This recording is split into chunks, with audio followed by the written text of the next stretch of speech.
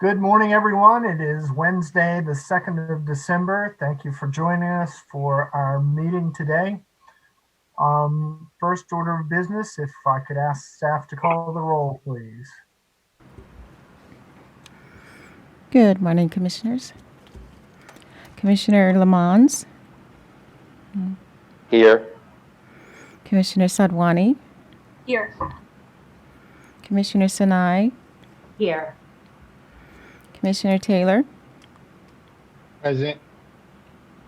Commissioner Toledo, Here. Commissioner Turner, Here. Commissioner Vasquez, Commissioner Yee, Here. Commissioner Ahmed, Here.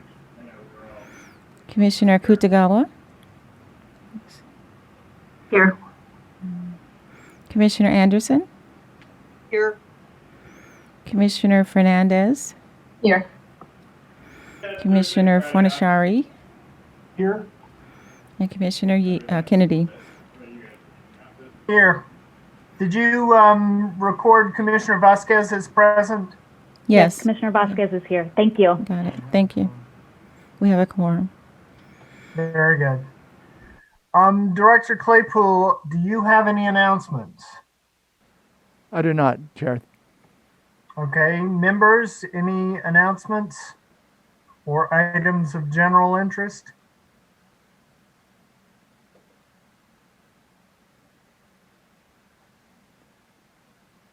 Okay.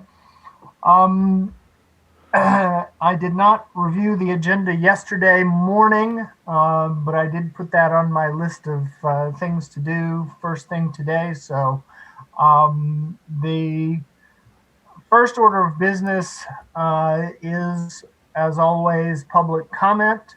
That will be followed by a presentation of some draft policies with discussion and possible adoption of those. If there are votes, there will be further public comment periods before those votes. I anticipate that after our 11 o'clock break, we will go into subcommittee reports. And then after lunch, we anticipate public comment period at approximately 1:45. And then I anticipate that we will be spending the afternoon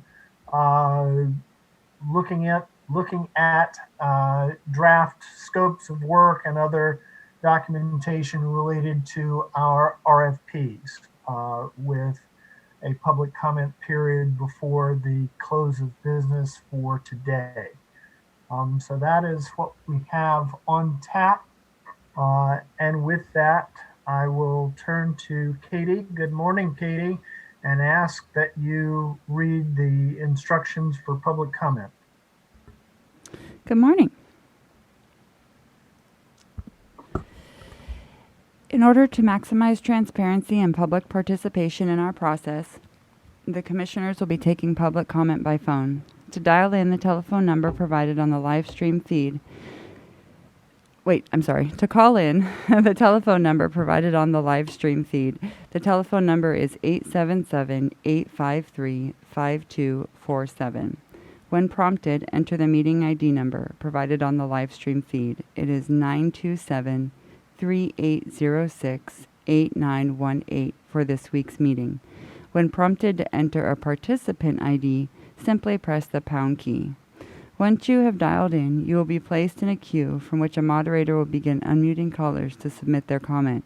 You will also hear an automatic message to press star 9. Please do this to raise your hand, indicating you wish to comment.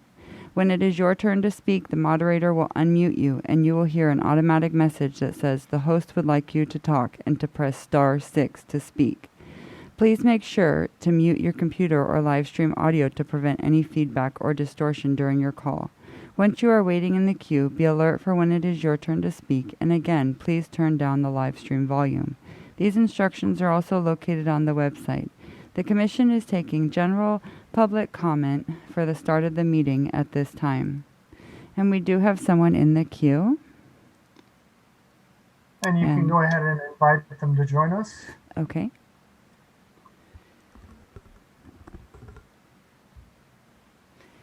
If you'll please state and spell your name for the court reporter. Yes, my name is Julia Marks. That's JuliaMarks.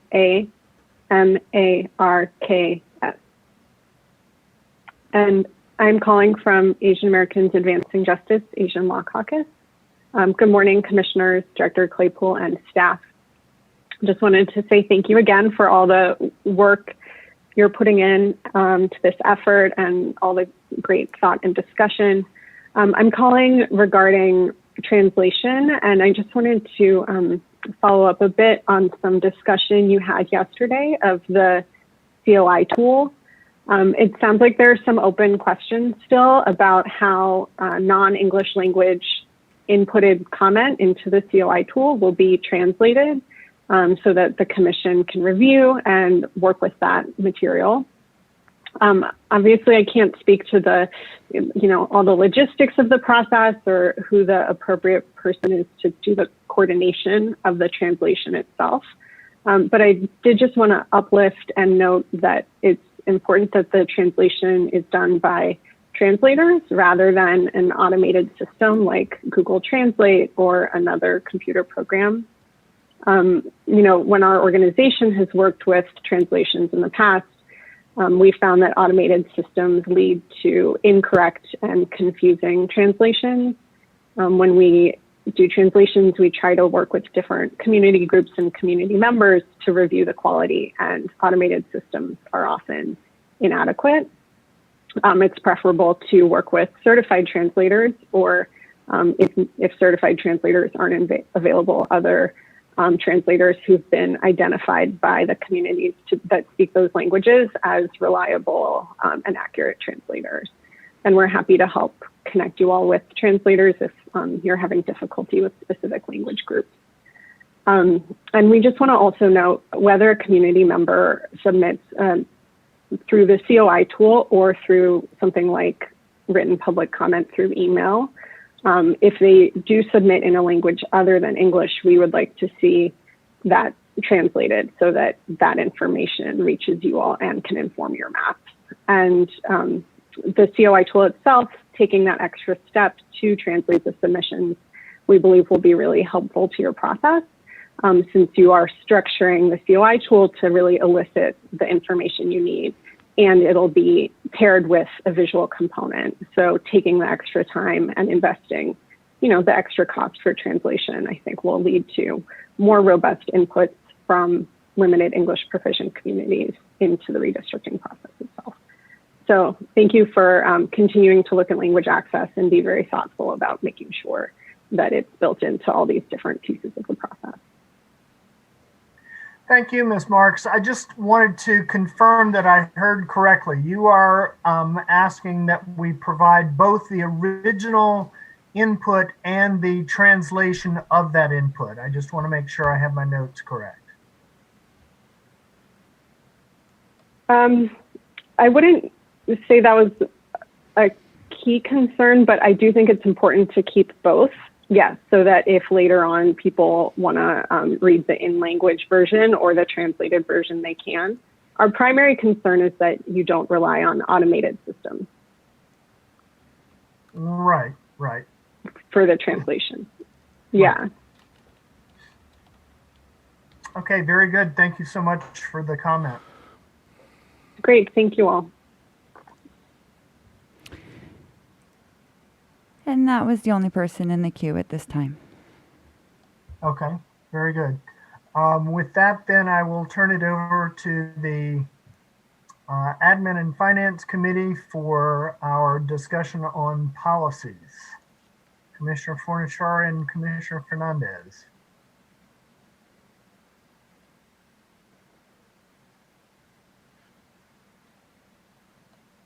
I guess I'll go ahead, Alicia. Okay. Let's see. So we've submitted 2 draft policies for you to review. I'll just step back a little bit and give you the background.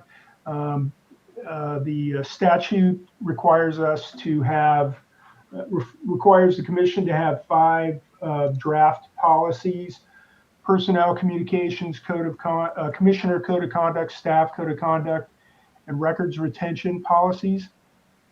Last time we reviewed the commission code of conduct, and then we also created last time policies on travel and per diem, how we manage those things. So today we brought forward the records retention policy and the staff code of conduct policy to review. And then next meeting, we'll be bringing forward the personnel and the communications policies for you to review. And in that personnel policy, we're going to incorporate the discussions yesterday about how to manage hiring, get a consistent approach to managing approval of hires. So I guess at this point, we'll open it up to feedback on the policies, any changes or additions that anybody would like to see or comment about.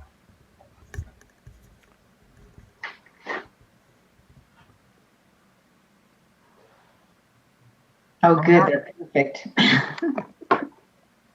I'm not seeing hands, so I'll kick it off. On the staff code of conduct, the one thing that struck me is talking about persons hired directly or indirectly to perform the tasks of the commission. Well, in my mind, the commission performs the tasks of the commission, and persons hired are supporting the work of the commission.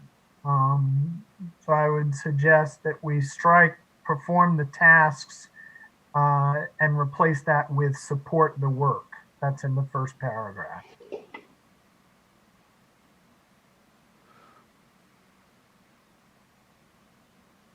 Okay. You're catching this, Commissioner? Okay, thanks. And on the record retention policy, I'm wondering if it makes sense for us to include something in the policy about conversion of paper records to electronic records. And I would ask Ms. Marshall and the legal team if there are any provisions that we need to be aware of in that regard. But there are certain things that we might want to keep electronically that we don't want to keep in hard copy, or we want to keep both. So I'm just suggesting that we contemplate something in the policy about the conversion of paper records to electronic records. Director Claypool. At the end of the process, this commission will be required to transfer all of its records to the state librarian. Last time we did it, we transferred it on a 2 gigabyte hard drive, and the only paper documents that transferred were 11 major contracts, with the wet signature contracts. So we will be moving everything onto an electronic drive. It's just a matter of how much this commission might personally wish to keep, and if you did that, you'd have to store it somewhere because it would still be available with the state librarian. Excellent. Okay. My question or suggestion is, it deals, I guess, with the ultimate format of documents, but also in the meantime. I mean, are there things that, are there paper documents that we would immediately want to convert to electronic documents and then dispose of the paper documents, or do we want to have any sort of policy on that? And so first step is to ask if there are any legal requirements in that regard.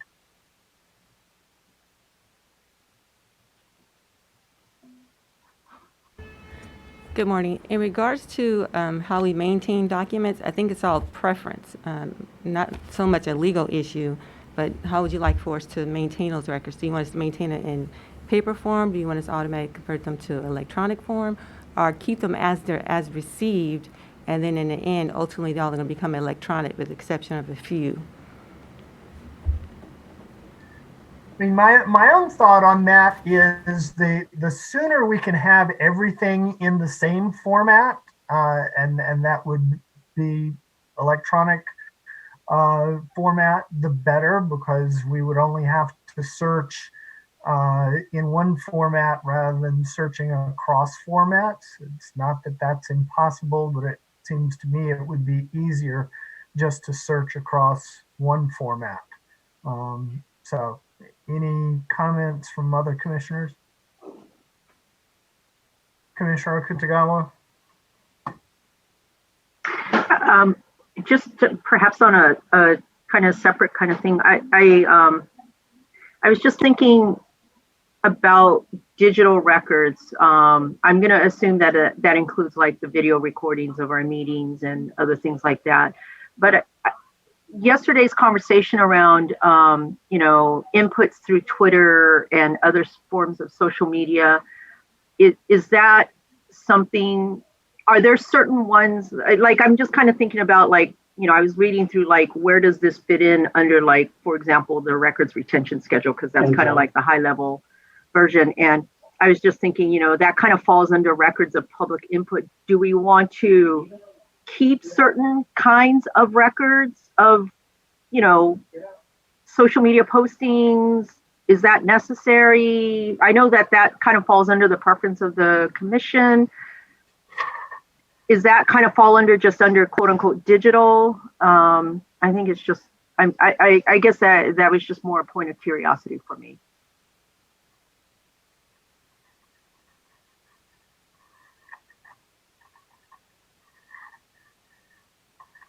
Thoughts from the Admin and Finance Committee? Well, in terms, if it is a public input record, the retention policy says that we keep that for 10 years. So we'd have to figure out how to maintain that for 10 years. Commissioner Okutagawa? I think there's also, what it sounds like is it's going to be used as an outreach tool, and I'm assuming that other written forms of outreach would also be retained as well too. So it's not just going to be public input, but our outputs as well too. And is it going to then be incumbent upon Mr. Seha to maybe take screenshots, or you know what I mean, like do a PDF save of the screen? I don't know. There's just different things that I guess could be done, but. Again, just a curious question. Okay, I have Commissioner Sinai and Commissioner Vasquez. Commissioner Sinai. Maybe we're going to say the same thing, Commissioner Vasquez, but with social media, that's the easiest, because as long as we keep the account, everything is on there. So that's really not, it's kind of a non-issue with social media. It's more the other types of public comments. Because you can go back to social media right now and look. If you go to We Draw the Line Twitter, you can see everything that they used. Okay, Commissioner Vasquez? The internet is forever. Even if you delete, even if you delete accounts and tweets, there are dozens of internet scrapers that are archiving every single public tweet. So, yeah, internet is forever. Commissioner Okutagawa. I think I do agree with Commissioner Vasquez. It is forever. I am thinking though that if that were the case, then all of our current public records would be forever found on the internet. But do we want to do it in such a way that it is easily accessible and archived properly? I also will not assume that 10 years from now, the same social media channels will be still available. Maybe, maybe not. I think technology does change, and I don't want to assume that it'll be here. For all we know, it may not be. And while it could be available through other means on the internet, it may not be the easiest means. And if there is an intention to try to retain some of this, I don't know. I don't know if it's. I think I'm just bringing it up because it just seems like in line with the other things. I think we need to think differently about some of these other sources in which we are providing communications, and not just assume that it'll be there, even though, yes, the internet is forever.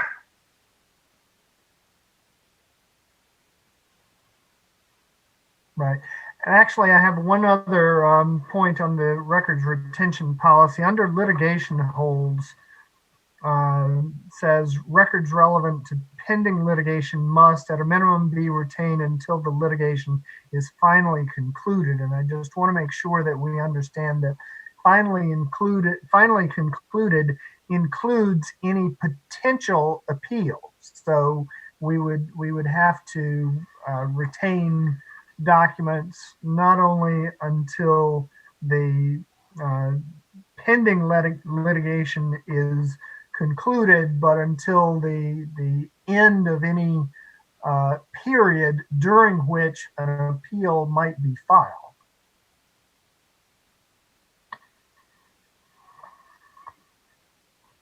So do you want us to add language to that effect? I would suggest it, and again, I would ask the legal team for their advice on how best to phrase that. Yes, that was going to be my recommendation, and we did forward this to our chief counsel, Marshall. And so I think what we would need to know is we would need to know what's the time frame of appeals, filing appeals, right? Because that would determine the period for them to file an appeal. Right. Marion? Actually, we sent it to the chief counsel, Marshall. Yes.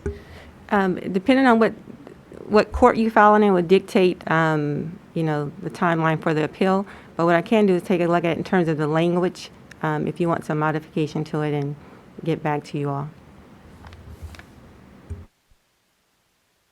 Yeah. Marion? As I understand it, pending litigation refers to the entire course of a case. So if a case continues on appeal, it's still pending. So I don't think there's any need for modification. You can add it if you want to until all appeals are concluded. But I think that the current language encompasses that. This is the Commissioner Anderson. Yes, I understand we're talking about until it's concluded, but does that mean, then there's records retention. You don't just ditch. Aren't there legal requirements in terms of holding on to material from a case? No, the court holds on to records for the case, but there's no requirement that individuals, generally attorneys do hold on to them for a reasonable period of time until they dispose of the records, but that's not something that's really within the commission's control, because it would be records of whatever outside counsel. Okay, and so we just keep out, and our records are already covered elsewhere. Correct. Thank you.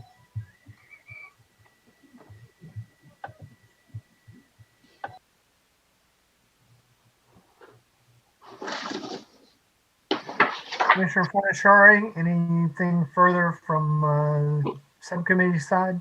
Well, I just want to check in with Commissioner Kutagawa. Were you just thinking out loud that we need to be kind of cognizant of the fact that we need to capture our social media and maintain that? Or did you have something specific you wanted us to add, you were proposing to add to the policy?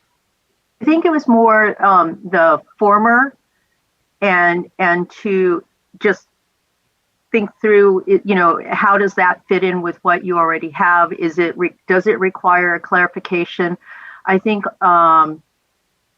just the way technology does move, I think we sometimes forget about it. Like, it's a tool that's there, but we forget about it. But yet it's also has become quite a source of information and communication sharing. And so I think I just want to make sure that we remain mindful, because I I think back to a lot of the kind of stories about how laws have still not caught up with the kind of digital age, and it's still written in a way that assumes that technology and the use of technology is not as widespread as it is. And so I think it's just more both I think it's just more just food for thought for us to think about, and whether or not it requires explicit language, or if you feel that it's already encompassed by what we have.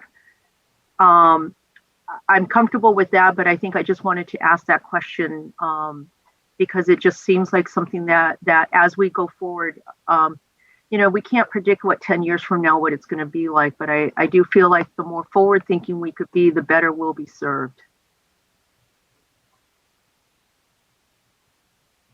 Commissioner Vasquez.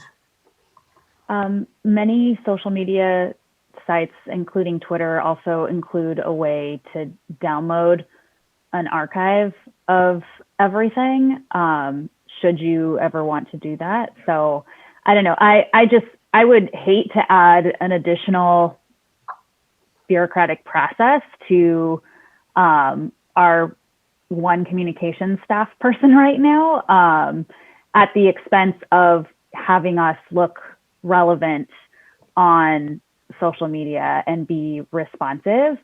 I can't imagine that we would be tweeting things that aren't documented elsewhere in terms of content. It's another avenue to push out messages that we are pushing out in other avenues. So there are records. I can't imagine we'll be saying things particularly differently online in social media places anyway. I mean, unless we're planning on responding to direct messages with personal, you know what I mean? Like I can't imagine that there's going to be a lot of new content in social media that is only on social media. And there are also just ways to back up and archive content should we need to do that. But to create a process where we're sort of double documenting social media seems like overkill and probably not a trade-off I would recommend this commission do. Thank you, Commissioner Vasquez.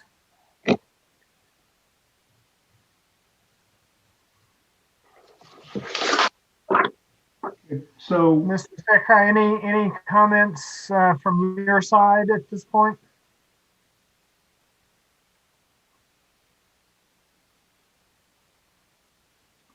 I think Commissioner Yee had a comment. Okay, Commissioner Yee. Just to add another category, I'm wondering what happens to our own notes individually as commissioners. In the same way we sent in our notes from staff hires. What about all the other paper we each generate? Not copies of things that are already archived, but our own handwritten notes, anything else we generate. I imagine at the end of this, we turn our computers in with whatever's on them and our nifty cell phones. But what about everything else? So it does address notes. I'm trying to find that.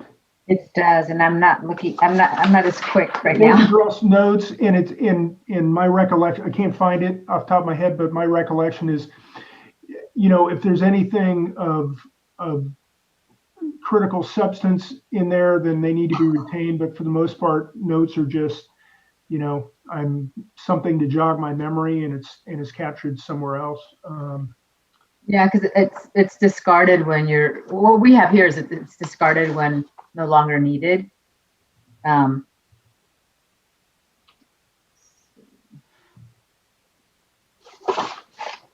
Yeah, under 4, under document and other materials, under the description, says informal notes,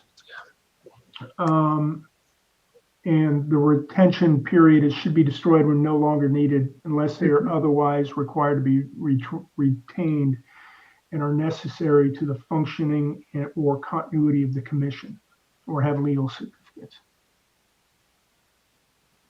So I think for the most part, our personal notes, you can just, destroy them when you no longer need them.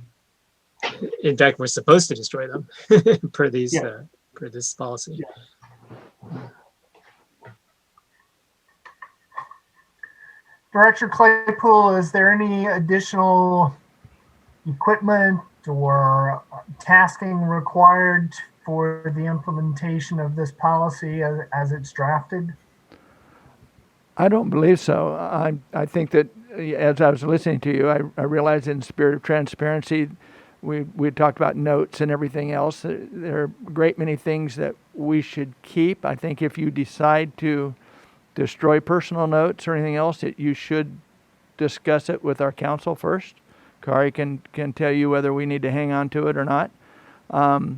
But we will have a lot of stuff that we're going to store all the way through, particularly all the public input, and that was what went over to the actually state archives. I had said the state librarian, they're in the same building, but the state archives will pick it up. The one thing that I went over and asked Raul, so that's what's the policy for state archives on maintaining what was sent over in 2010, and he said, well, they will go through it and glean it for things of historical value.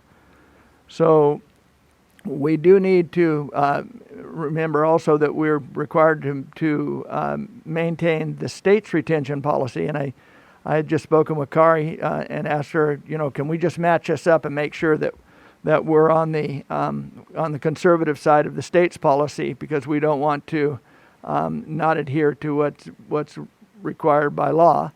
And then we, that will probably capture us as far as we need to go. But for right now, it's just maintaining what you've got on your computers or in your personal records.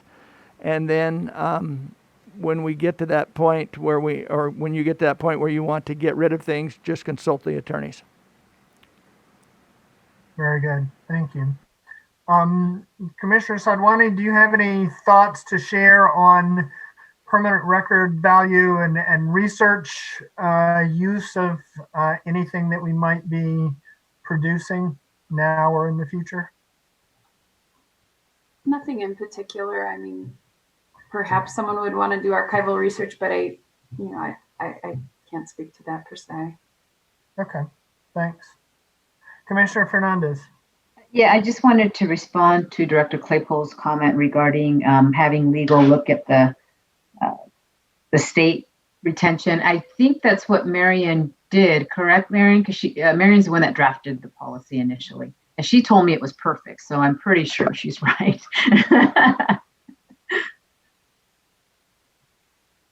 I'm sorry, I was answering a phone call right when your question came. What was the question? Oh, okay. So Director Claypool had mentioned that we just wanted to make sure that what we had in the retention schedule was in line with what the state retention schedule policy is. And I believe you've already done that, correct? Right, although it never hurts to have a second person look at it. But for instance, Commissioner Yee's comment about sending in the notes on employment, that's because there's specific state and federal requirements for keeping notes related to the employment of someone until that person's no longer employed. So that's why we ask for those to be sent over. But we'll let you know if there's something like that that applies to a particular kind of document.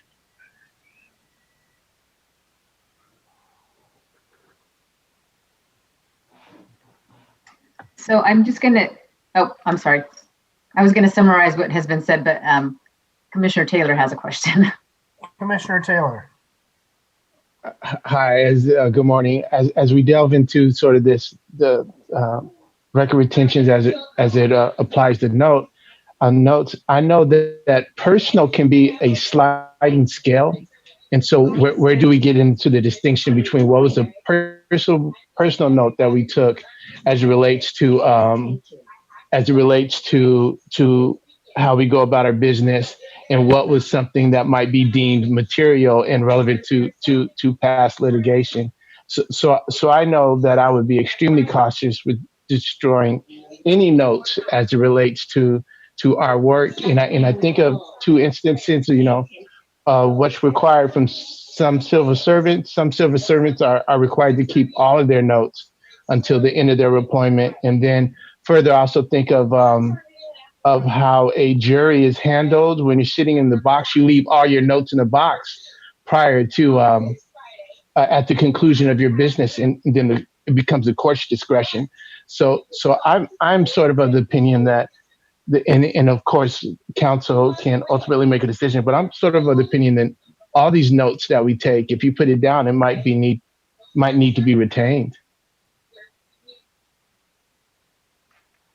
Marion? I'm sorry, I'm still getting used to this equipment. I think that's correct as far as the commission, while the commission is still active, because you never know when there's going to be a public records request or when there's going to be some kind of litigation going on. So at least while the commission is still active, my advice would be to hold on to all of your notes. On the other hand, if you were to destroy them and they weren't in a category that's required to be maintained, there's no legal damage in that. It's just for good practice to keep them until you finish your work.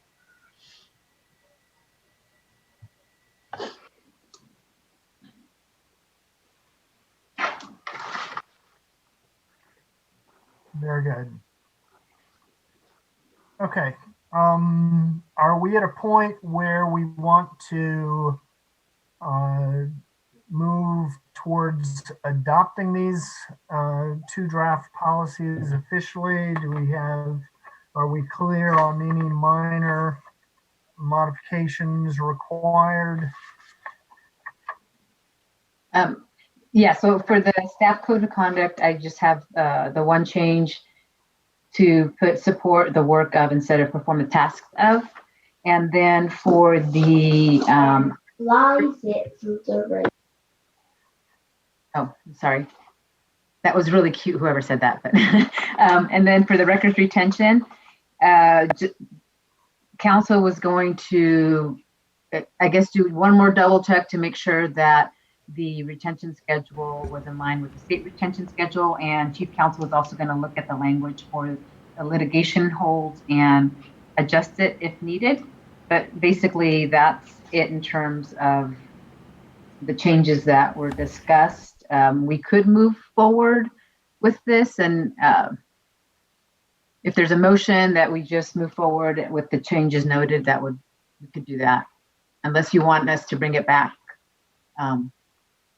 tomorrow, possibly. Okay, my sense is that for the staff code of conduct, adopting now with the one change would be fine. The record retention policy, if council is going to take another look at this, I would prefer to hold off.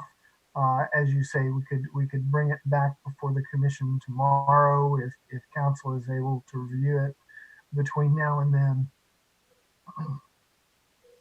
Commissioner Turner. Thank you, Chair. I wanted to just say I really appreciate the work that was done in both of the policies. I thought they were well written, and I was going to move that, yes, we adopt, and my motion would have been for both policies, the one with the changes that were suggested. And if I'm not mistaken, if we adopt the other policy and approve it now, if there are other changes to it, perhaps it can be an amendment to it at that time. And if not, we'll be set and ready to go. So that would be my motion that we adopted. Okay, is there a second? Commissioner Yee is seconding. Is there discussion, further discussion?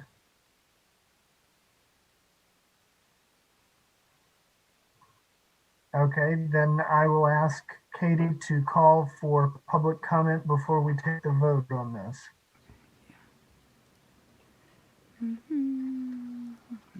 All right. In order to maximize transparency and public participation in our process, the commissioners will be taking public comment by phone.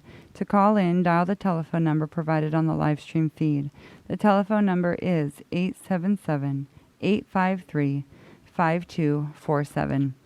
When prompted, enter the meeting ID number provided on the live stream feed. It is 927-3806-8918 for this week's meeting. When prompted to enter a participant ID, simply press the pound key. Once you have dialed in, you will be placed in a queue from which a moderator will begin unmuting callers to submit their comment. You will also hear an automatic message to press star 9. Please do this to raise your hand, indicating you wish to comment. When it is your turn to speak, the moderator will unmute you and you will hear an automatic message that says the host would like you to talk. Press star 6 to speak. Please make sure to mute your computer or live stream audio to prevent any feedback or distortion during your call. Once you are waiting in the queue, be alert when it is your turn to speak, and please turn down the live stream volume. These instructions are also located on the website. The Commission is taking public comment on the motion that is on the floor at this time. And we do not have anyone in the queue. Okay, we will stand by for 2 minutes to let the live feed catch up.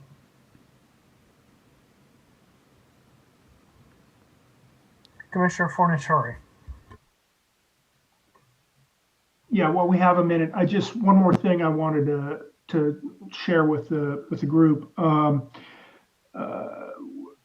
We're putting together a shared folder that's going to contain policies, procedures, and memos, and just kind of the general documents that we need to have available to everyone as a resource.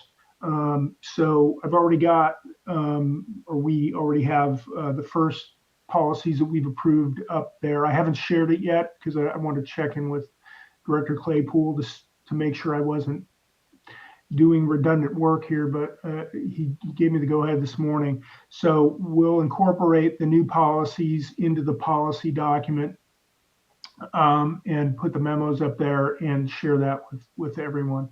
So there'll be one place where we can go to find all this documentation. Excellent. Director Claypool. First, thank you, Commissioner Fornaciari, for doing that. It takes, it helps staff out when you pick something up like that for us. I did notice one thing in the retention policy that we need to add. I just was scanning it as we were talking. The very final thing, it says we're going to keep permanently the final redistricting maps. We need to also include the final redistricting maps in accompanying reports, the reports that stand in support of the maps. They're companion pieces, and I just think that we should make sure that it's understood. That's all.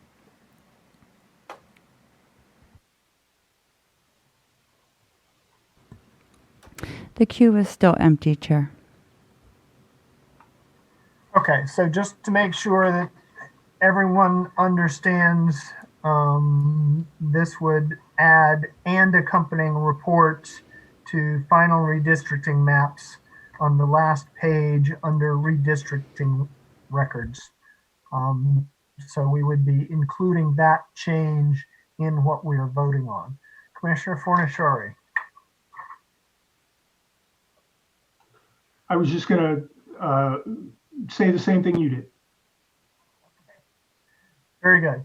Okay, could I ask staff to call the vote then?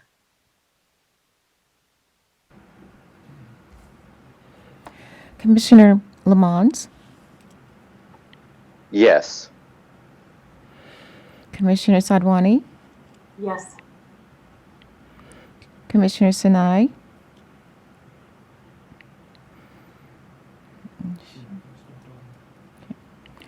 Commissioner Taylor, Yes. Commissioner Toledo, Yes.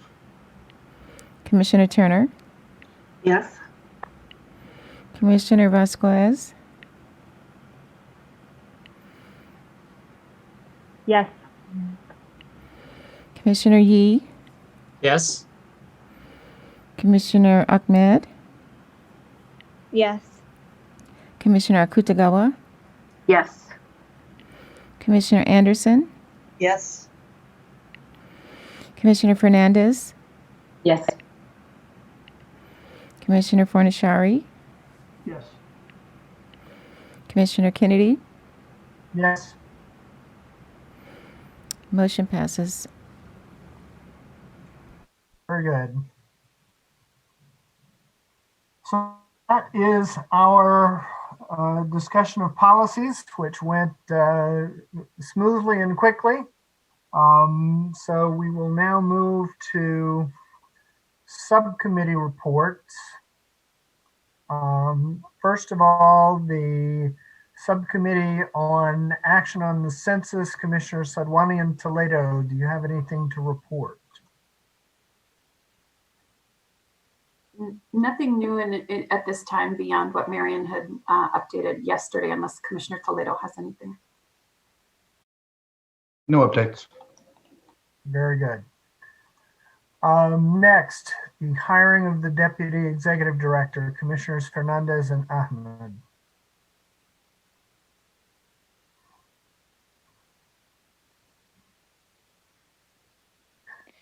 We're both so anxious to talk about this. Not.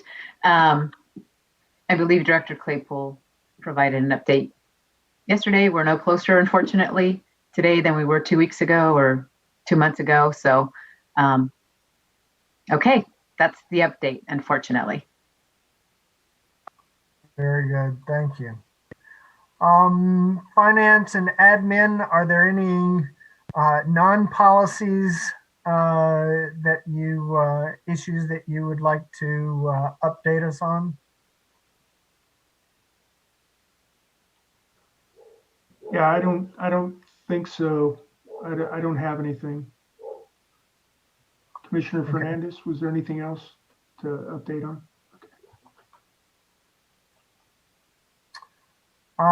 Gantt chart, I would ask Director Claypool to provide any updates to me or to Commissioner Taylor and me in writing that we need to take into account in updating the Gantt chart, and I will try to get an updated version of that onto the website before the next meeting.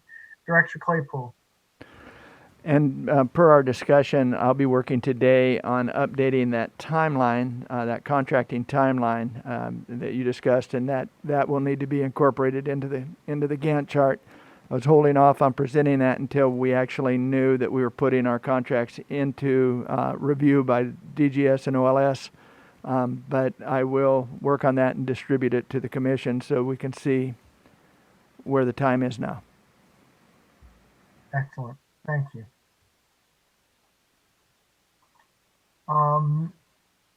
Line drawers RFP we will take up later.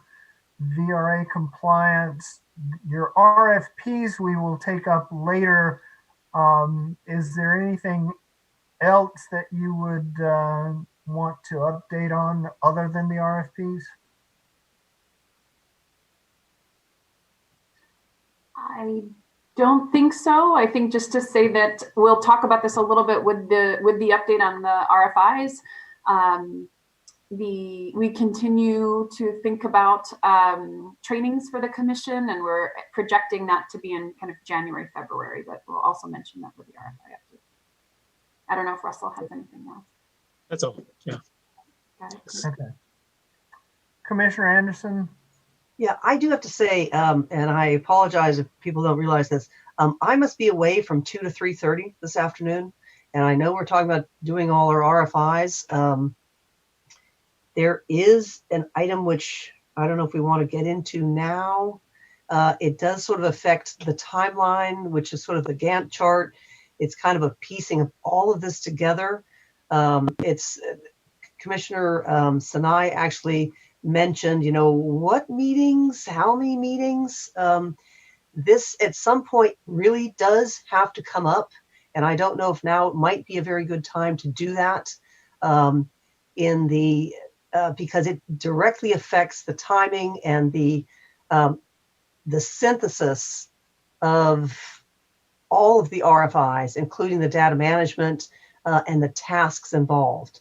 And I don't know if we want to bring this up at this time, considering it's a fairly, trying to put all of us together when we all have our heads here and in place without going through the specifics of the line drawing RFP.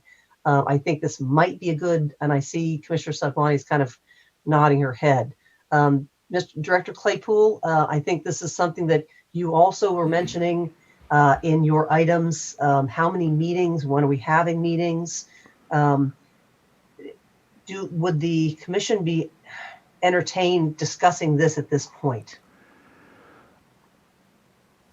Director Claypool?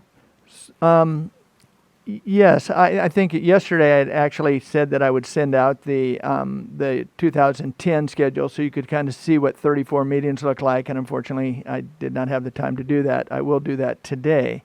And also there will be a piece that shows the attendance that they had. So just give you a flavor of what it looks like when you're on the road. Of course, we have the advantage this time of not having to travel, which will greatly reduce the stress that will come upon you when we reach April.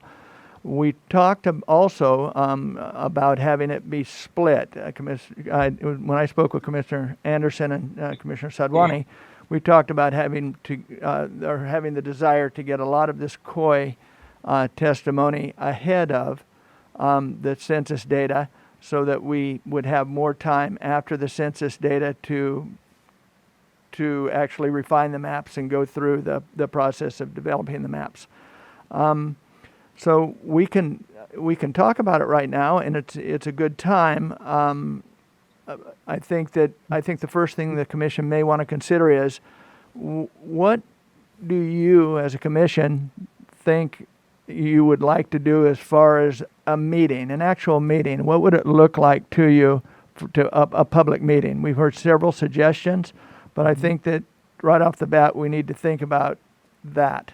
And from there we can expand to how many of those you can feasibly have. So I'll let it go there. And on that, I might sort of step in. Commissioner Sadwani and I have put together basically a visual that we can all look at, and I think it will help in terms of time frame and the components of this. And this is we might walk through it and talk about our ideas, and you'll see how all the different components will possibly fit in, and we'll need clarification without getting into the specifics of meetings, but you'll see how it all fits together. So I might, Commissioner Sadwani, you want to share your slides here?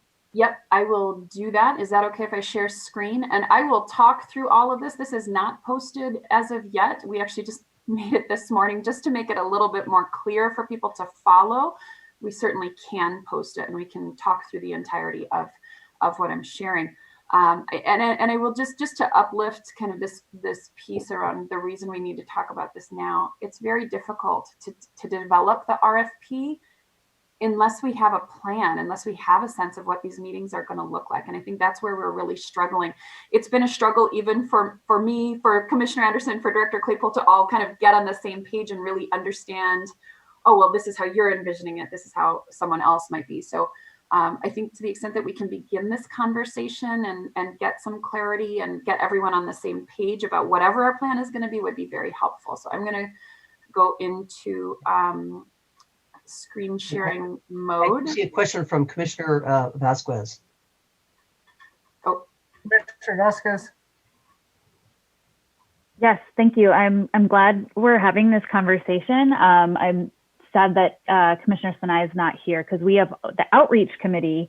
I think we concur with Commissioner Sadwani and Commissioner Anderson. It's been incredibly difficult to get concrete about our outreach plans without knowing the how and the what we want to get out of our public meetings, both for the communities of interest, but also for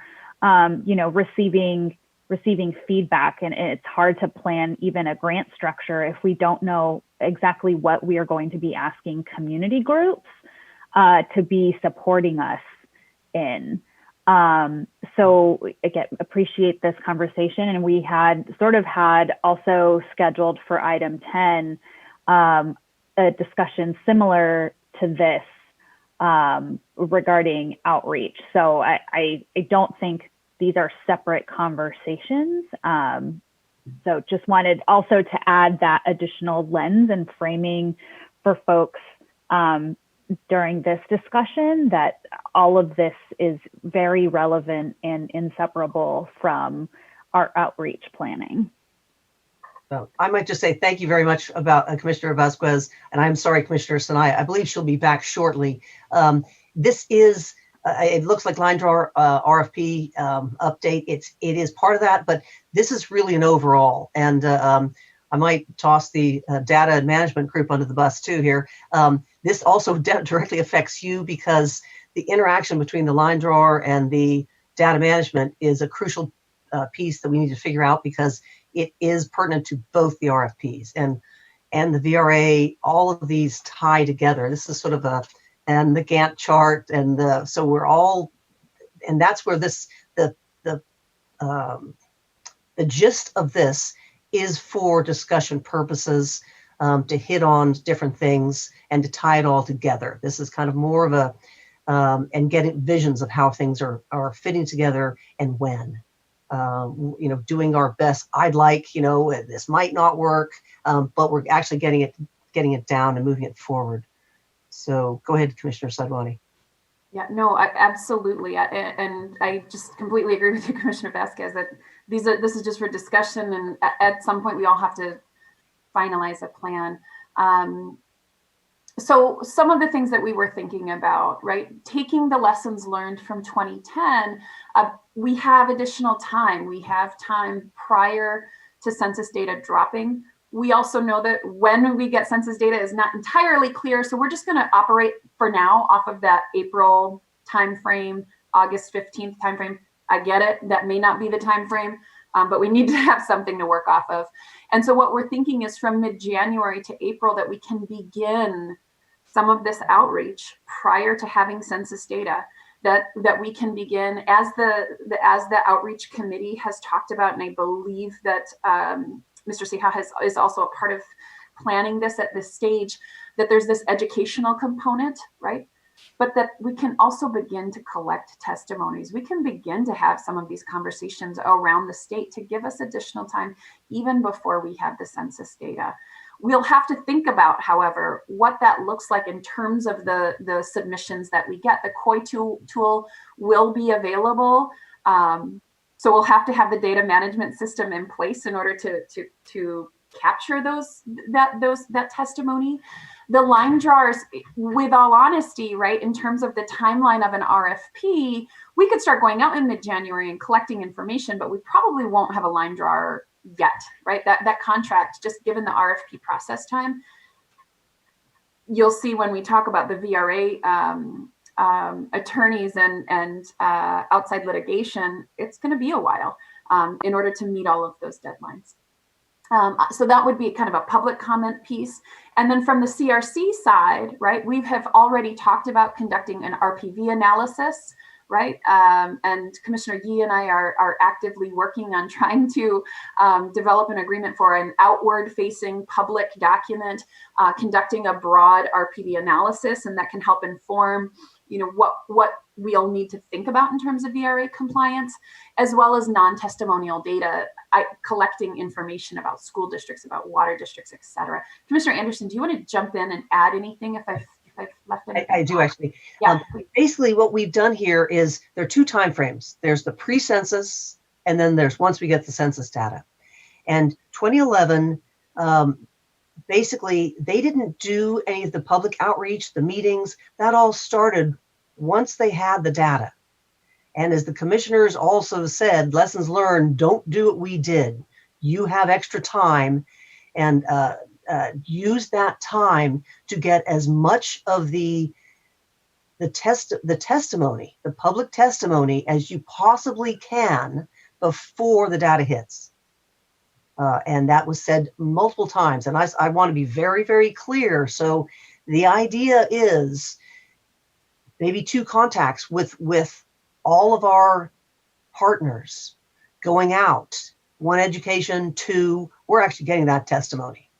Now, understanding that some of that testimony has to change because of when the actual census data gets there, because the people who, particularly groups who are racially based, and say we're in this area, and then the census data comes in, it turns out, well, a lot of people have moved. So that COI has to be arranged. But before that April 1st deadline, you have actually done a lot of those meetings. They're general, but you've done that, and you've gotten, and where I have here the data management needs to be at virtually all those meetings.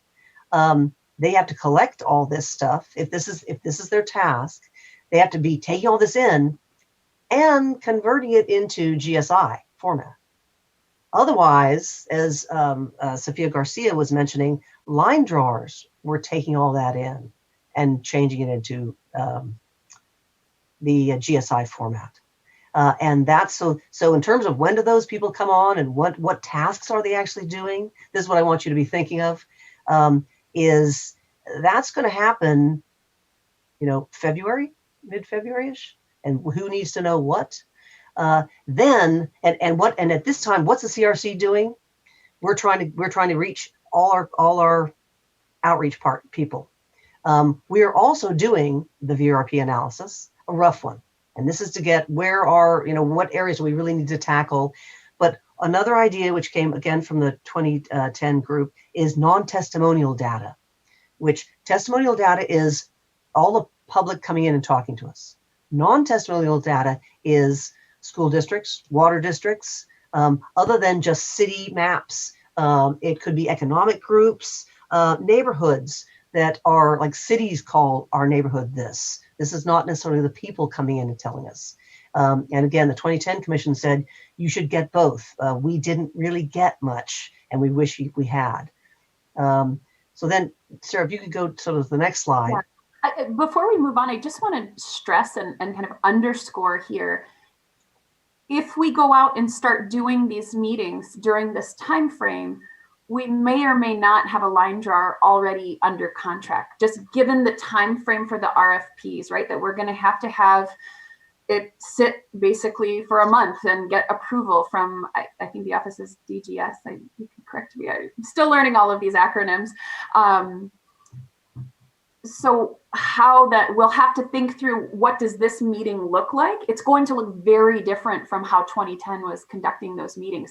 In those meetings that they conducted then, their line drawer was there with them. And when they received testimony, the maps were shifting, we were taking a look at a screen with different maps. That was my understanding of the meetings in 2010. If we adopt a timeline like this, those meetings would look very different. And so I think we just need to be prepared for that.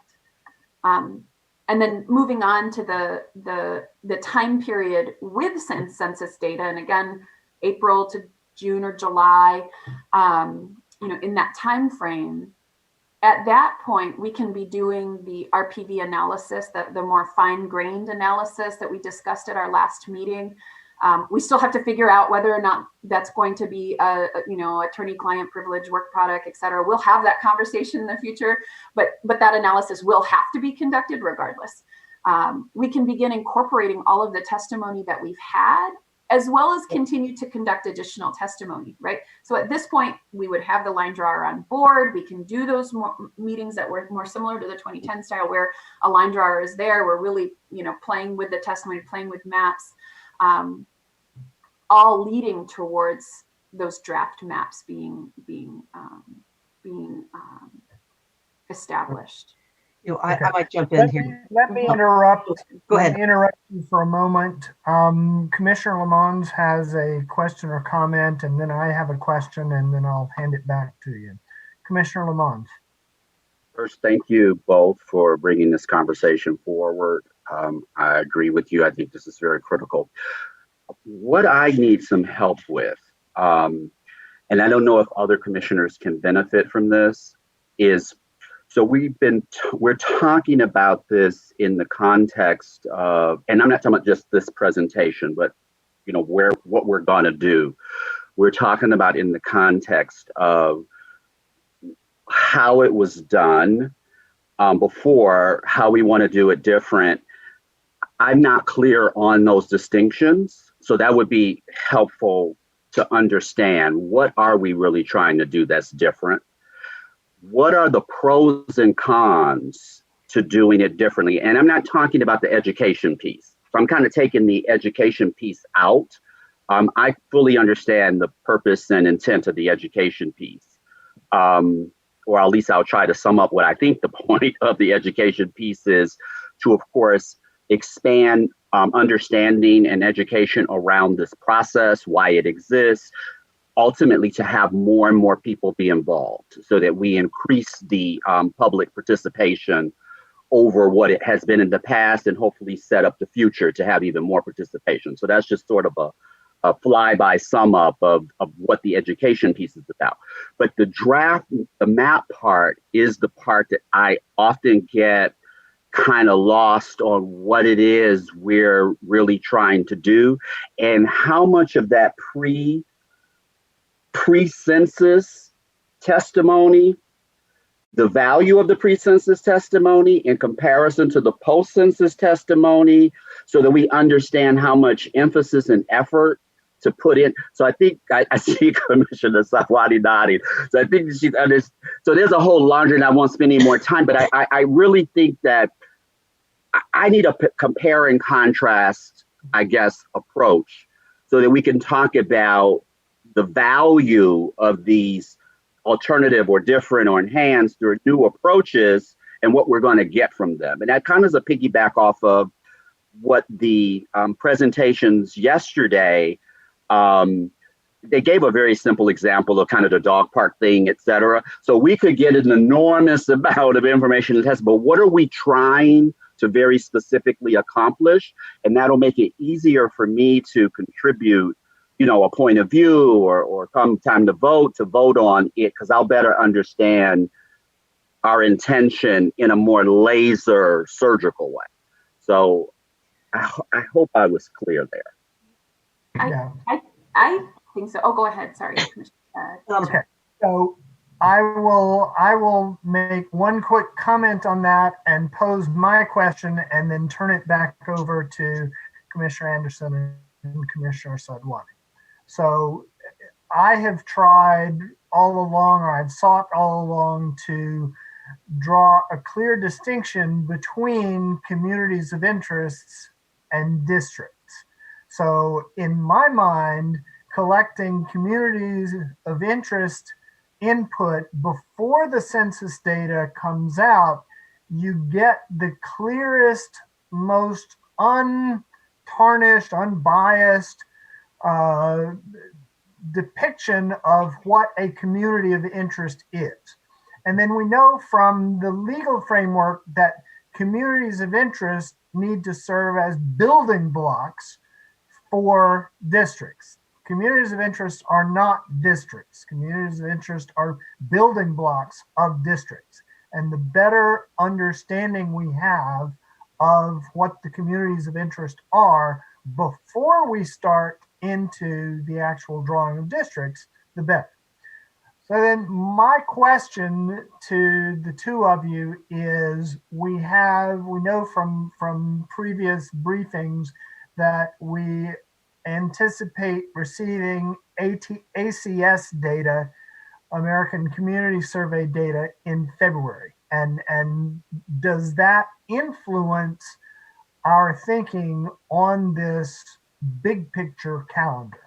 So back to Commissioner Anderson and Commissioner Sadwani.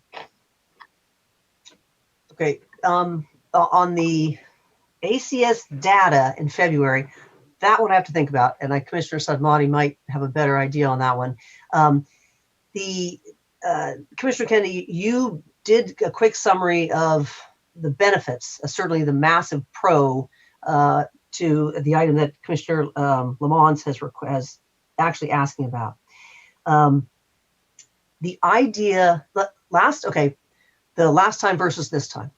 In 2010, all public meetings were one and the same. They were collect the communities of interest and draw the maps. They were virtually the same sort of thing. They overlapped. So the idea, and so it was complicated. They got changed. Some of it was a question of, are they all real? Doing that all at the same time also resulted in, we didn't have time to go back once we made a map and people put comments in about, oh God, it's terrible. They said, right, we'll adjust it. And then they were out of time and had to just post those maps and go. And a lot of people a lot of the public who had really valid questions, they didn't have time. When on the screen right now you say reiterate, they didn't have time to do the reiteration. And the lessons learned were, try to move as much up as you possibly can to give yourself more time. Because once you have that first initial map drawn, the actual real map, you have to let it sit for 2 weeks. Can't touch it. And then you can start adding in all the comments. So everyone can comment once, because the idea is you don't want to hit a moving target, which is totally understandable. But it does take 2 weeks out of there where you can't do any kind of reiteration. Commissioner Lalonde wants to jump in right away. Hold on, okay. I've got this. So Oh, Director Claypool's hand was up first, and then Commissioner Lalonde.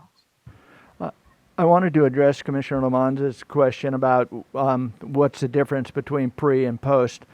The first commission didn't have that opportunity to actually go out as far as they wanted to and to meet with as many groups. Once you get the census data, you're going to be concentrating quite a bit on large population areas that really, as we were told in 2010, Los Angeles, everything starts in Los Angeles and then it kind of ripples out.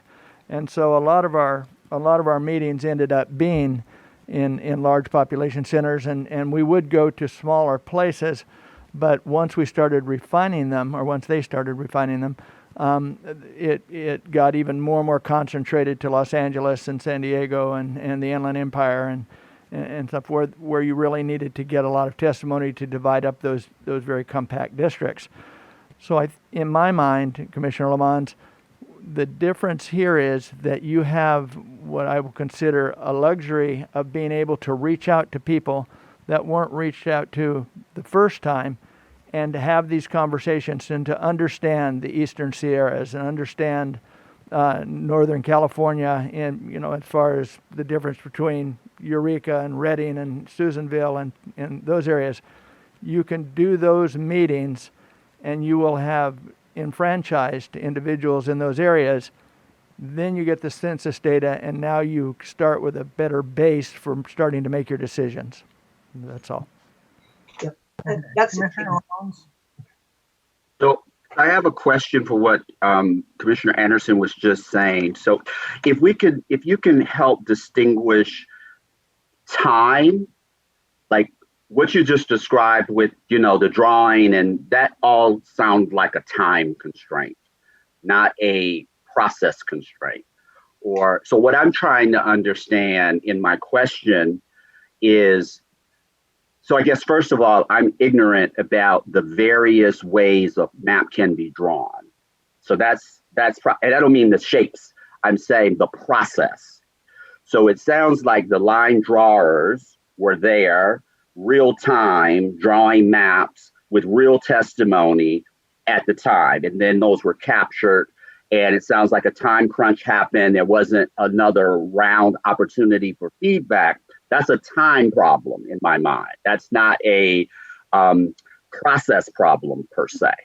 If they had had more time, they might have went back. So this data that we're going to be collecting, like without a line drawer, for example, if you guys, this particular line drawing group, if you can share with us, like, how does that get incorporated with the line drawer? Yeah. Okay, I think, go ahead. Yeah. Okay, if I might, basically, what we'd like to do is get all the building blocks together. And we understand that the census data is a bunch of people building blocks. But we also, to draw districts, we need to know the city map, the city locations. We need to know the county locations. We need to know the locations, i.e. the building blocks of communities of interest. And in doing every time our testimonials, it's to get communities of interest. It's to get and map those communities of interest. So they are also a part of, on our, little pieces we can pick up and put on our big chart, essentially. we have another picture. And by going out early, as Commissioner Kennedy said, you identify who are those communities, and you've made a contact. With they don't care. They're not basing on, oh, I want a line draw here and here and here. They're saying, hello, here I am. I believe this is where my map is. And so you have all those without the color of numbers. So you have it. They're more accurate. They're more real. They're more they're more genuine. They're genuine. And so you made that contact. And now once that, so you basically, you've made that contact, you've drawn a picture. So you have, as we come down to here, once you actually have data, and you would incorporate that. So people can go and they can look, and on our website, you'll see, oh, here's little communities of interest. Oh, here's a city. Oh, here's all the little pieces are starting to show up on the map, on our big map, before we've drawn any line anywhere.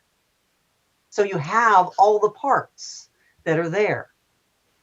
Then once the data comes out, we get that big PL 101, or I can't remember what it's called now. Then you do the RFP analysis. The racially polarized voting, to show some areas where there's another piece that you have to do before you start doing actual line drawing. And then, these are all, you're drawing up little things. Then you start the idea of, we're putting a map up there with all the census data and all our pieces on it, and actually trying to draw a line.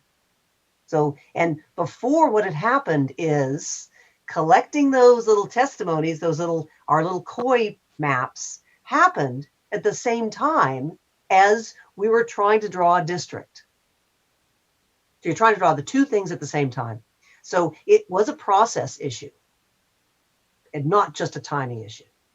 Now, the one thing that does kick all this around, and which is why we have incorporating it's all at the same time here, is while we've touched our communities of interest and we know that they're genuine and real, unfortunately, their lines will also change a little bit based on the actual census data. But we've already contacted them. We've made a connection, and so we already know that they are, we can help them modify their COI based on real numbers, as opposed to just an arbitrary thing. It's sort of a way to move it all forward, give us all a bit more time, clean up the process, as well as make it a bit more accurate and a bit more transparent, and give the public more chances to contact us as we finally do all the maps. Commissioner Sadwani? Yeah, if I may, just to jump in here, and I agree with everything Commissioner Anderson has said. I think in response to your question, Commissioner Lamons, and let me know if this is helpful or not, I see time and process as being very intimately intertwined. That we have the gift of extra time. The 2010 Commission gave us the gift of extra time.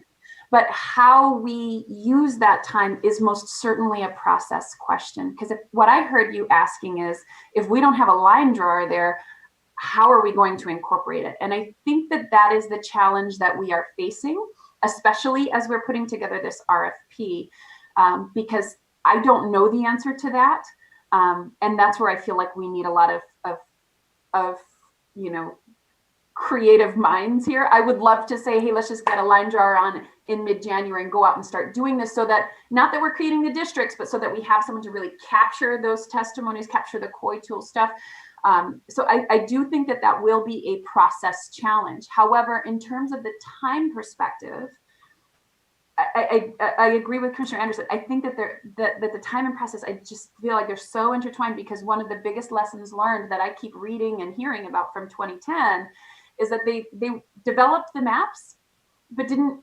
And then when they had their draft maps, and I'm sure if anyone in the public remembers that time period better than any of us do, they can call in and tell us about it. But there was an outcry, right, for the original draft maps. there was a sense from the communities that the commission had gotten it wrong.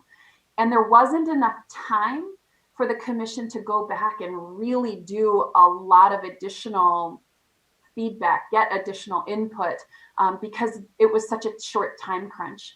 So a part of this to me is actually moving up the time in which we're going to have our draft maps potentially, right? In order to have more time for that reiterate piece, that number 4 here, right? So that we can buy ourselves more time. If we get it wrong again the first time with our draft maps, that we'll also have enough time. So afterwards to go back before we hit our deadline of having a final map.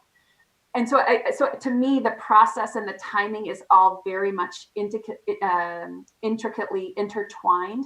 And it's how we tease that out, which is what we are facing at this point. Because if we go out pre-census without a line drawer, I agree with you. I don't know exactly how we're going to manage all of that data that's coming in.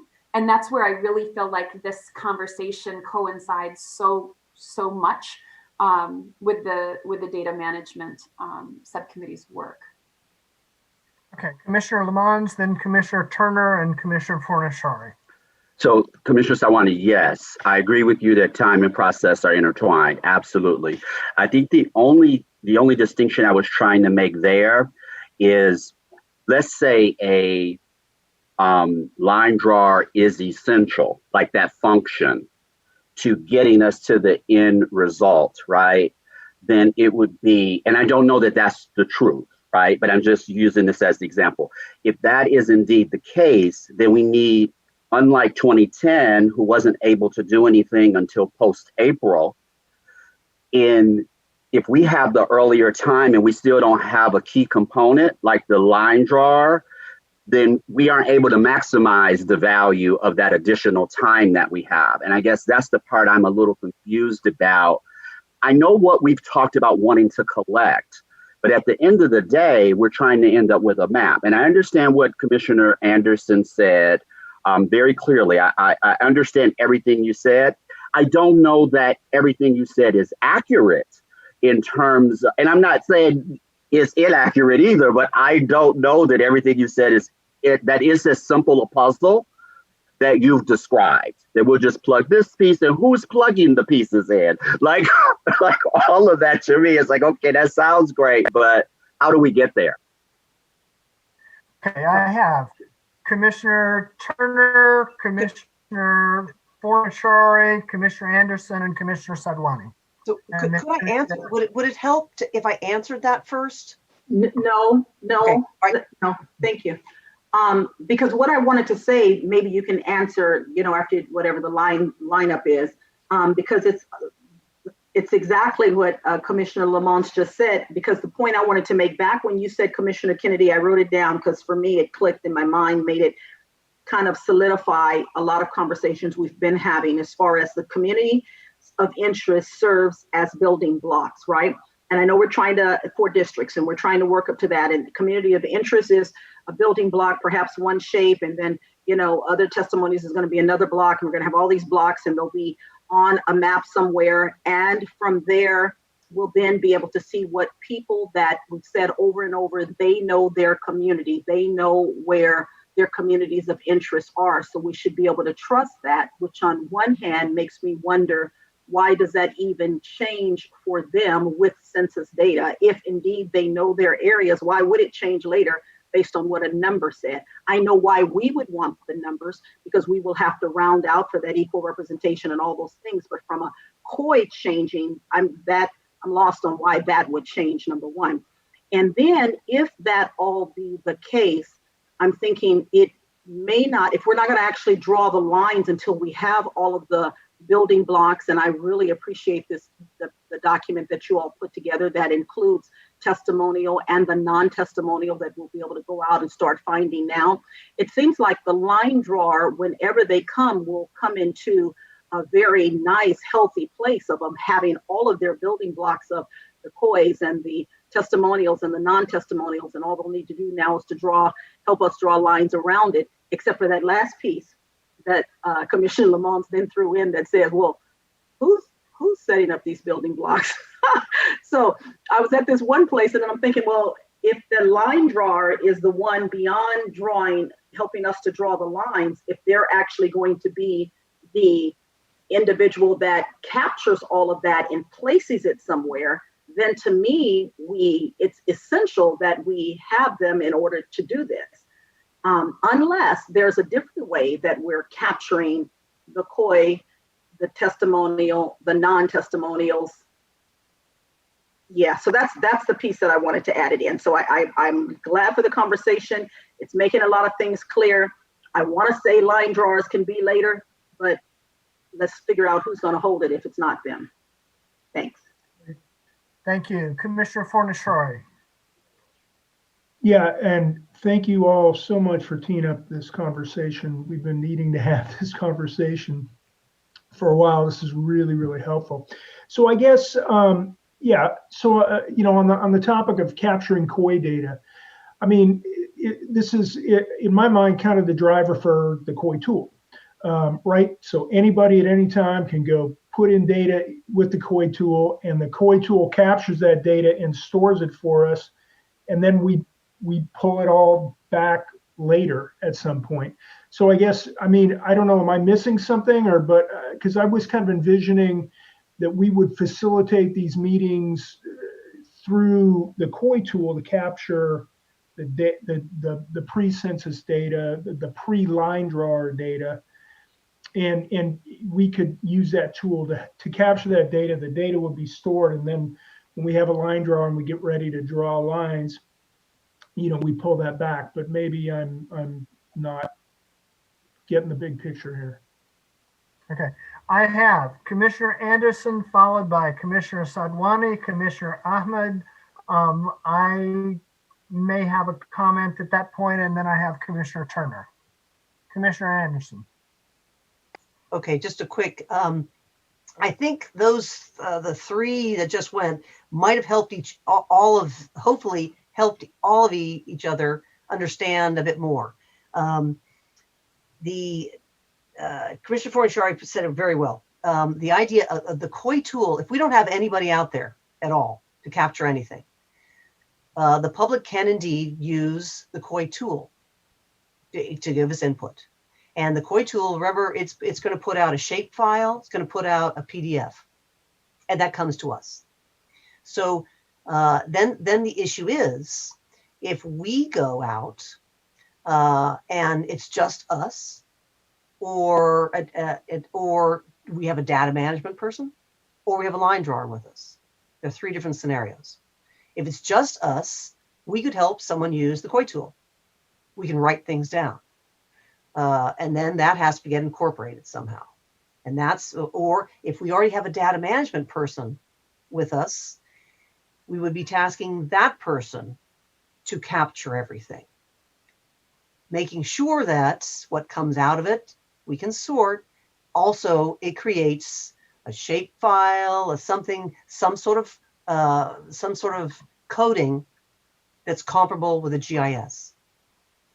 If it's a line drawer, they would also be trying to capture as much, definitely trying to convert it into a GIS compatible form, however they collect it.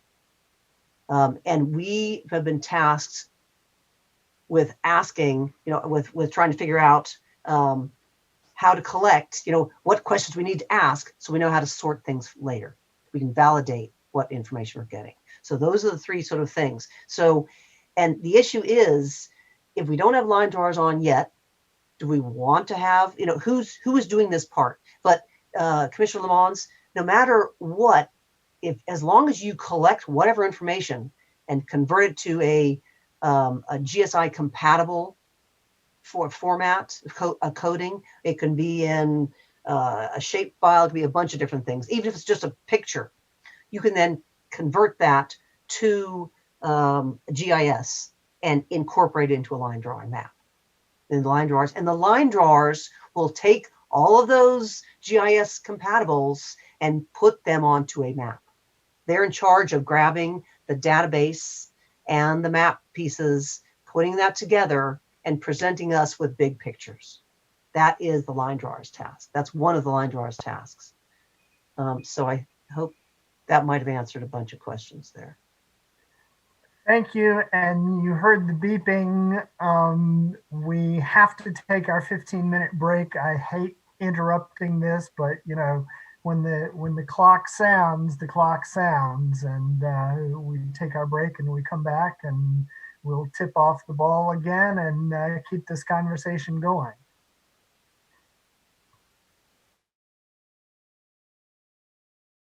Thank you, everyone. Welcome back from the break. We will resume where we left off, but let me first go down the list of those in the queue to comment or ask questions. So I guess Commissioner Sadwani had to take off. I didn't realize she was not going to be with us when we came back, but she was next in the queue, followed by Commissioner Ahmed. I may have a short comment, Commissioner Turner, Commissioner Lamons, Commissioner Taylor, and Commissioner Fornashari. So in Commissioner Sadwani's absence, we have Commissioner Ahmed. Actually, can you come back to me, or I'll get back in the queue. I want to hear out this conversation a little bit. Okay, I'll put you at the end of this list. The only thing that I was going to say, and I guess this goes partly to what Commissioner Anderson was saying. I mean, line drawers are, again, they support our work. You know, we draw the lines. So we have to keep in mind, we draw the lines. The line drawers may have their hand on the mouse and the keyboard, but they're following our instructions. So the most important thing is that we get the input so that we can instruct the line drawers on what to do. So that's all I wanted to say at this point. Commissioner Turner. Thank you, Chair. I wanted to respond. Earlier, there was conversation. I had to write it down because of the break, so I didn't forget. But here we go.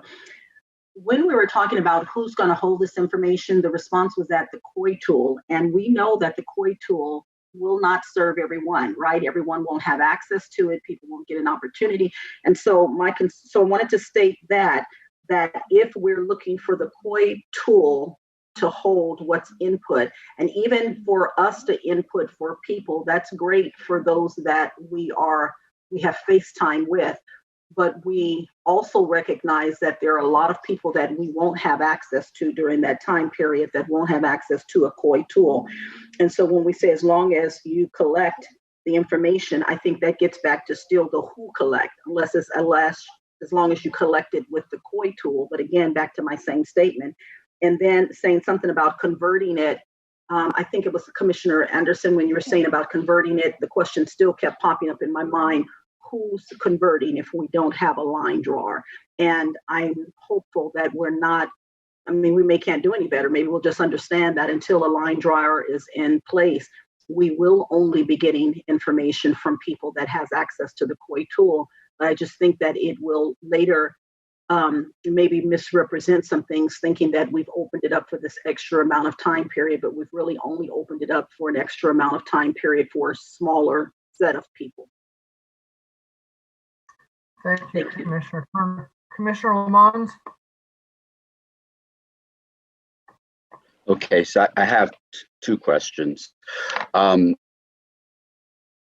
off of what Commissioner Turner just said, and I'm referring, and I think she may be as well, but I'll speak for myself. When I'm referring to the line drawer, I'm not referring to the line drawer purely in the context of who draws the lines, meaning I understand what you were saying, Commissioner Kennedy, that we draw the lines, but there's a technical aspect to this.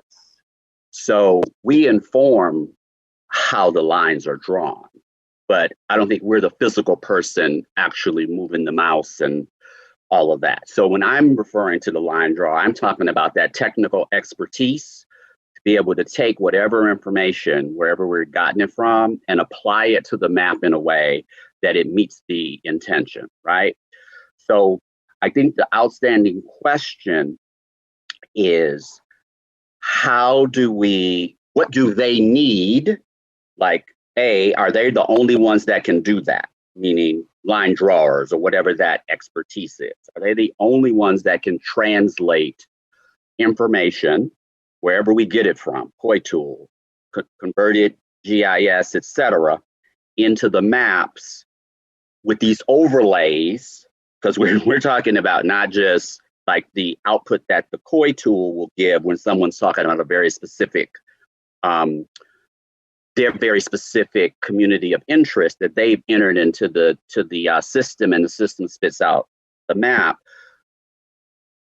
Commissioner Anderson talked about all of these building blocks and puzzle pieces. I'm going to call them puzzle pieces. So there's someone applying all of these puzzle pieces, and some of them overlay, etc.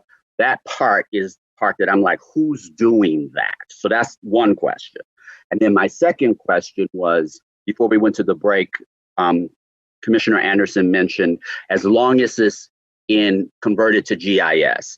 And so I wanted to say, is that our end game? Like, however we collect, wherever we collect, whether it's audio or someone drew it on a napkin or it was put into the COI tool, etc.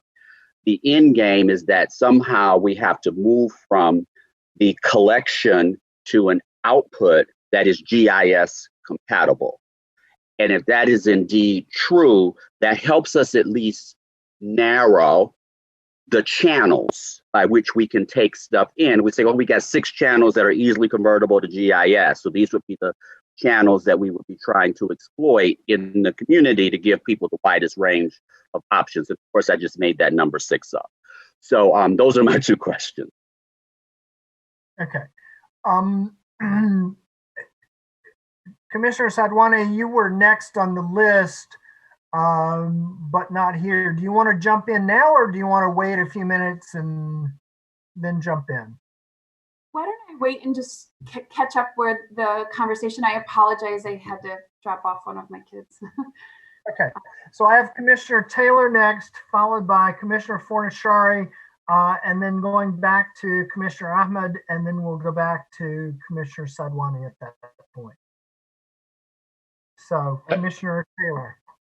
Yeah, again, and I'm still trying to absorb all this information. The conversation is wonderful. So I'm getting from the commission that we all, whatever input comes in, we want that to the end product that to be a shape file. The shape file is what's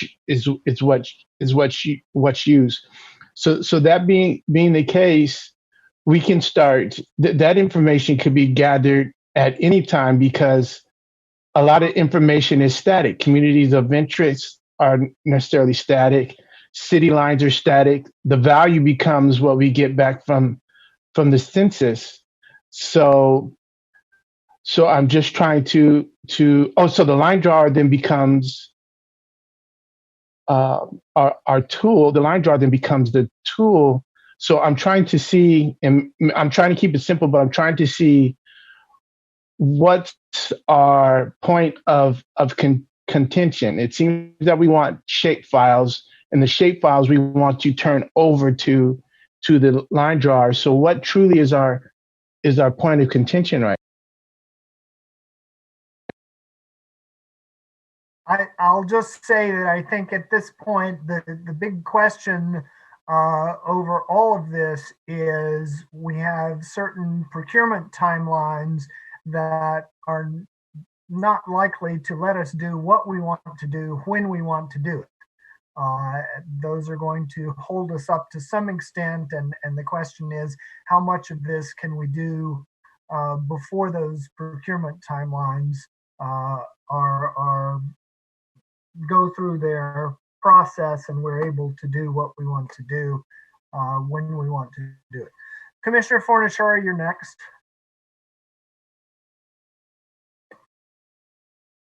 I think Commissioner Taylor made an excellent point. I mean, the data that we're gathering, certainly at the beginning is static in some sense, right? So we can gather it and then post-process it later to put it into a GIS format.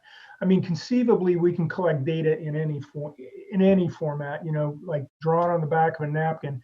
as long as there's enough information there for someone to take that data and convert it to a shapefile, something that the GIS can, or a GIS file, whatever, the file that can be used by the line drawer to put the community of interest on the map so we can all see it when we're drawing our lines. And I just want to bring back a comment made by Amy O'Hare yesterday. One of the avenues we could think about using is students to undergraduate or graduate students who need a capstone project, data analytics type students or GIS type students who can take this massive amount of data, unstructured data, and structure it for us. But that's something else we can use the data management team to help with too. So I don't think we should worry about holding ourselves up from gathering data because we can always post-process it. And the other thing is, let's not forget the engagement of our community partners out there that will help us, gather the data from their communities or the communities that they're connected with in various ways. That's it. Thank you, Commissioner Fornashari. Commissioner Ahmed. Thank you, Chair, and thank you for this conversation. I'm seeing the overlap between all of our different subcommittees and all the pieces kind of coming together. So just briefly, in my conversations with Commissioner Turner about the data management aspect, we've had talks about, what kinds of data are going to come in and what do we want from someone who is under the label of data management, whether it's internal person, contracted, whatever we decide as a group. And something that we came up with was the importance of the retrieval of this information, given that we are working across a time period. So it may be that we visit Reading, for example, in April, but we receive a comment about that area in June or July. We would still need to be able to retrieve that piece of information before presenting a draft form of maps. And so I think the data management piece in this will be really helpful in the timeline that we decide to go out, because what we hope that whatever service or tool we rely on for that aspect would have the capability to retrieve the pieces of information across the time, and then also various formats that we do eventually receive that information in. So I see the overlap here. The question being, when are we going to go out pre-post census? That kind of confused me a little bit, because in my perspective, that data management aspect would take care of those issues of, if we go out now, are we going to have a way to understand or manage this data, and that aspect being taken care of from that regard. So I just wanted to throw those thoughts out there. Excellent, thank you. Back to you, Commissioner Sadwani. Well, I apologize, I had to miss the beginning of this conversation.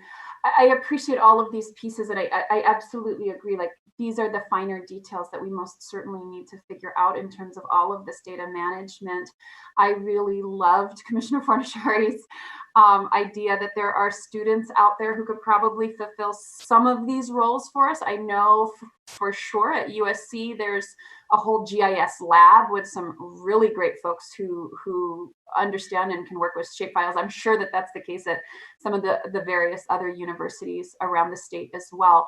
The thought I had previously before we went on the break is one, and this was just popped in my head as we were discussing. It's not something we've discussed previously, but perhaps perhaps we could hire one person or hire the statewide database to fulfill some of this role until we have a data management system set up, until we have a proper line drawer set up. So I just throw that out there as one possible solution to consider.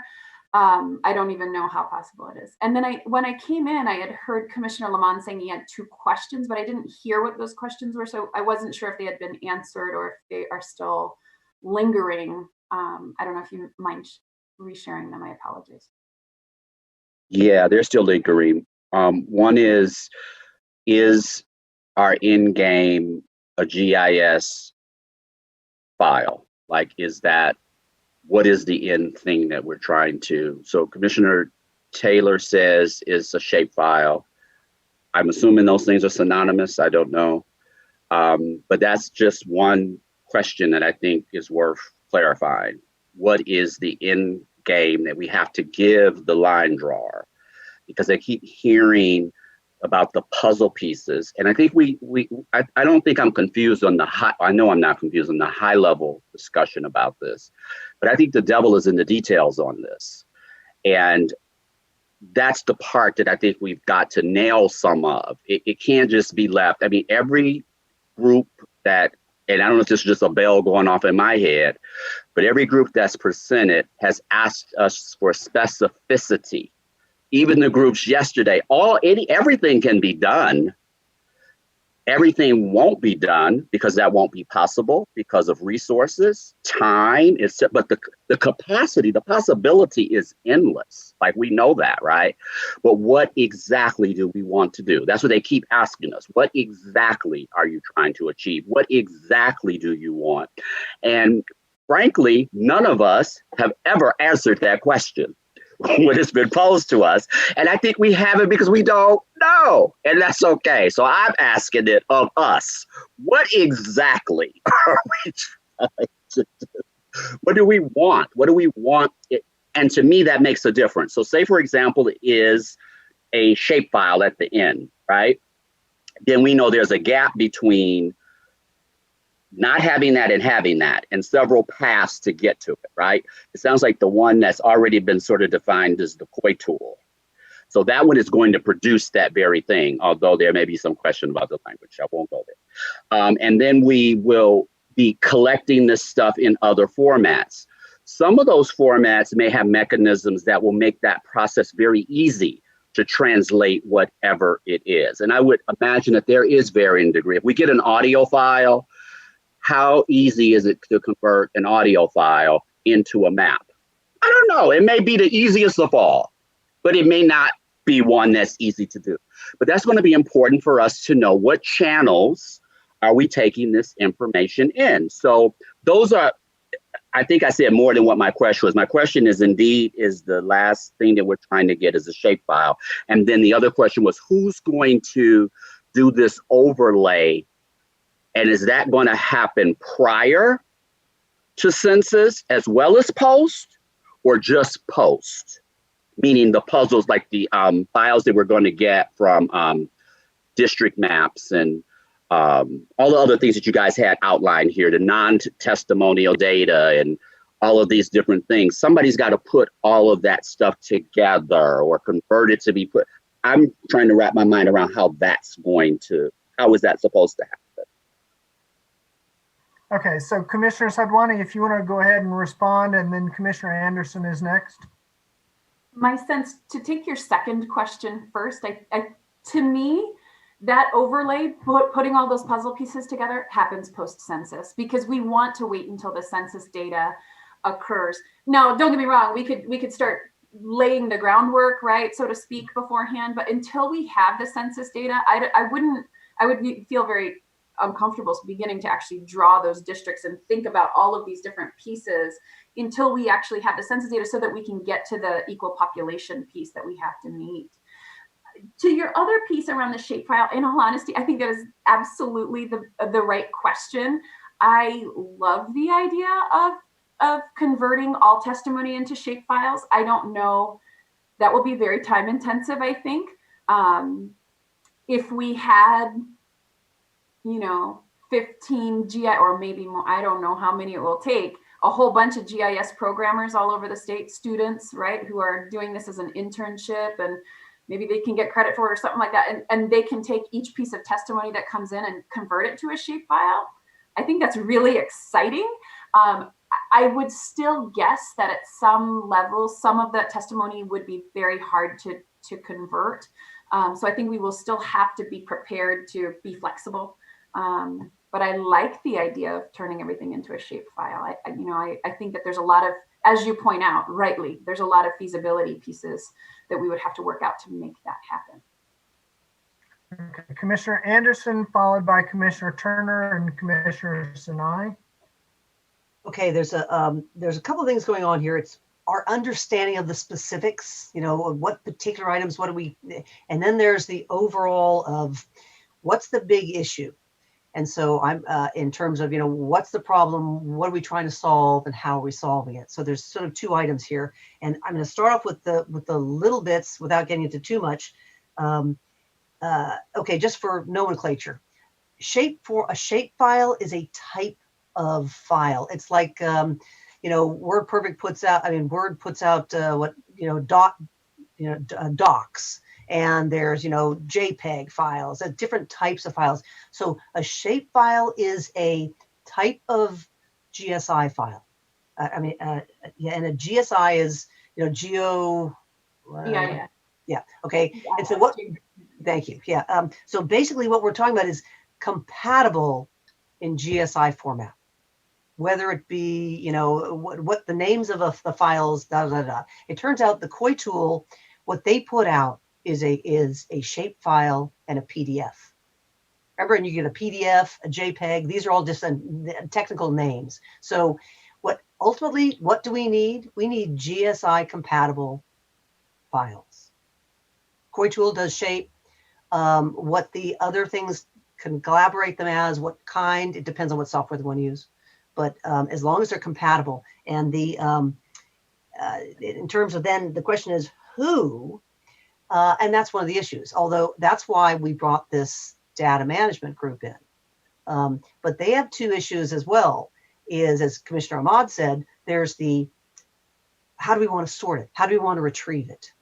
Because yes, our bottom line is we want maps. We want it to be in GSI format. But then we also want to be able to validate them. Where did these maps come from? Now, who said this? Where did it come from? And that is the retrieval part, the sorting part. Now, these are my ideas, okay? And this is the particulars. So when Commissioner Lamont said, yeah, but I'm not sure that's all right. That's true. This is what we're trying to discuss. I mean, this is how, well, some of it is factual, but in terms of the sequencing of things, how we do these particular items and when, we might say tough. We're not doing any of this stuff until March. And that's the group decision. But the specifics that Commissioner Lamont was saying about, so who is synthesizing all that sort of thing, who's creating the database, that is the line drawers. That's exactly what they do. They will put all of these things, they will do the overlay. Who does the overlay? They do that. And at our instruction, okay, now I want this, I want to have, can you show me this, this, and this? And that's how in the details of the RFP, we say, one, you have to be able to show us on the map. And then if we say, well, wait a sec, what did we do last time? They have to be able to go back and show us that as well. But, and the building blocks, these are all the pieces put together. I am not talking at all yet about drawing a district. That's separate. Drawing a district is when we're actually making our real maps. These are all putting together the building blocks of it. I think I've tried it. And the big issue is here, and now to go to the bigger part, is the whole idea here is we need to do some time frames, and what kind of meetings are we talking about? How are we envisioning this, and when, and numbers of meetings, because these things all come into play in our RFPs. And if we're thinking, we don't do any meetings or none of import until after the census, that's one scenario. If we're doing a bunch before the census data, my preference would be we're doing quite a lot before the census data. We're trying to touch all of our communities of interest, and then really giving time to come back. And so what are those meetings going to look like? I don't quite know, and I have an idea, but I'm sure the outreach committee has a much better idea. So that's hopefully that's what I have. So our end game is indeed we need to get GSI compatible form. All this data needs to come in, and then how do we go back and sort it? So that's why we need that information. But does that prevent us from getting any information now? No. We just have to document when it comes in and who's saying it. And the data management people, the sooner we have those people on board, the better. Okay, thank you, Commissioner Anderson. Commissioner Turner, followed by Commissioner Sinai, Commissioner Ahmed, and Commissioner Fornashari. Commissioner Turner. Thank you. A couple of things.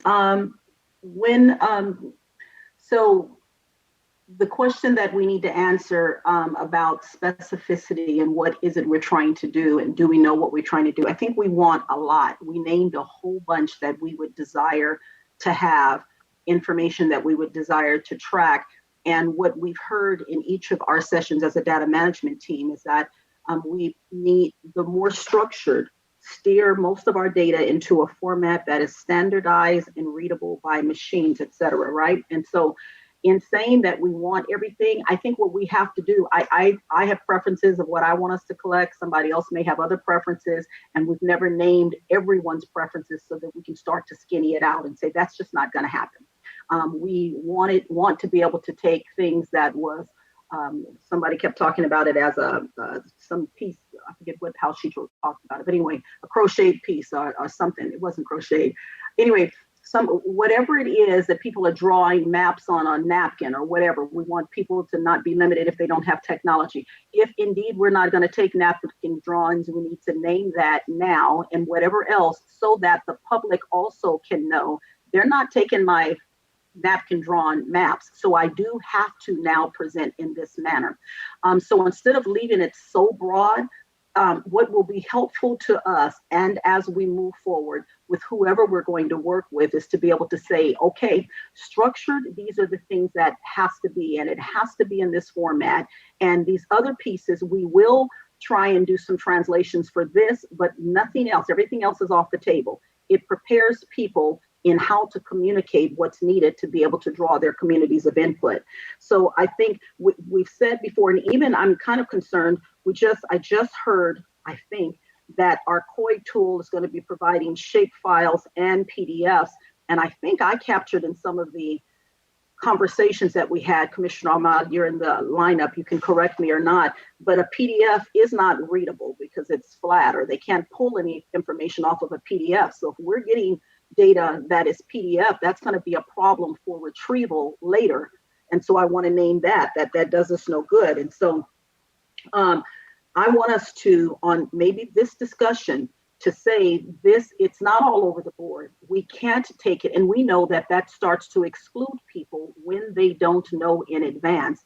But let's say this is the only way we're going to take information, not to exclude, but to inform, so other opportunities can be made for people to participate, number one. The other piece, we've talked about a few different times about having students that can assist us with GIS and what have you.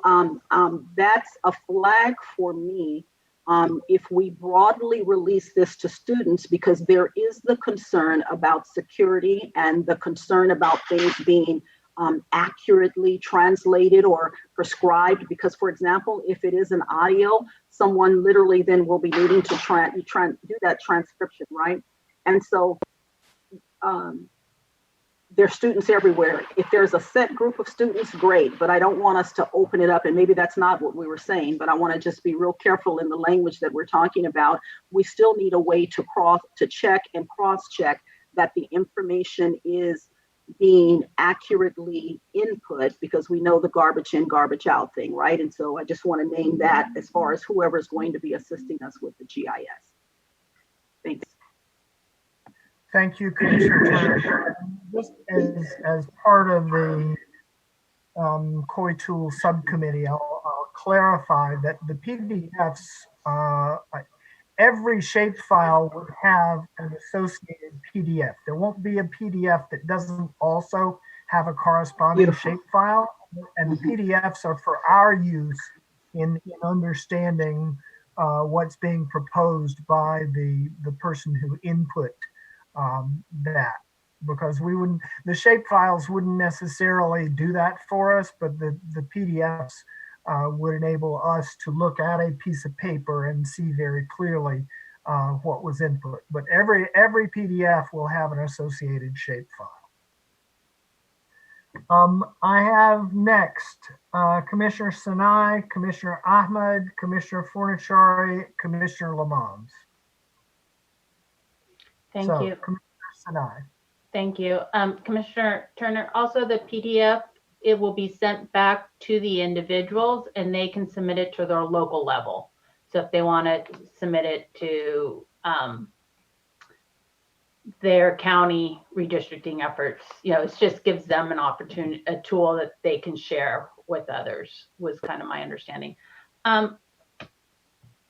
So I know I missed part of this conversation, so I wanted to see if we had asked staff last time how was the verbal. It was a very okay, let me take a step back first. I really appreciated yesterday hearing from the Rhodes Huerta Foundation that they actually called them COI forums, and I was like, oh, we should probably adopt that language. The meetings before we have maps. So the meetings where we go out to the community and we hear from the community, because we're kind of throwing everything together. And so when they said COI forums, I'm like, that's, we just call them community forums, since no one else but us knows what a COI is. But just to help us understand, those forums may be all of us there, none of us there. It may be that the community's doing some, they did them last time, and then maps were submitted. Now we have a tool where some of that can be submitted. And then we have, after the census comes in and we can start building those blocks and sharing maps, there's kind of the map sharing forums. So that's kind of how I've been seeing the two. What I'm curious is, do we need to take everything and turn it into a GIS and map it, or there's different ways that we get to put a face to the data?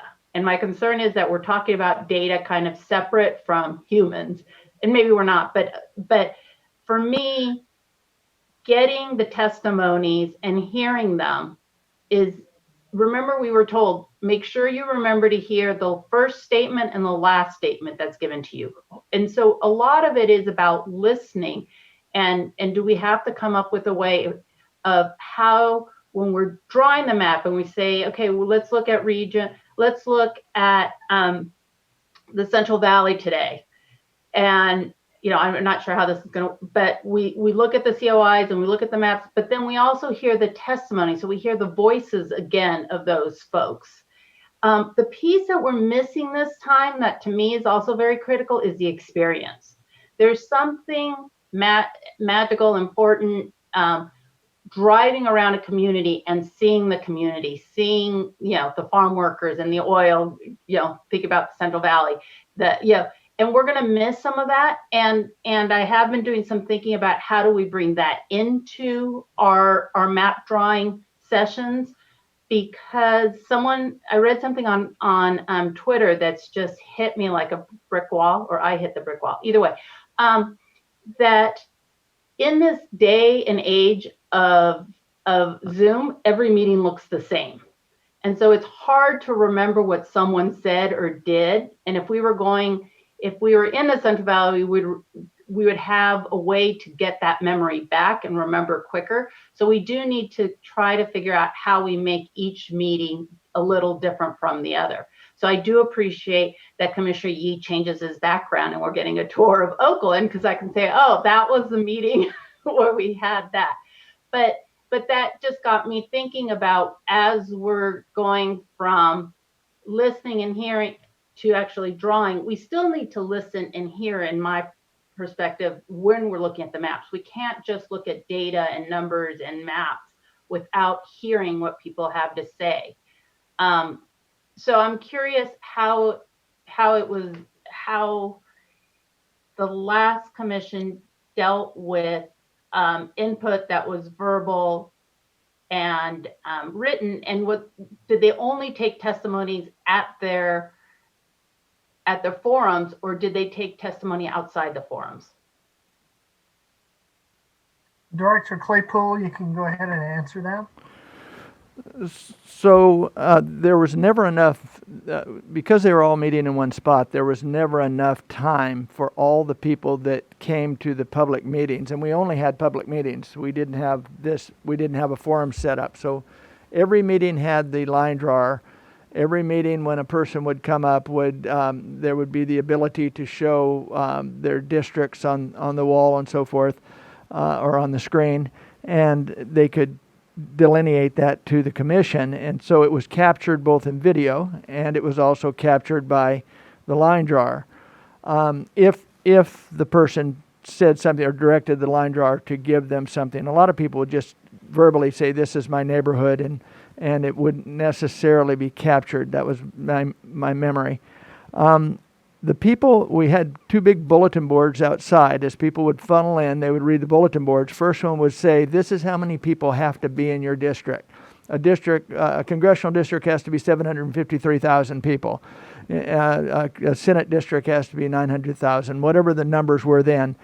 And that would start people thinking while they're waiting to testify about, we can't just have, Wood Lake, California be its own district because there are only 30,000 people in the whole area.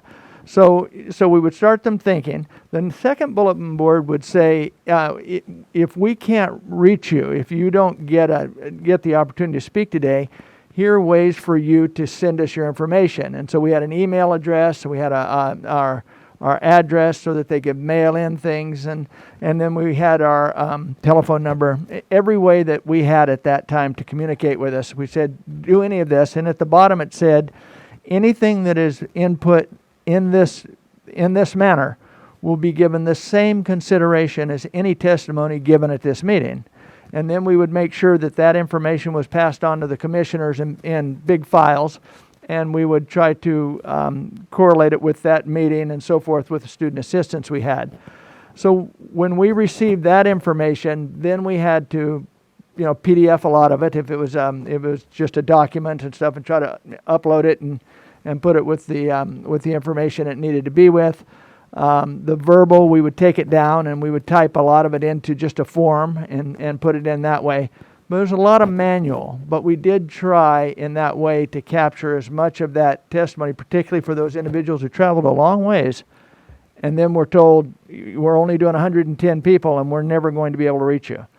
And so that's what we did. Thank you, Director Claypool. Commissioner Ahmed. Thank you, Chair.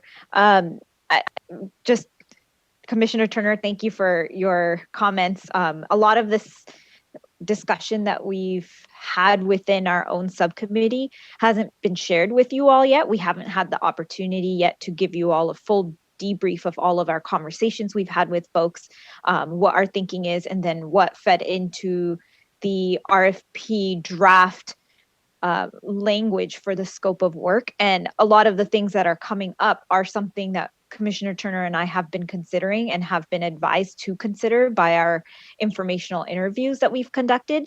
And so I look forward to that opportunity. I don't know, Commissioner Kennedy, when we will get to the following agenda items following subcommittees under this item. But I just wanted to let you all know that once we get to that point, I hope some of the things that the data management subcommittee has been charged with and advised will come to light and hopefully add some clarity to this conversation. Thank you, Commissioner Ahmed. Commissioner Fornashari.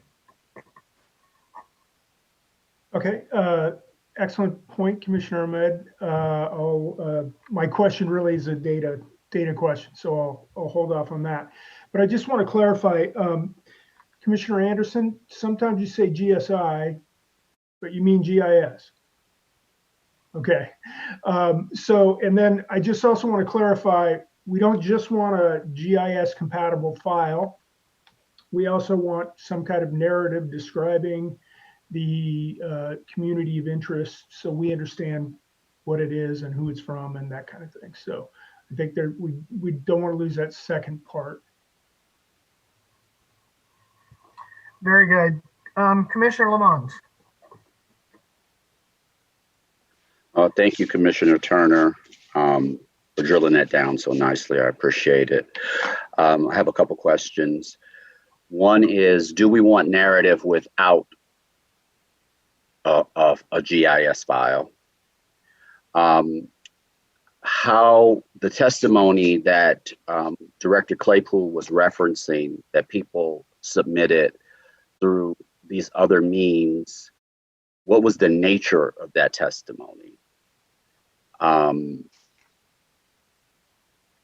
then the idea of, I absolutely concur with Commissioner Sinai in from a community engagement lens, the power of listening, the power of experience, like all of that is crucial and important. I do feel like we need to define how so there's the experience of it, right? So that'll be an action.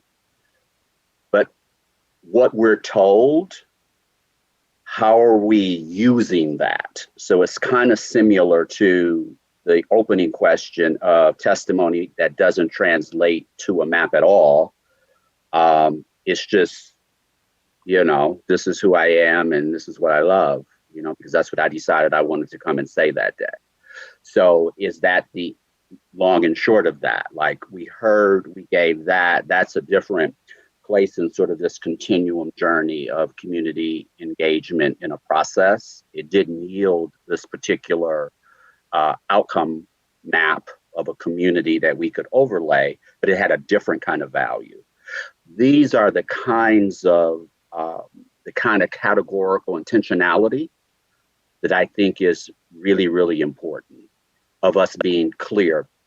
Unfortunately, the way we have to communicate in this format has been consistently a problem from my perspective, that we have to figure out how to navigate, because there is such an intersection between all of these subcommittees.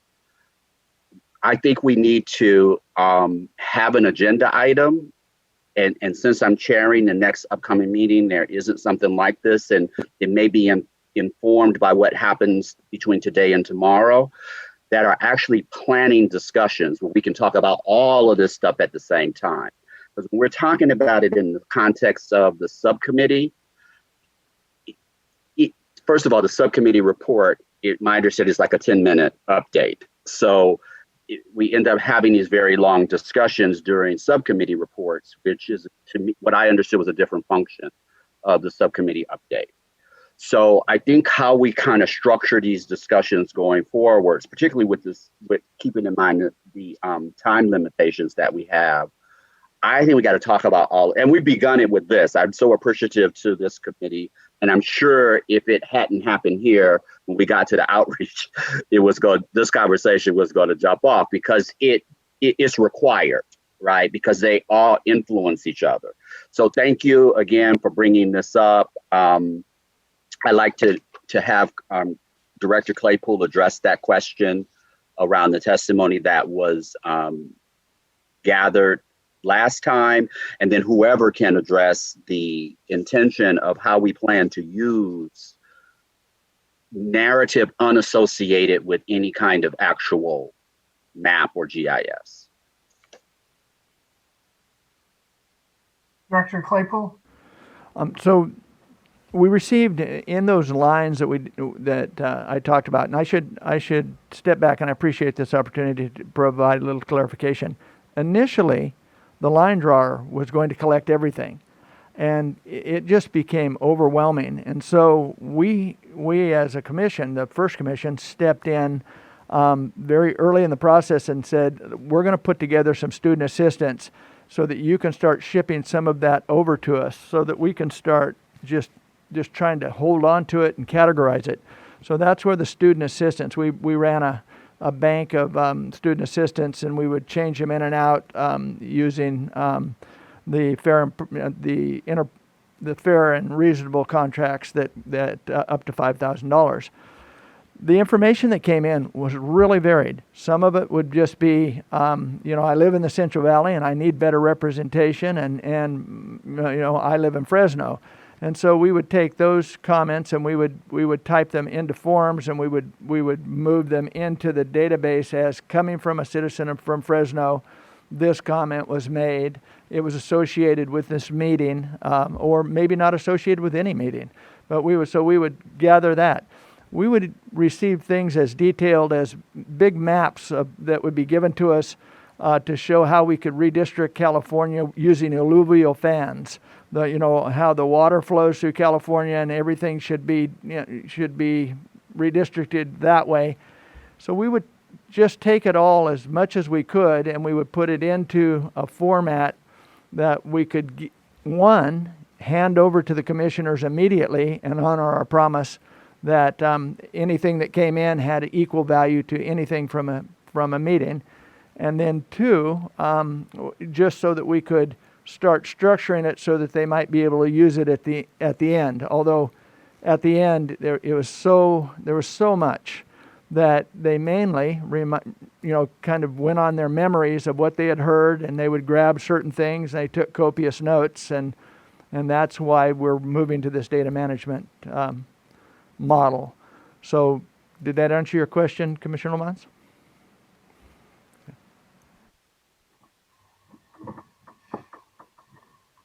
Okay, very good. And yes, thank you to Commissioner Anderson and Commissioner Sadwani for helping us navigate our way through this very important and useful discussion. With that, and in order to keep us on track, we have a little over half an hour to continue these subcommittee reports. And as Commissioner Ahmed said, we will get back to the data management subcommittee as we go through our list. So we're leaving RFPs specifically for after the subcommittee reports.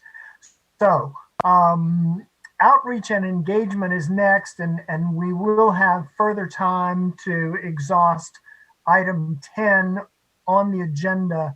But I just wanted to check with the outreach and engagement subcommittee to see if there's anything else that you wanted to share with us at this point by way of a subcommittee report. Thanks for clarifying item 10, because we were kind of confused if we were going to go back or not to item 10. So I think if we're going back to item 10, we should be okay.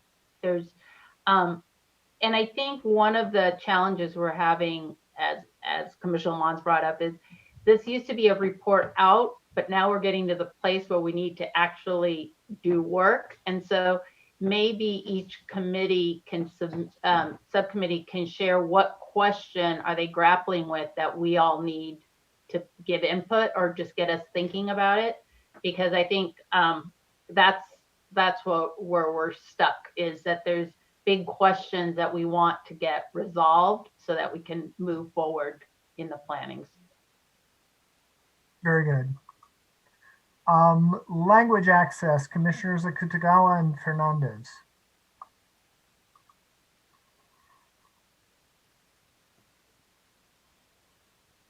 Did you want to go? Sure. So we will have a panel scheduled for tomorrow.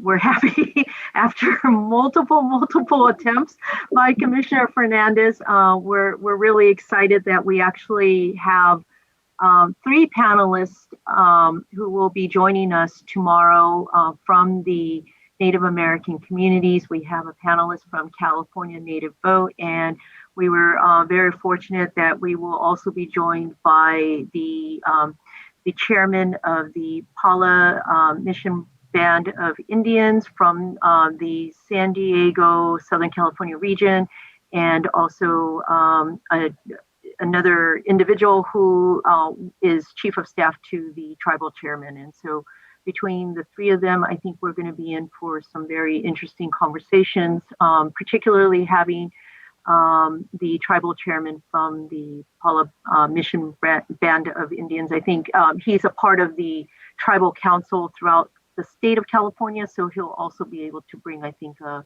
rather broad perspective from a leadership kind of point of view. And so we're really excited by that. Commissioner Fernandez, do you want yeah, just very excited because we did reach out to quite a few different Native American organizations. So we're excited to be able to come forward with someone tomorrow. And at this point in time, I believe Commissioner Kitagawa and I were at the point where this will probably be our last panel. And then we're hoping at the next meeting that we will bring forward our recommendations in terms of what we've learned so far from the language access, global access panels that we've had, as well as the research that we've done. And I think I told Commissioner Lamont about this. If not, there might be a little bit more discussion last time or next time. Did I think I mentioned it? I can't remember. All right, thank you. And then I realized, I think similar to the conversation that just took place around the intersections between the line drawer and outreach and engagement, VRA, we're also running into similar kinds of, I guess, intersections with outreach and engagement. And so we're also cognizant of how we'll shape our report to the commissioners, but also at the same time be able to understand where and how do we intersect with outreach and engagement as well too. So.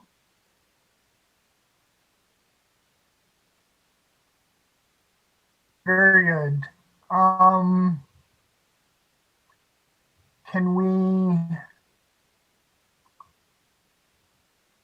we go back to VRA compliance? So other than the RFP, is there anything from the VRA subcommittee to Commissioner report? Sinai had her hand up.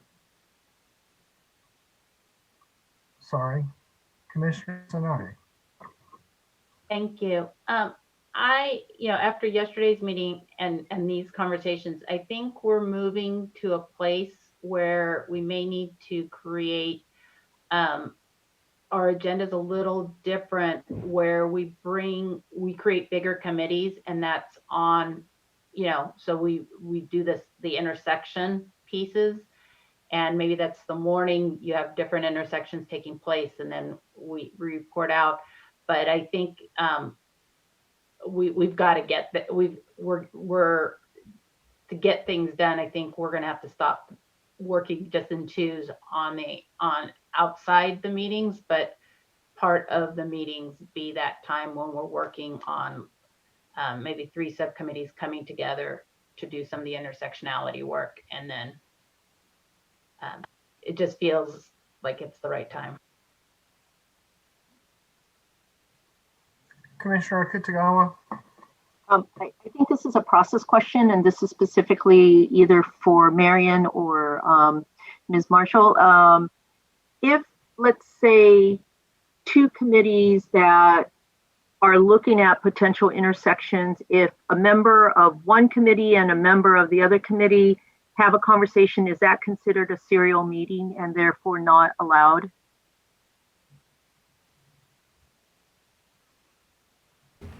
I'm sorry, could you repeat that again? You said a member of one committee confers with a member of another committee. Is that a serial meeting? Yes. I believe it is. Okay, just wanted to check. Thank you. Commissioner Lamont. Just for clarity, I thought there was a threshold number, and I thought that we stayed in 2s so that we would avoid violating that threshold number. So I'm curious as to, is that what was just described on its face a violation, or is it putting us on a path to a potential violation? Ms. Marshall, would you like to reply? You know, let me go ahead and review that, but I also want to hear from Mrs. Johnston. Marion? I think you're correct that it's on a path to a possible violation. If two people not on the same committee just talk with each other, that's not a problem. The problem is if it gets spread then to someone else, to someone else, to someone else until you reach a quorum. For various committees meeting together, if the purpose is in fact to establish a new committee that considers all these issues together, then that would be more than a two-person committee and would have to be a notice meeting that could be held during a regular commission meeting. Does that answer your question? Yes. Okay. Director Claypool. Oh, I was just curious about the 8, the group of are not going past a quorum. So I'm assuming that because we're merging these groups, that's the issue, not that there couldn't be more than 2 people in a meeting before you reach that threshold. Do you understand what I'm saying, Marianne? Yeah, the issue is whether or not it's a formally formed group of people. If it's just an ad hoc group of people to get together and discuss something and not a committee created by the commissioner, by the chair, then as long as you don't reach a quorum, you're okay. And I would suggest you use 8 as the quorum rather than 9, because it's sort of the opposite of the normal purpose of a quorum, which is for your meetings, you've got to have 9. But if it is a formally formed group of more than 2 people, even an advisory committee of more than 2 people, then you have to comply with Bagley-Keene's notice and open meetings requirements. Okay. Commissioner Fernandez and then Commissioner Akutagawa. I guess I just keep going, we keep addressing the same issue over and over because it just kind of gets confusing every time. So let's say, for example, here's a scenario for you. I have a conversation with Commissioner Sinai. And then I go back and I talk to Commissioner Akutagawa about our conversation. That's okay because that's only 3 of us? That's okay as long as none of you are on the same committee. I mean, you're not 3 of you are on a committee, and so long as those people then don't go talk to somebody else about the same subject matter that then reaches the quorum. So that's why we really recommend that you keep your groups limited in number so you don't, because you don't know who Commissioner Akutagawa is going to be talking with, unless she keeps in mind she can't talk to anybody else because you've now reached your magic number. Okay, thank you. Commissioner Akutagawa. And this is just an extension on what Commissioner Fernandez said, and thank you for asking that question because that was part of what I was going to ask. So let's say, for example, what if Commissioner Fernandez and I end up both speaking to both Commissioner Sinai and Vasquez because our work does intersect, but it's informal. So it's the 4 of us, and our conversation doesn't go beyond the 4 of us. We don't reach quorum. But is that allowable for the purposes of having more direct communication to coordinate how we're going to report out to the rest of the commission in open meeting? It's permissible, but it's a slippery slope because you then have to ensure that those people don't then go talk to somebody else on the commission. And the more people you involve in the same topic of discussion, the more likely it is that they're going to be talking with other commissioners about it. So my advice is always to err on the side of caution. And if there's any doubt, and for the sake of including the public in those important discussions, to do it during a noticed meeting.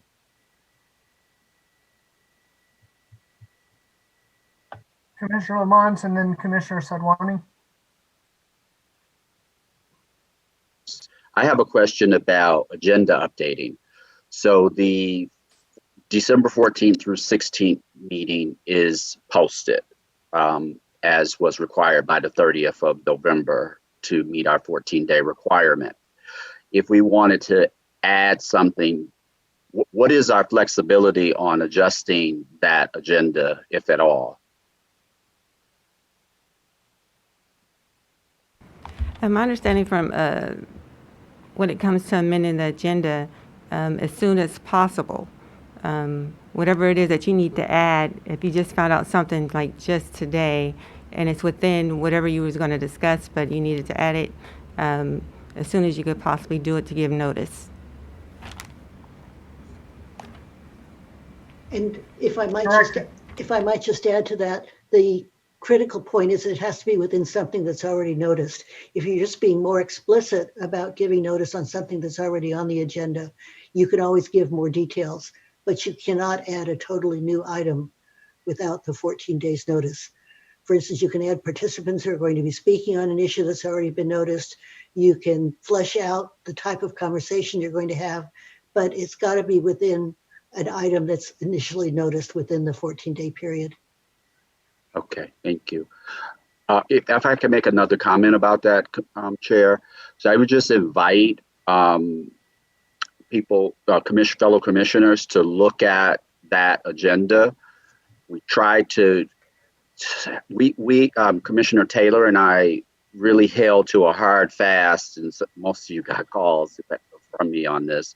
If your update was more than 10 minutes, we made it an agenda item.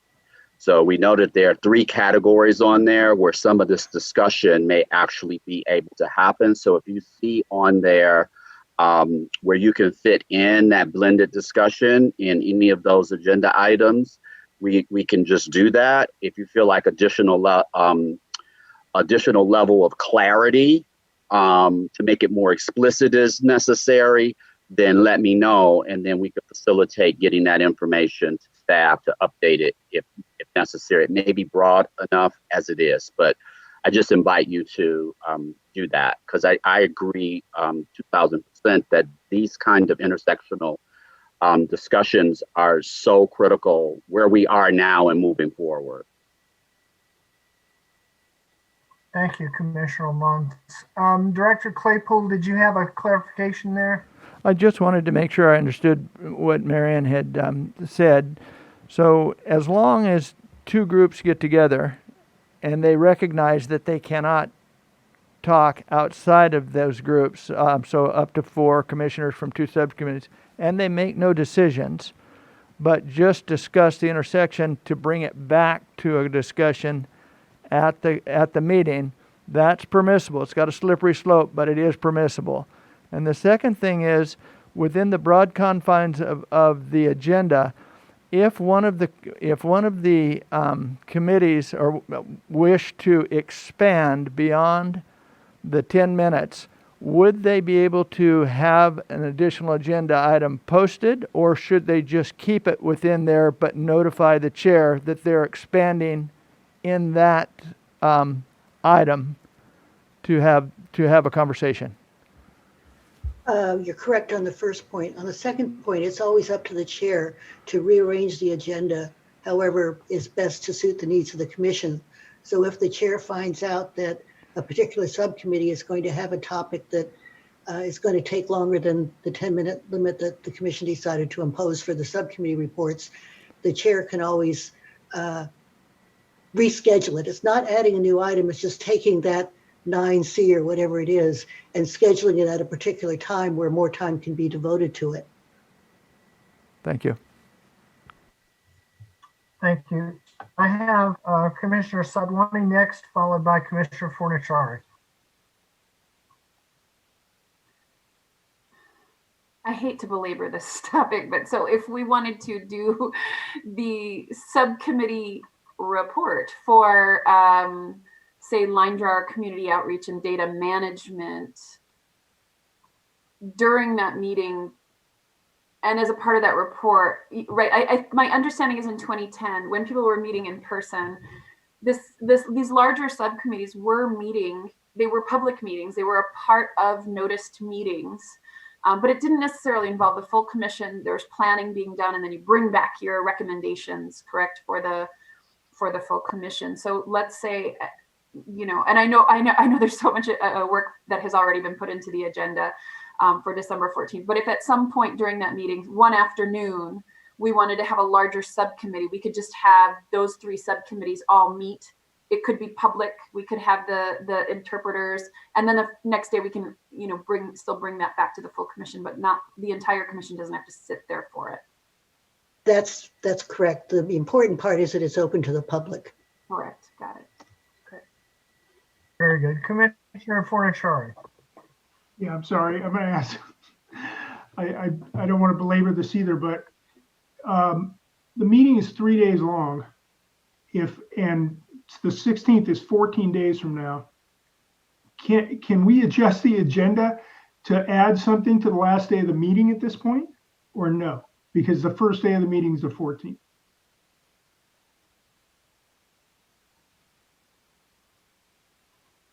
If you want to do a separate agenda for a meeting on the 16th, there still is time to do that, I believe. You could notice a meeting in addition to your other scheduled meeting. You can't amend the original notice, but it can be done. Commissioner Anderson. Again, okay, this is what I've asked about before.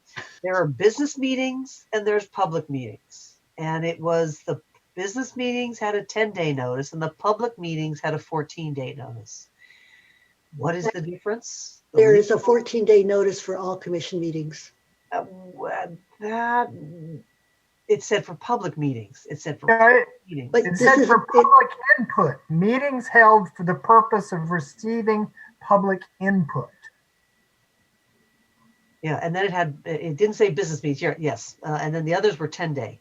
So that's an item that has come back to bite us several times on this one, because if it is 10 days, because this is a business, the purpose of this meeting is not specifically for public input. But the problem is the fact that it's not specifically for public input doesn't mean that you're not going to be receiving public input. There again, erring on the side of caution. If you want to exclude any public participation in your committee, then you could arguably just have a commission for 10-day notice.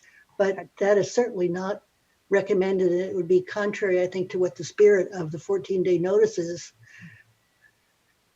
Okay, but I would really like clarification on this, because my understanding is the public, that was specifically for input on maps. The public, you're gathering all their input, the the communities of interest, and the specific map, because the map has a 14-day specific requirement. You have to post it. You can't do anything for 14 days. And I'd really like some clarification on the input of that.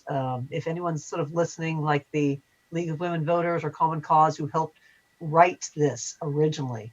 But again, that's another point. So thank you. Director Claypool. So, Marion, now I'm confused, and I went through 2010. I thought we had 14 days and 3 days, and that 10 days was always the Bagley-Keene standard. Right. There's a special 3 days during your last month of map drawing, where you only have to give 3 days notice, but that's only during the month of August. Other than that, at least the 2010 always did 14 days notice under the premise that then they can always receive public input. Thank you.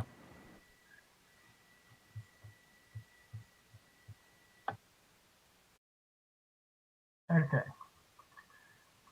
So then I was asking the VRA subcommittee, which I thought I had done earlier, but if there was anything other than the RFP or RFIs at this point that you wanted to report out.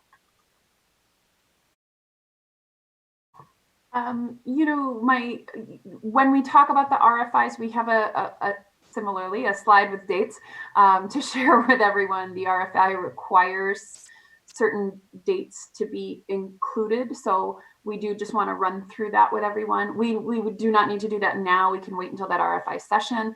And I think, as we mentioned earlier, we're continuing to work on trainings for the full commission for January and February prior to actually having a VRA council on board. And I don't know if Commissioner Yee, if you have anything else you want to add, please jump in. That's all. Thanks. Commissioner Sinai?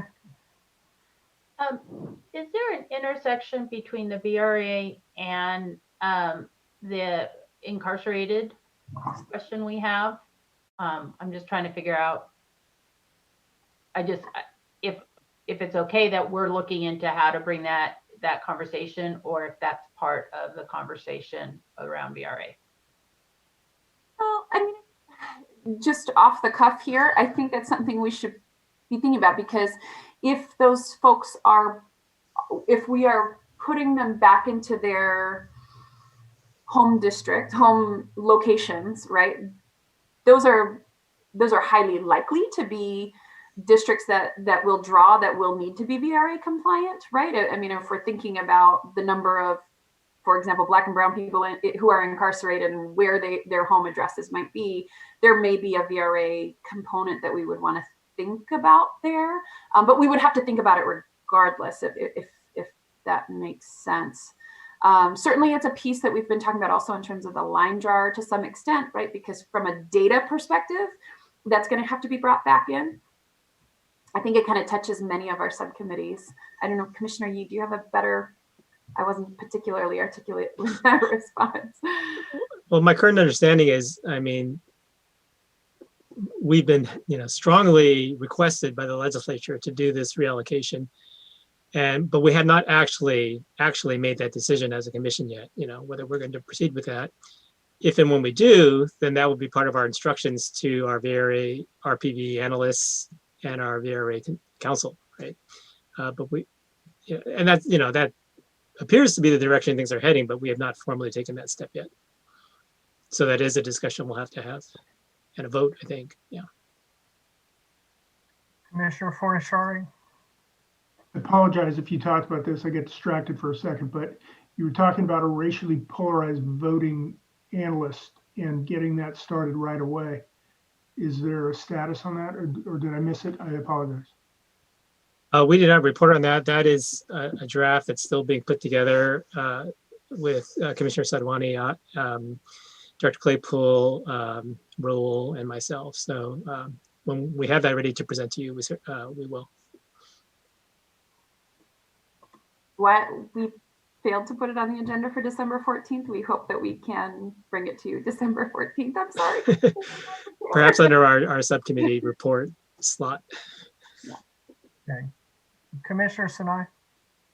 So, sorry, this is just to help inform as we're bringing in experts on this topic. So if we're going to be creating a kind of a panel or a conversation or learning around the kind of felon, incarcerated individuals and putting them back in their communities, the purpose of that really would be for us at the end of it to have a discussion and make that final decision of yes or no. Yes, I think that's absolutely correct. And it's most certainly something that we are looking at as a component of VRA training of how can VRA compliance help us inform that decision. Okay. Thank you. Okay. Next is data management. So beyond the scope of work, is there anything that data management subcommittee would like to report out to the full commission at this point? Yes, thank you. On behalf of Commissioner Ahmad and myself, a lot of information to share basically that we believe will be helpful. And I'll just kind of start. We met with a lot of people and a lot of different thought processes one way or the other. But the thing that I talked about earlier, no matter who we spoke with, structure really seemed to be important. And so I just want to begin by reiterating that clean and structured information allows an ease of searchable material. If it's clean and if it's structured, it makes it easily searchable for later. It's kind of Commissioner Ahmad's example that gave, if we get information about Reading prior to being in Reading, can we go back and find it later? And so, and what I said earlier, PDF, and I'm not sure what an SCO is, but also PDF, I guess it's another image type of file. Anything that we receive like that won't be able to be searched. And we were encouraged to avoid Adobe. Things received on letterhead would be problematic. And so as we were thinking about how we'll receive all this information in, it's great to take it in, but if it's not later searchable, then we will not, there's a good opportunity that it won't come up again. And we know the reason why we wanted to receive it in all of these formats for data. But what we would learn from Stu, for example, is that if we don't have data or data equity without a structured input, he says any way you slice it, searchable data will be prioritized over non-searchable. And so we'll say you can, because there was another suggestion to get as much as you can in a structured format, and then whereby have a process where there are other pieces that may come in that's not structured, but they won't be searchable. So when all is said and done and we go back and search, that will get a priority. And we know that's not what we want, is to prioritize some information received over others, but that typically is what happens.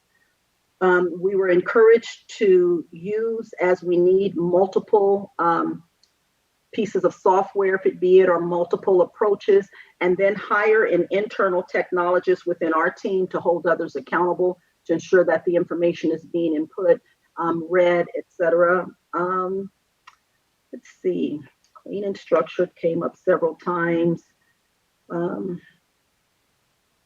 Analysis and retrieval with a strong audit trail to ensure that there's not manipulation of comments, was something that was also suggested. So those are the some of the notes that I've captured. Tried the highlights. I've got pages of them, but that's what I wanted to say for the good of the committee right now. And Commissioner Ahmad, if you have more. Sure. So in addition to what Commissioner Turner has shared, are you all getting feedback? That was weird. Was a really key point that Stu also kind of tried to drill down with us was steering most of our data to a singular place. So if we have some sort of like Google form or what we have currently existing on our website, which needs work in terms of gathering this public input, if we have our website, our social media accounts, our outreach efforts all steering the majority of people to one source or one input place, it would be easier on the retrieval end. And this kind of ties back to something our guest speaker yesterday, Amy, was talking about as well, in terms of the resources that we do have. The more people we have funneling in through this structured input format, we have more resources to allocate towards those folks who can't, for some reason, go through that avenue. And then we also had a chance to talk to Derek Popper, who wrote the article on Medium about civic technology. And the conversation was really great. And he really helped us understand that civic technology is, you can't really point to something and say, hey, that is civic technology. Once you have used a certain type of technology for the purposes of civic engagement and advancement, that becomes civic technology. So something that he said, which kind of made us chuckle a little bit, was that whichever software firm, company, organization that we go with, by nature of this work, will have become a civic technology firm. So that was an interesting takeaway for us in that regard. And I know that's something that was important for us as a group and our previous discussions to continue to bring forth. We are really hoping that later when we talk about the scope of work language, which is by no means finalized, we need input from you all, we need input from the public. We also got a note yesterday from Robin, who said she would want to meet and talk about the language a little bit more and has some recommendations for us as well. So we're in the process of scheduling that meeting. We're hoping that that can be a starting point, a discussion of all of the things that we've talked about previously in terms of which data we want to collect, which data we want to, in the formats in which we want to receive that information, and get into that nitty-gritty detail and actually define those metrics for us to include in this RFP language in the latter part of our report back. Commissioner Turner, do you have anything else to add? Maybe it'll come out with questions. I see a couple hands. Commissioner Forestry. So yeah, you mentioned earlier that PDFs are not machine readable. if PDFs aren't machine readable, then we need to get data, the text data out of the COI tool in a format that is. Just want to make sure that was on our radar, because we're going to have to search through that data, do some analytics on that data and search through it, the narrative part at least. Yeah, and just to respond to that, the recommendation is plain text file, CSW text file, zip, FDMS, PST, etc., but definitely not PDF. Yeah, and in addition to that, I wonder if statewide database will be housing those text files and just sending us a PDF, or if their software only produces PDF. So there might be an easy fix to that. It might just require some additional communication with statewide database in terms of what they can and can share with us. But that's something we definitely need to consider. So thank you, Commissioner Fornishari. Commissioner Anderson. Thank you guys. This is bringing up a lot of good points. Oh, also the presentation yesterday was fantastic.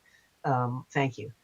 Oh, the PDF. I just realized, yes, when the COI tool was saying that they're giving us a PDF of the shapefile. It's a picture of what it looks like. So it's like the drawing on a map. And I believe that's so, it was like, someone drew on a napkin. I believe that is so when the people get it back themselves, they can see what it is because they can't read the shape file. That's code. So I believe that's what they're talking about. And I don't know, and I might ask Commissioner Kennedy about this, the COI tool. Then there's also identifiable information. So, and I thought that was a text file. So that might be, that might all be cleared up. But at some point, I'm expecting this group, your data management, to pin us down about what questions are we getting? What questions are we asking? I kind of like that survey form that Miss Sophia Garcia showed yesterday that they were doing, that they had a little survey format almost to collect information. Because we have to know what data we're going to look at. And the way I've been thinking about it is, and I think Commissioner Sinai might have mentioned this, or Commissioner Lamont, when we're actually looking at all of our building blocks together and we're trying to draw a line, a district line between them, we'd like to be able to click on that COI and get information about it. And my understanding is we can do a little bit of that. The COI tool will give us, just the name of it, that kind of thing. If we can also connect into that, if it's a video file, if it's an audio file, if it's something like that. And I think these are specific information that we need for the data management people to collect or to hear, so they might tell a professional what we're like to get out of it. And I think we need to sort of start thinking about, as we're drawing that line, wouldn't it be nice, if you're going, boy, right up there in Reading, now what was that? Click. And we can look, and we can, like, almost like, you've seen it before, and it comes out a little pop-out menu of, oh yeah, let's look at that audio file, or oh, what was the date of it? And just to get further information. In which case, what information would we be trying to hear? That's, I think we need to sort of say, and that's one thing I would like. I think that would be ideal if you could go into that map and get as much information on that COI as possible. To respond to that, and then Commissioner Mott, you please follow up after me. My response to that is my perspective or perception on what we're working on is that we would not be designing any different questions than what the COI tool was already asking, or will now be having apples and oranges.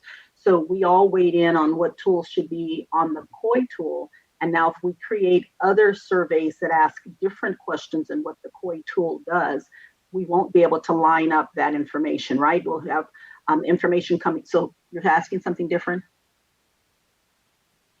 Thank you. I'm actually asking yes, that the COI tool is one information and it's about a specific area on a map. We're collecting though, remember when we go out, say the people who they're not using the COI tool, but they have their own different type of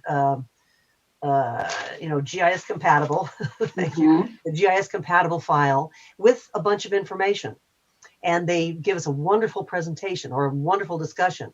And we've collected that maybe by an audio. So someone has to take that information and also make it a building block, right? So why can't we, and the data management people, put this data together, combine it? And I know they can. Yeah, absolutely. So what the task was how do you capture other verbal information that they know they're going to get information through the shapefiles through the COI tool. But in addition to that, what we tasked everyone with was what would be the tool, the data management system that would capture what other people proactively gave us. What I'm simply saying is when we go out, we would not solicit different information. To try and keep the information structured and pure, we would give them the same prompts, but they very well may come back and add additional information. And the system that we're now kind of have our proposal out for would be able to capture whatever verbiage they gave us, and so that we will have that still in file. Great. And Yeah, and just can I add to that just a little bit? Commissioner Anderson, you bring up a really good point, and this is something that we've went back and forth on quite a bit. And as we shared it in previous meetings, there's no magic button that exists that can pull out all of this information in one format, in one software, in all the different forms that we are expecting to receive this information. So the idea of retrieval was really highlighted as important, that you all need a software or a service or some type of platform that will help you retrieve the information. And an example that Stu gave us that really hit home with me was the importance of using this tool to increase our efficiency in getting through all of the public comments. So for example, there are form letters that community groups send, and those form letters may be identical. We might get 500 form letters that are word for word identical. This retrieval program software service should be able to tell us, hey, you all got like 500 letters from this one area that are exactly the same. And here are letters who are similar, but there might be one or two lines different. So that would help us as a commission go through every single comment that comes in to weigh into our decision making and inform our decision making for the final maps. So the key being efficiency. How can we use this tool, the civic technology, to increase our efficiency in getting through the loads of public comments that we will receive, and then be able to retrieve that information for the line drawers as well? Very good. Thank you, everyone. It is lunchtime. So we will be back at 1:45. The discussion this afternoon will focus on our various procurement documents and reviewing and discussing the drafts that have been provided and posted. So thank you very much, and look forward to seeing folks on the flip side of this.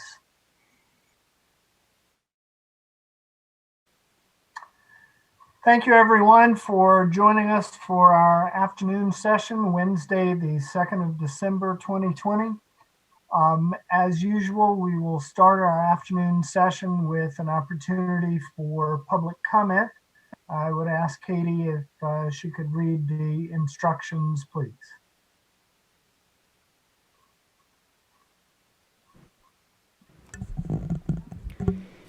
In order to maximize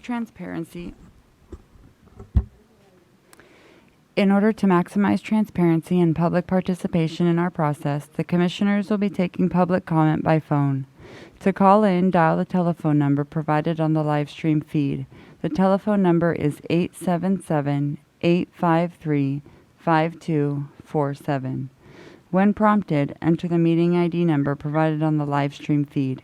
It is 927-3806 8918 for this week's meeting. When prompted to enter a participant ID, simply press the pound key. Once you have dialed in, you will be placed in a queue from which a moderator will begin unmuting callers to submit their comment. You will also hear an automatic message to press star 9. Please do this to raise your hand indicating you wish to comment. When it is your turn to speak, the moderator will unmute you and you will hear an automatic message that says, "The host would like you to talk," and to press star 6 to speak. Please make sure to mute your computer or live stream audio to prevent any feedback or distortion during your call. Once you are waiting in the queue, be alert for when it is your turn to speak, and again, please turn down the live stream volume. These instructions are also located on the website. The Commission is taking general afternoon public comment at this time. And we do have someone in the queue. Okay, if you could ask them to join us. I will.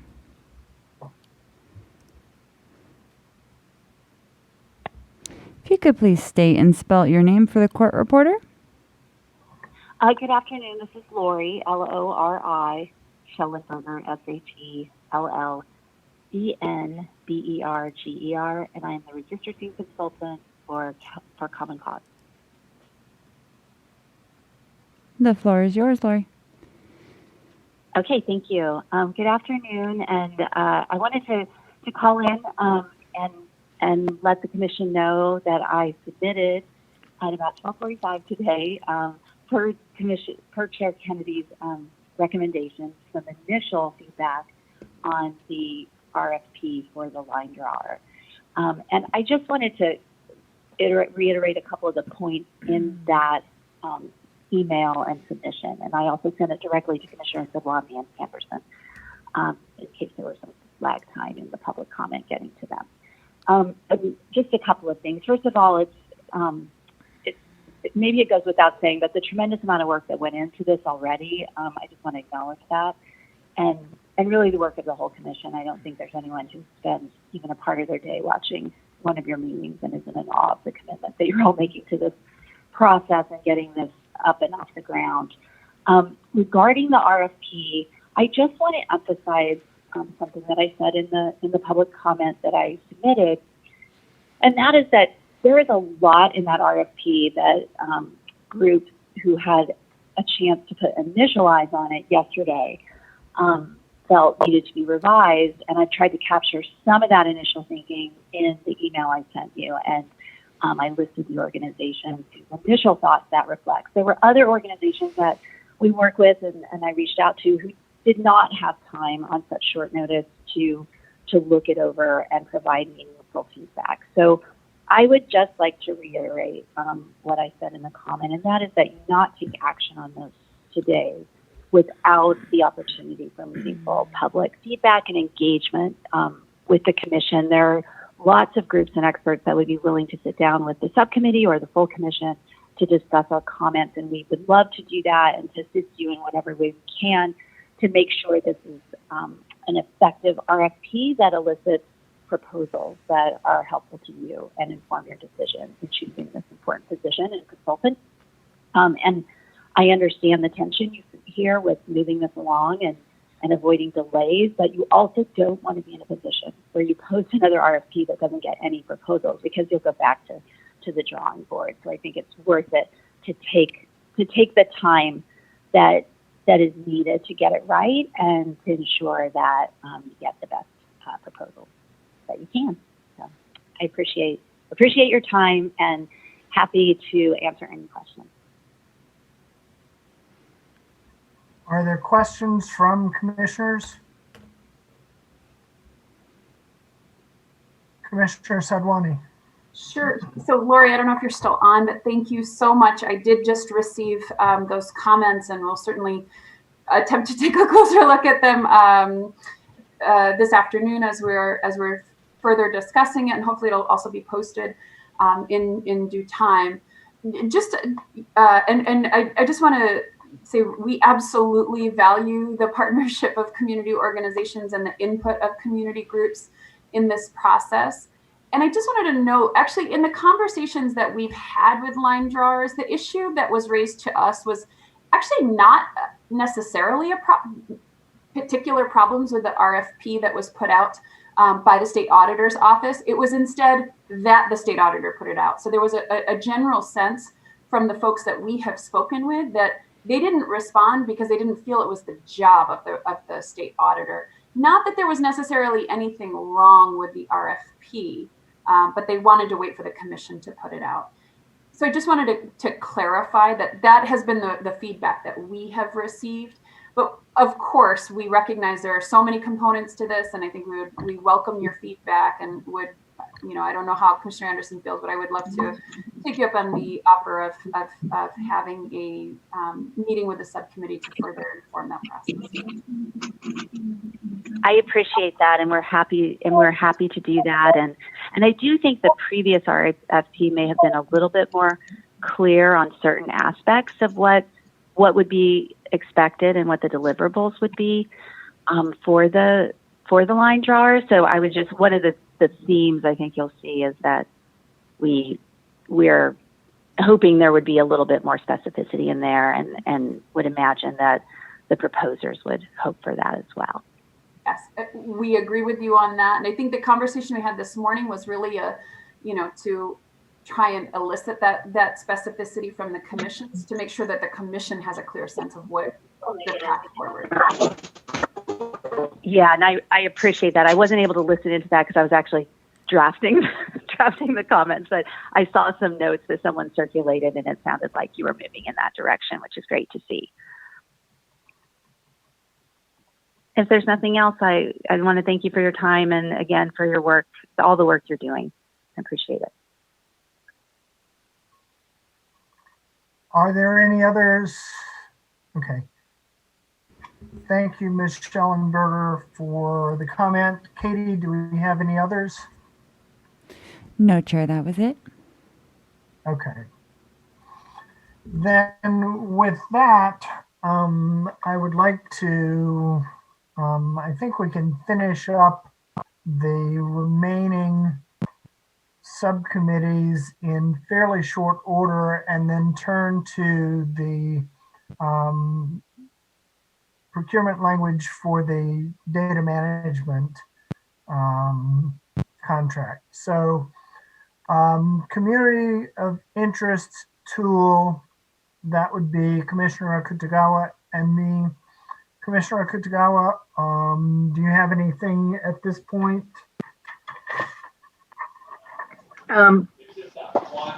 Not other than what we discussed yesterday. I do feel like there is going to need to be some clarifications, I think, with the statewide database based on our discussions that we've had this round. I will ask, just for the sake of ensuring there's coordination with statewide database, to Commissioners Turner and Akpan, if you could send us that list of files or file types that can be readable and not readable. I don't want to assume things anymore, and I want to make sure that they are aware that what we're looking at needs to, I want to just be clear with them and say, this is what is advised to us, and we just want to make sure that this is either going to be available on their end and PDFs to us, as Commissioner Akman had noted, or if we need to make sure that they do have that available to us should our data management team need it. So that would be all that I would say. Thank you, Commissioner Akutagawa. One other issue that statewide database had touched base on, and I wanted to bring back to the full commission at this point, is the question of the domain name. First of all, to report that they have been moving forward with the name Draw My CA Community. They also have reserved URLs for Draw My Community and My CA Community.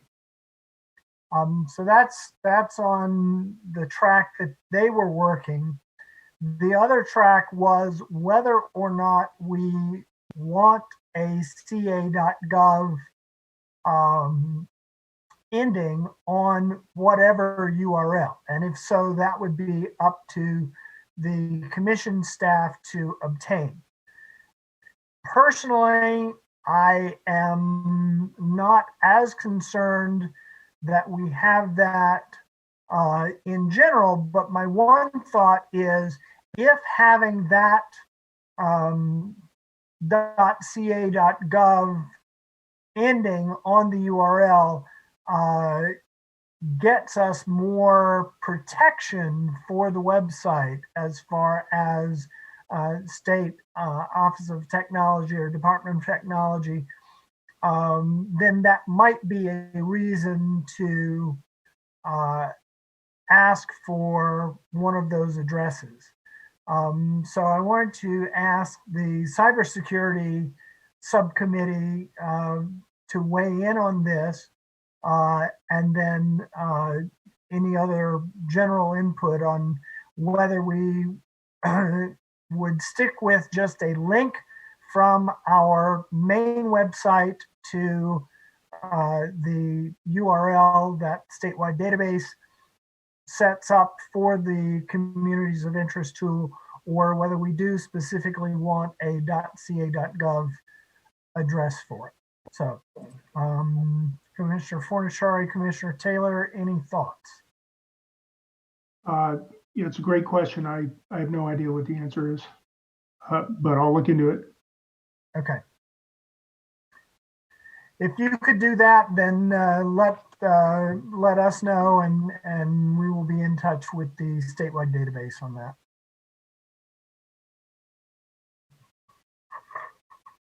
Any Commissioner Yee?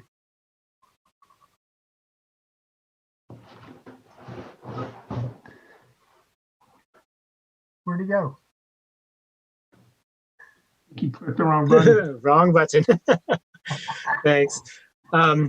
Yeah, I'm a fan of .ca.gov for whatever security reasons it may help, but more importantly, because I think as a member of the general public, that would reassure me that this is legit. You know, that it's not some other third party, you know, whatever. So I'm a fan of that. And, you know, I think it should be posted wherever we can post it, certainly on our website, of course, but, you know, you catch all different people all different ways. So I think it should be very public and very widely disseminated. Were there other hands that I did not catch? Commissioner Fernandez? And this has nothing to do with the domain name. And I wasn't sure if I should bring this up now or in lessons learned, but as fellow Commissioner Okutagawa and I were venturing down this language access subcommittee, what we came up with, and also it kind of relates to the outreach, was it would have been good to have another question to have them respond to, which would be, how did you hear about the tool? And I think that would be, we were thinking that would be important because that would maybe show what some of our successful efforts were, versus maybe not so successful efforts in terms of outreach. So that could be like, I don't know if it's a lessons learned or here, but I just wanted to make sure I put that out there because it's too late now to include it for this one, but maybe for next time would be helpful. Very good.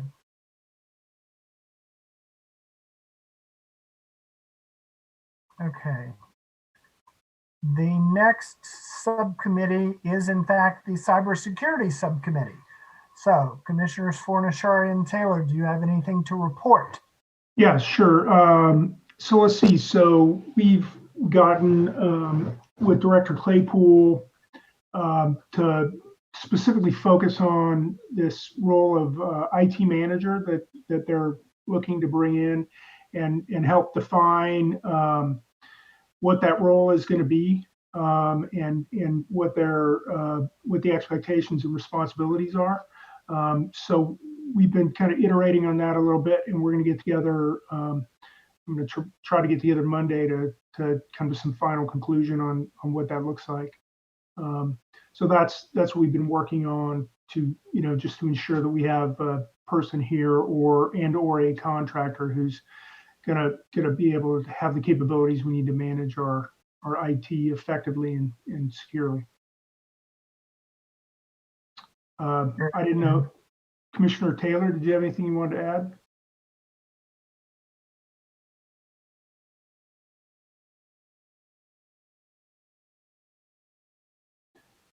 So that's it. Okay, thank you. The Troubleshooting Subcommittee, Commissioners Lamons and Anderson.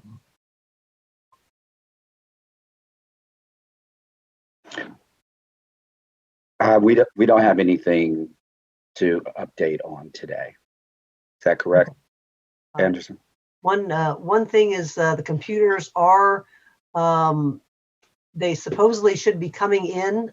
They actually have gone to the point where they've been ordered. They're like on the way, and we might actually get them before the end of the year. Maybe even sooner. Christmas Very present. good. Very good. Commissioner Ahmed. A question for the subcommittee. And I don't know if you all know at this point, but do we have recommendations on what to do with the material that we have that we will no longer use? Are we shipping it back to the office? So our old phones and then eventually this old laptop? I have, yes, we're supposed to ship our phones back. We can get reimbursed through our process to do so. I actually have shipped mine back. So I got a request to send it back. So that's how I know that's the expectation. But they, as I was told, are the property of the state of California, and therefore we need to return them, and they will dispose of them accordingly. Thank you, Commissioner Lamons. You're welcome. Director Claypool, I know that you had your hand up. One question that I wanted to ask, I note that the old phones have asset tags on them. The new phones do not. And just to check to see how those are being tracked. So the tags on the old phones were placed on there by the California State Auditor. And so we would track those phones actually by their serial numbers, not by the asset tags. That's strictly their process. We have offered those old phones back to them, but they have said that we can go ahead and keep them. So they will, along with your computers, when you send them back in, they're typically those types of things are part of a survey process. If we don't use them, then we roll them back into the state inventory, and they go out to other state agencies at a discount so that they can continue their use until their useful life is done. And I'm sure there's don't laugh. I'm just sure there's support for the idea that their useful life was long ago. But now that's subjective. Yeah. Yes. Okay. I guess they could be used as coasters.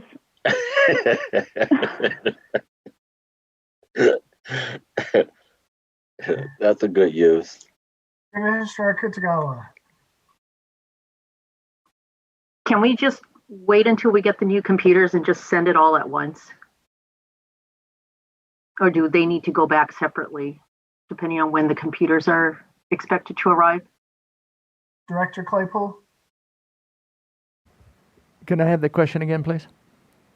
Should they come back piecemeal, or can we wait until the new computers are in and ship both back at the same time? We just wait and send everything back at the same time. We have plenty of computers here, so we don't need them for that purpose. And we won't survey any of this material until we're completely done with our efforts. We'll hang on to everything in case we need spare parts. Very good. Commissioner Kitagawa. And I apologize, I wasn't quick enough with the cybersecurity report. It moved too fast, but I was looking for a note.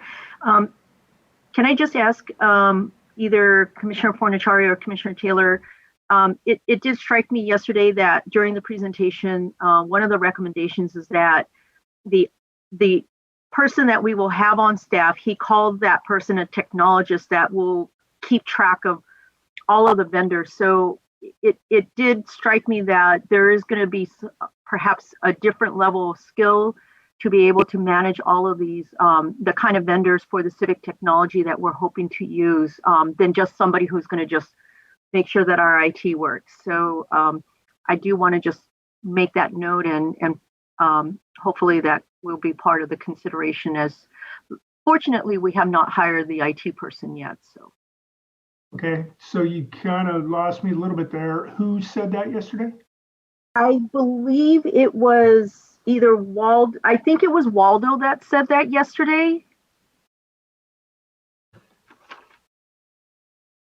Okay.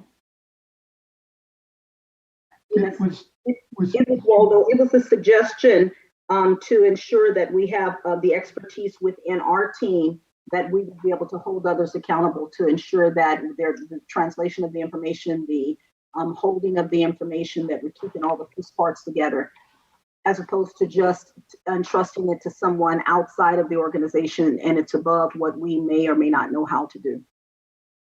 So I get the impression that he was thinking of a person who was going to be, kind of our in-house data management person. And I was thinking that was a different person than our IT person. But that's not the impression you all got. No, Neil, I think it is different than our IT person. This is a technologist specifically for the data management piece. Okay. Chair, this is Commissioner. Go ahead. So I remember hearing that part, and I took notes. And I think when Neil and I, Raul, and Dan get together, I'll be able to advocate or bring that into the conversation. So Commissioner Kutagawa, I heard that as well, and I think I can discuss it with the subcommittee. Great, thank you. Excellent. Okay. The final subcommittee would be the Lessons Learned subcommittee. Commissioner Ahmed, do you have anything to share at this point? No, I do not. I am keeping a running Google Doc, so it'll be readily available at the end of our major work, and we will have some fun meetings at the end to figure out what to do with all of the lessons that we've learned. Good. Director Claypool, if I could ask you for the the email address of contact in the auditor's office so that Commissioner Ahmed and I can link up with their lessons learned work on the selection process. Certainly, I'll send that over. I'll make a note right now, and you'll have it within the hour. Thank you very much. Okay, with that, we have concluded the subcommittee updates, and I would now like to invite the Commissioner Kennedy. Yes, Commissioner. Sorry. I need to go back to 9C real quick. Sorry, okay. My apologies. Just briefly, there was a request to look into some agenda management software that we could, display a nice video and it's indexed to the agenda, and we've got the agenda with links in it and all that stuff. So I had I volunteered to take a look at that,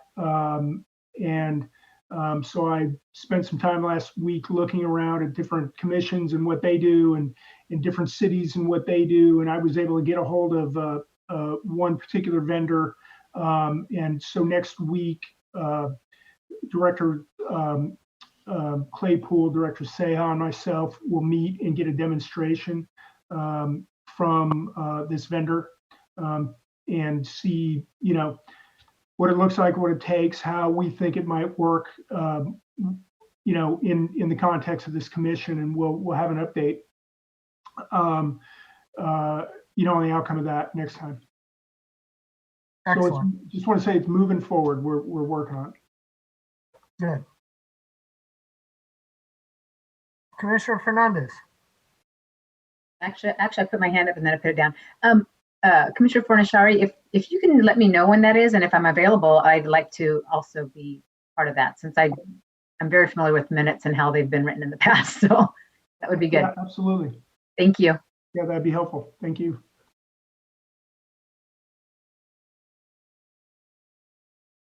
Okay, then I would invite the data management subcommittee to take us through their draft document and we can discuss that.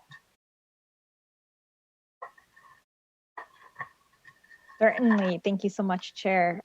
So our draft scope of work language is posted online under the meeting handouts for this particular meeting, and we are looking at 9I, Data Management SOW. So just a brief background on how this document came to be in its current version.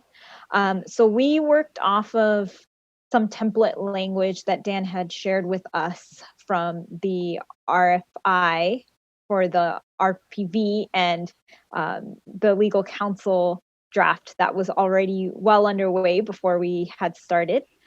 So some of the language is boilerplate in terms of just the introduction of the CRC. We added in, because the data management aspect may be an individual, it may be an organization or a firm or multiple firms.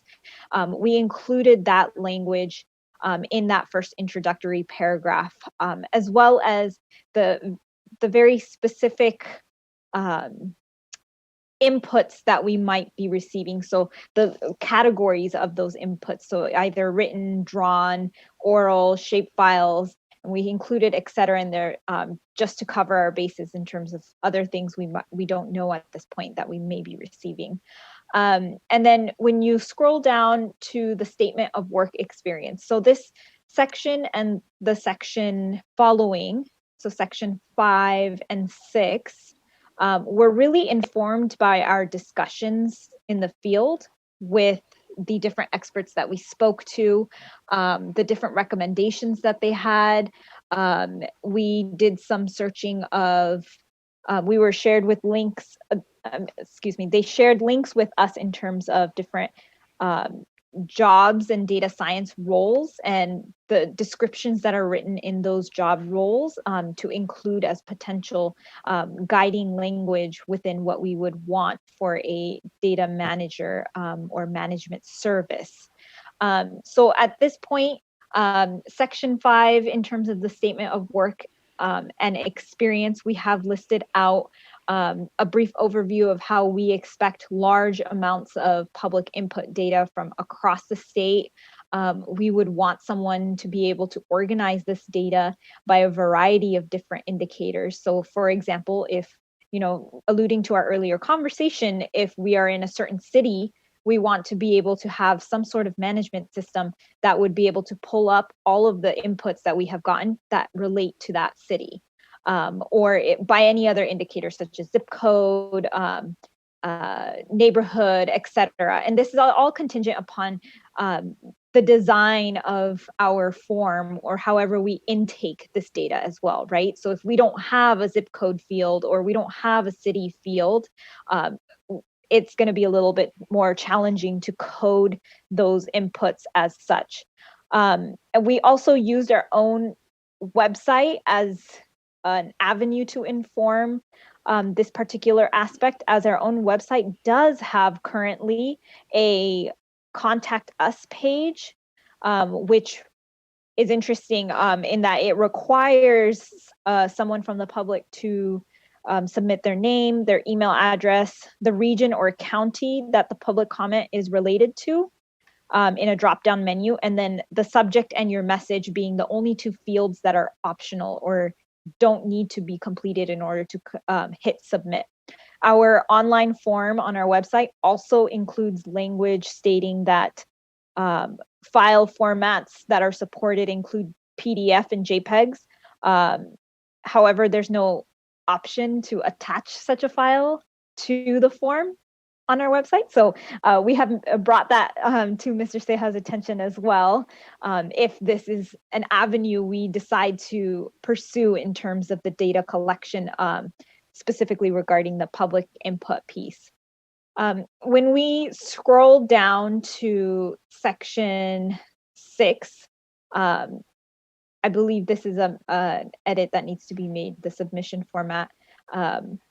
but the following language in that section highlights the different areas that we would want our future data management firm or organization or individual, the different experiences that they should have, and a detailed description of what they learned / did during those experiences. So we went off of the RFP for RPV and then council as well, litigation counsel as well, but we decreased our number to describing 5 to 8 of the most recent data management projects.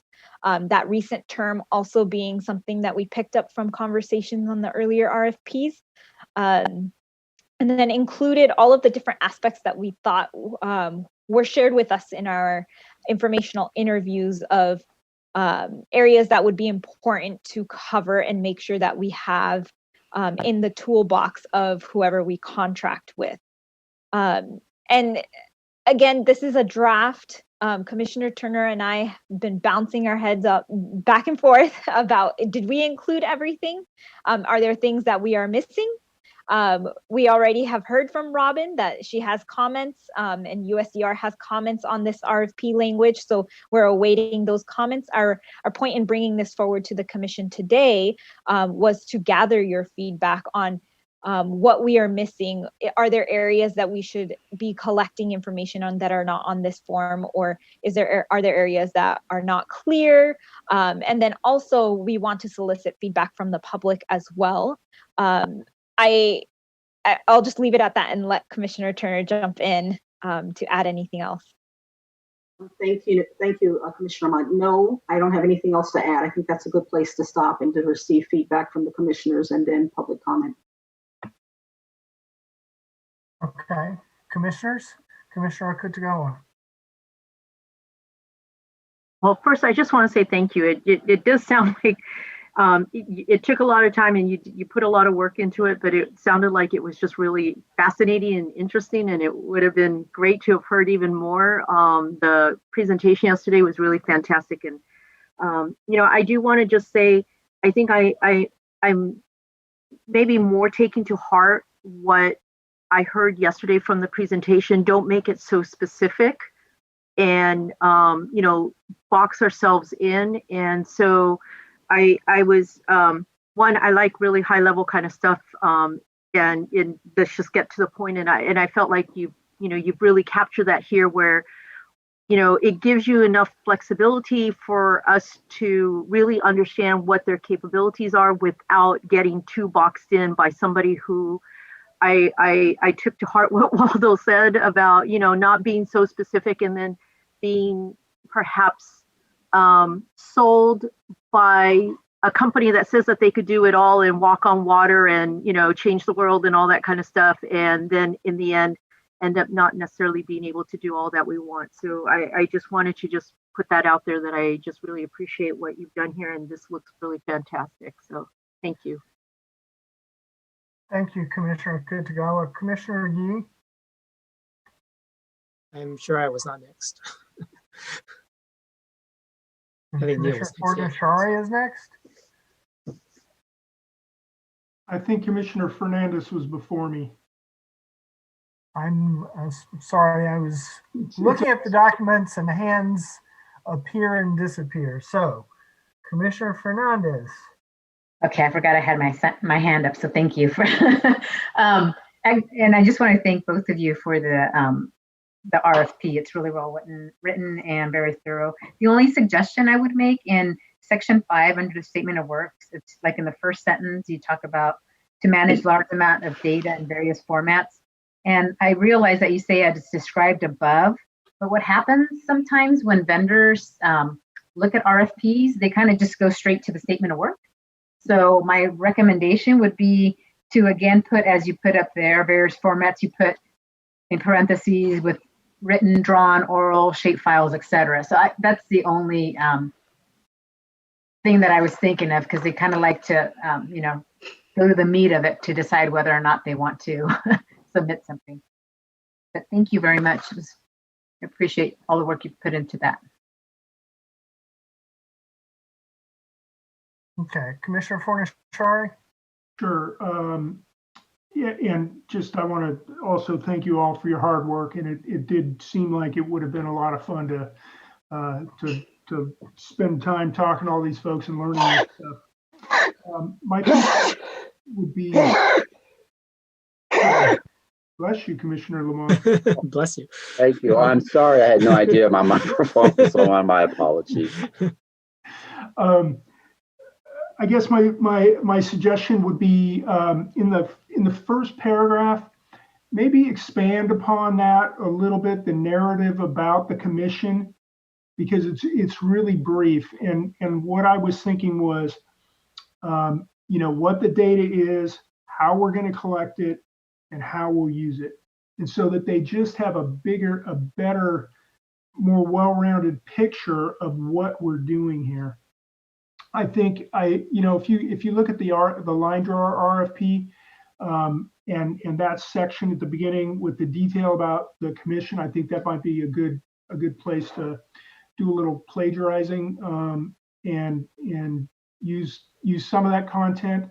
But I would just suggest also just focus on the data and those three aspects of it. But thank you all very much for your hard work. Thank you, Commissioner Fornashari. Commissioner Yee. Thank you. Yes, thank you to the subcommittee, especially since this is one of those pieces that's new, right? This is a piece we're adding from last time, and so plowing new ground and doing a great job of it. Thank you. Two comments. One is language access, right? So the whole long discussion we had, where does the translation happen, and is the data management contractor responsible for it, or do we provide it? So need to address that one way or another here. The other comment is, I guess if I were bidding on this, I'm trying to think, okay, so I'm responsible to organize this data that comes in over an 8-month, 9-month period. There's interim reports and a final report. I'm not, in terms of how much work that ends up being, it's not quite clear how many cycles, kind of I'm responsible for, which would really affect my sense of how much to bid, So I know we can't get that specific, but I'm wondering how we can help a bidder get a better sense of, okay, how many deliverables do I have?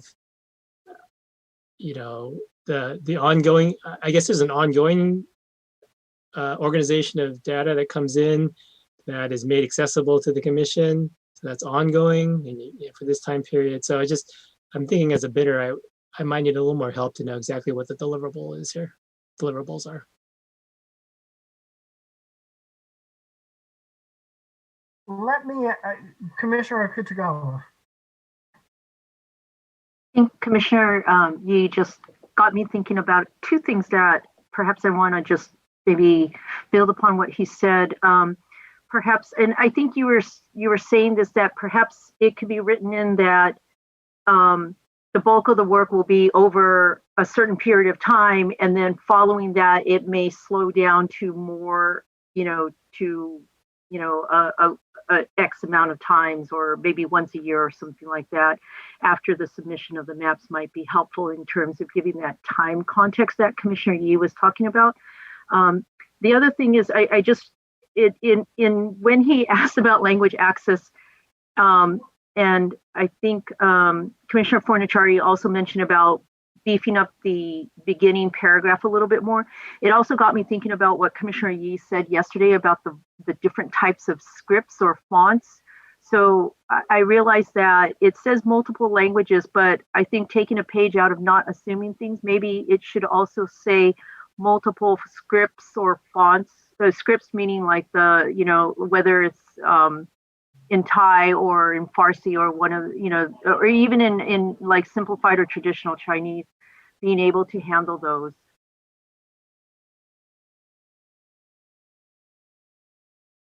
Very good. Commissioner Sadwani.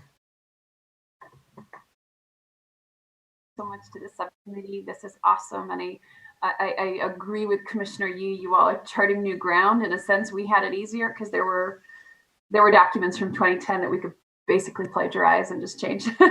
So well done. I have two questions. One is more procedural about this RFP, and then one is more big picture. So procedurally, I would just ask, is this a direct RFP or a secondary RFP? And this might be a Dan or Raul question for clarification. My understanding is that with the secondary RFP, the cost doesn't matter as much. It's one factor amongst many in your selection process, and therefore a selection process has to be included. Whereas an RFP, I believe, goes to the lowest bidder unless it's a closed bid. Someone can correct me if I'm wrong. So I would just put that out there as something to consider kind of procedurally. The second piece, however, I guess maybe as clarification, did I hear correctly yesterday that the group that I think was Robin, is it USDR, had that presented that's a project of Georgetown? Did they say that they do this for free? And I'm wondering if y'all had thought at all about maybe just making a recommendation of, rather than going through an RFP process, if we just contract with them directly. I have no idea what that looks like. I don't know if they're the vendor we want to use. But if they were, it could certainly save us a whole lot of time and answer some of those questions we had earlier about, if we go out pre-census, how do we do it? Who's going to help manage all of this data? If we could just get them on board January 1 and they're helping to build some of this. And I don't know if that's a realistic solution, but I was just curious if that was had been considered at all. Commissioner Ahmed? Just to respond to those questions, the first one, yes, is a Dan question to help us understand that a little better. The second one, in terms of U.S. digital response, yes, they are free, and they're not out of Georgetown. They're a independent organization born out of COVID-19 response and the need that governments have had to have. And in our conversations with them, since we're not directly COVID-19 response, they have shared that USDR has kind of shifted into responding to secondary things that have come out of COVID. And this being one of them, the fact that we have to be now taking public comment in probably all virtual format because of COVID-19. Dan, myself, and Commissioner Turner, we do need to huddle to figure out exactly your question. If an RFP is, the best route, if we potentially like the work of USDR, and what that translation looks like between an RFP language and an MOU, and if what that process looks like, because I am unfamiliar with what that process looks like. Okay. So I have Commissioner Fernandez, and then we'll go to Director Claypool, and then I have one question. Commissioner Sadowani triggered something that, so Waldo yesterday, he did offer up from USDR, he did offer up that he was willing to review the RFP, the draft RFP language. So I'm not sure if that's also something that we can look into. And he probably asked a lot of questions, and all the detail could probably be added to it as well. Thank you, Commissioner Fernandez. We're in the process of scheduling that meeting. Director Claypool? So, Commissioner Sadowani, you're exactly right. The RFP2 is qualitative, but there's always the component that we want the lowest possible price. Whereas an RFP is always the lowest responsible bidder. And so this commission is opting to use the RFP2 to make sure that we have that qualitative touch to it. A thing that goes with both of them, it used to be that the RFP2 was most closely associated with having interviews, where you could interview the people who were bidding, but you can actually do that with either one. All you have to do is say, there'll be an interview involved with it. So regardless of which one you use. The one thing I would say about the individuals who were speaking yesterday, it will be very important to clarify that whereas their services are free, if there's some component that needs to be procured, data storage or anything else, I'm fairly certain that they're going to require us to pay for that. And so depending on what that cost is, will depend on how we can take care of it. I thought that was a great presentation and has a lot of, it gave me hope that we could go back to being somewhat within our budget because that's one of the big contract costs. But let's make sure as we're talking to them what they're going to require us to pay for, because it just rightfully we should pay for whatever is necessary to make this work. Commissioner Fornashari?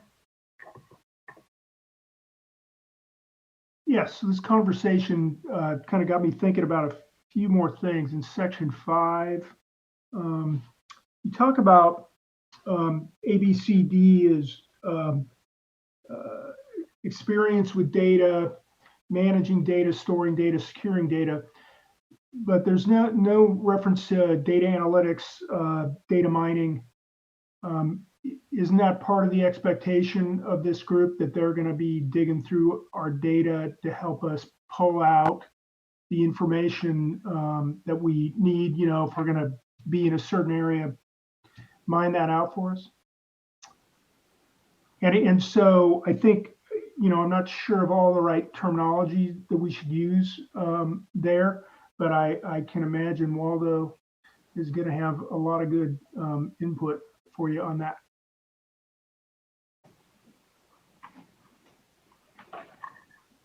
Thank you, Commissioner Fornashari.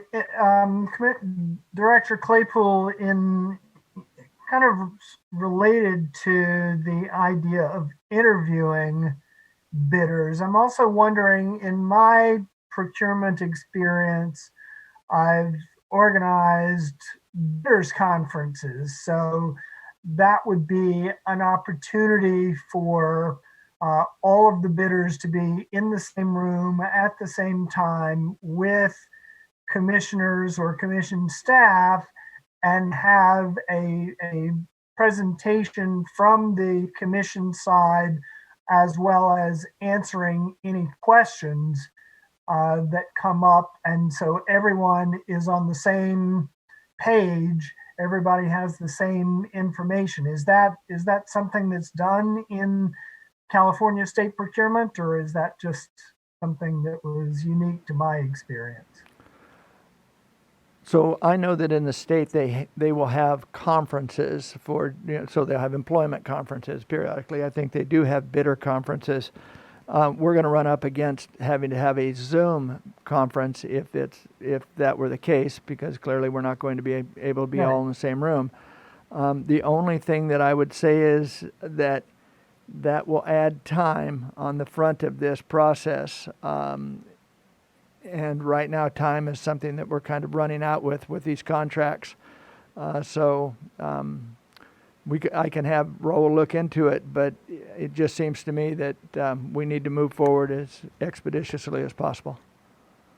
Okay, and on that, I'll take the opportunity again to ask you if at this point you're able to give us an idea of what the impact of waiting until the next meeting to approve this might be.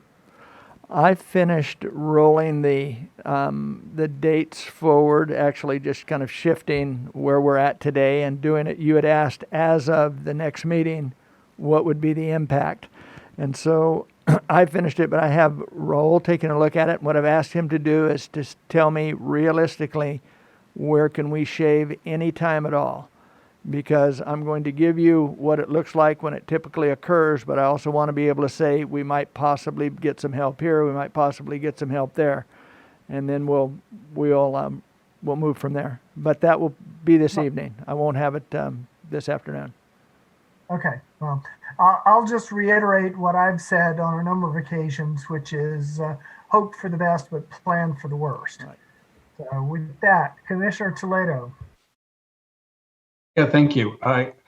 I've just been thinking about so the vendor the group that spoke to us and offered their services for free, and while I think that's great, I think that's awesome, I'm also thinking about the budget for the next commission, not our commission, but the next one, since their budget is going to be based on our expenditures, and so by it's just something to think about by potentially using free services. Are we potentially in the future shortchanging the next commission and not actually having the expense of this very important line item in our budget for the next commission? So just something to think about. I'm sure there'll be other expenses that we will be able to incorporate, but it's just something to think about in terms of the next commission and impact of the next commission. Very good. Commissioner Sinai?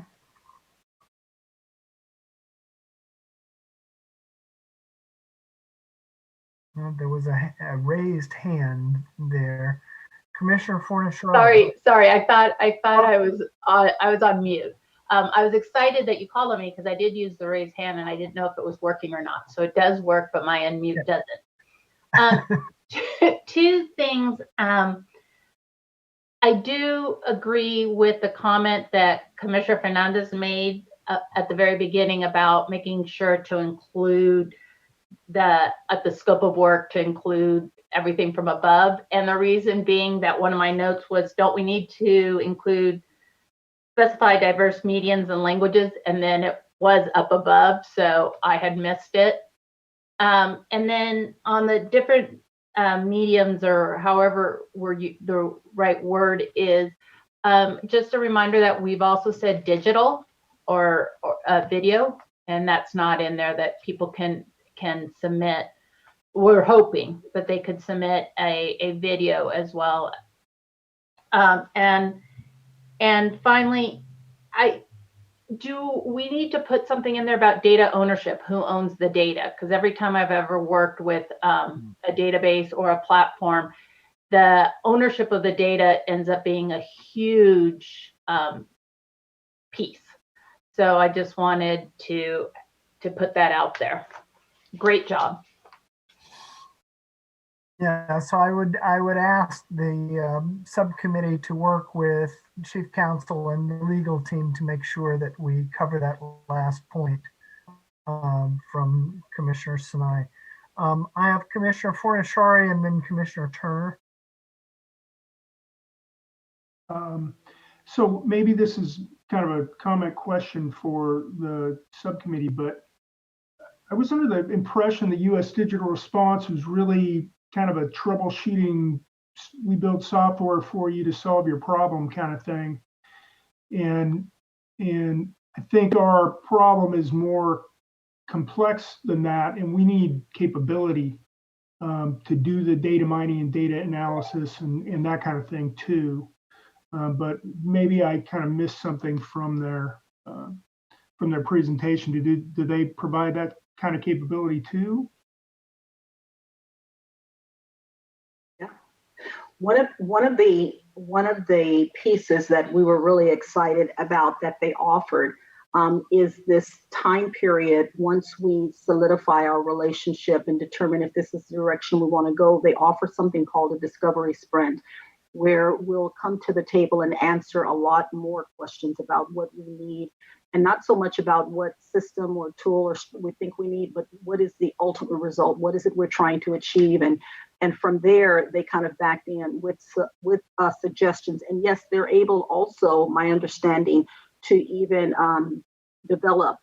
They have people waiting to develop things that may be needed as well. So I have taken a note as far as, because we did talk about data storage, as far as what happens with the cost of some of those things. But I wanted to just note that once we meet with Robin and her team, either later this week or next week, when we get that solidified, we'll probably be answering more questions to get more specifics from them.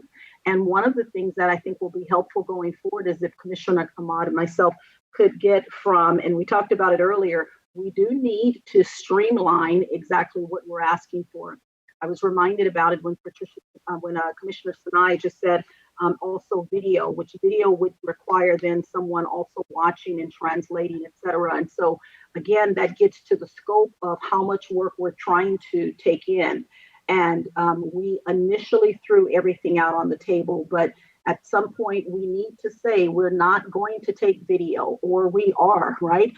but we need to start defining where the parameters are of the information so that when we have the meeting, we can say it with surety and confidence after having come to decision here, after hearing from public comments, these are the ways that we're going to receive information. And I say that because we threw all of it out and they hear all of it, but now they're like, yeah, you can have anything. You know, how big is your budget? What do you want to pay? How many people do you want to bring in? But so this commission, we have to decide that. Are we going to keep saying everything, or can we now say the recommendation? I heard over and over and over structured information, structured. And there may be a couple of allowances we want to make for something different, but then that should be the exception. It should be one or two additional things, and we need to determine what that will need to look like. And then when we have conversations, they can be more concrete about, oh no, we can take that all the way through. We can do all of that for you. Even with the, thank you, the language access that we talked about, a few of the different people that we had discussions with talked about that. And they were like, some of them weighed heavily on the side of, no, you'll need to provide your own translation, right? Whether or not the system, the tools that is created, whether or not it can read it, you know, we need to have someone there translating. And so again, just decisions we need to make so that we can concretize this is the direction we're going in, and then we'll be able to speak with clarity when we go back to USDR, wherever it is we're going to go. I will, I've got a couple of commissioners in the queue, but I just want to call everyone's attention to the how we engage page of USDR's presentation. So the second element is advice, but the first element says staffing, and underneath staffing it says double the size of your team. So Commissioner Fornashari, that I think speaks to your question, and that, you know, we may actually be able to double our IT team if we need to, if we're interested and they're amenable. Commissioner Sinai and then Commissioner Yee. Thank you, Commissioner Turner. I was hesitant to even bring up video because of the conversation we had this morning, but I was like, well, if they have everything already in there, let's make sure we don't miss this last piece. And I think what may be helpful for us, because I didn't know if we put everything and then we wait to see what they say, but I hear what you're saying is they'll tell us they can do everything, so we need to make that decision. So what I suggest is, could you make a recommendation right now so that we can make that decision today, so that becomes a little easier for you all, because I know those questions that are out in the ether are stressful, because those are critical components. And then on using, I would recommend that we post the RFP, and if the group from yesterday wants to respond to part of it or all of it, because we said it might be multiple firms take on different pieces. I'm always hesitant to do anything this big with just one entity that's free, because that leaves you really vulnerable in case something happens, because they're doing it as volunteers. And so I would recommend, as they said, we can double your staff. So that means you already have staff that can do some of this. And so we just need to make sure that we're not leaving ourselves vulnerable, because we can't back out of, we don't have that time and space to correct an error. So anyway, I really would love to hear your recommendations on how we should be accepting data. I did send out an email to the Dolores Huerta Foundation to ask them about the form that they used, and how did they translate that form, meaning how did they take it from a Word doc, from handwritten notes to actual GIS files, or what they did. I haven't heard back, but I did put that question out there to them since it came up this morning. Okay, Commissioner Yee. Yes, thank you. I just wanted to I wanted to echo Commissioner Fornashari's comment. My impression from digital response is, yeah, they focus on providing, a tool to use. So for instance, if we had not had the COI tool and thought, we should have a tool like this, it would be great for helping develop something like that. Not providing the staffing to manage the data that comes out of such a tool, that's a whole different kind of ball of wax. They might advise about that and so forth, but I wouldn't expect them to, and as volunteers, I wouldn't want them to actually be responsible for that level of ongoing work. So yeah, that was my impression as well. I mean, I would love to be proved wrong, but for free. but that was my impression as well. And Commissioner Turner's comments, yeah, I think we need to focus on, as we were advised yesterday, focus on the 90% of data that's going to come in through the usual channels, the usual languages, and so forth. Be open to the exceptions, but don't spend half our time trying to provide for them, because we can probably handle them just fine as exceptions. So. Very good. Thank you, Commissioner Yee. Director Claypool? I was did two things. I was going to say pretty much the same thing as Commissioner Yee, that yesterday they talked about 80% of your stuff's going to come in and you're going to be able to use it, and you're going to have that 20% exceptions. We are undoubtedly going to have some type of student assistant response to those things that we have to handle manually. I don't know if it's a student assistant or an intern or however we would do it, but I just anticipate that we're going to have things that are going to have to be manually handled and input into the system in a way so that it can be used if we're going to try to get all of our material into that system. The second thing, we can do this, after we send this RFP out, you can continue to explore all these options with this group. We don't have to accept any bidder. If we get 20 bidders for this contract and you've put together something that's viable and feasible, then we can just say we're going a different route. So we need to get this out and rolling because it's our main vehicle, but it doesn't mean that we have to stop exploring. Okay, Commissioner Turner and then Commissioner Ahmed. Yes, Commissioner, I was going to move forward with our recommendation. Do you want to say something before that, Commissioner Ahmed? Just, I guess, precursor to the recommendation and why we've come up with that. I recall with our conversation with Stu, he asked us very explicitly, so if someone ties a napkin to a rock and throws it through the window, is that a data piece that you will be accepting? And it was an extreme example, right? But the idea remains as to what are our parameters of what we can actually make sense of, and it's whatever we decide, and then whatever those parameters are, our majority of comments should be funneled through that manner. And to Commissioner Yee's point and what was shared with us yesterday, the remaining theoretically could be handled even manually. We can go old school, like back in the 90s or something like that, where you would have to, look through manually public comments. I don't know if that's old school, but you get what I'm saying. Commissioner Turner, to our recommendations. Thank you. So what as a subcommittee, what we would recommend is using the COI tool that's being developed, using our website, which Director Seha, we know for sure would need to be updated to reflect, the current, I guess, incompatibilities that we've already talked about.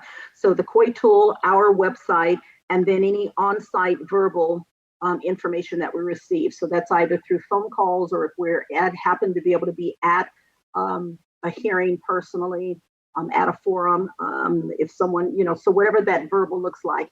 And we are saying those three different ways, and that it would be the COI tool, website, or some sort of verbal phone call or in one of our sessions is what our recommendation would be. And to add to that, anything that comes in beyond that, it's not saying that we don't want it. We certainly do want it, but a majority of our services should be able to handle these different platforms so that we can focus our attention onto those different avenues that might come in a handwritten letter or a drawn picture, and we would have more resources to allocate towards that, if that makes sense. Yeah, with that, the other piece that rings in my mind is about the equity of information as far as the attention that it gets.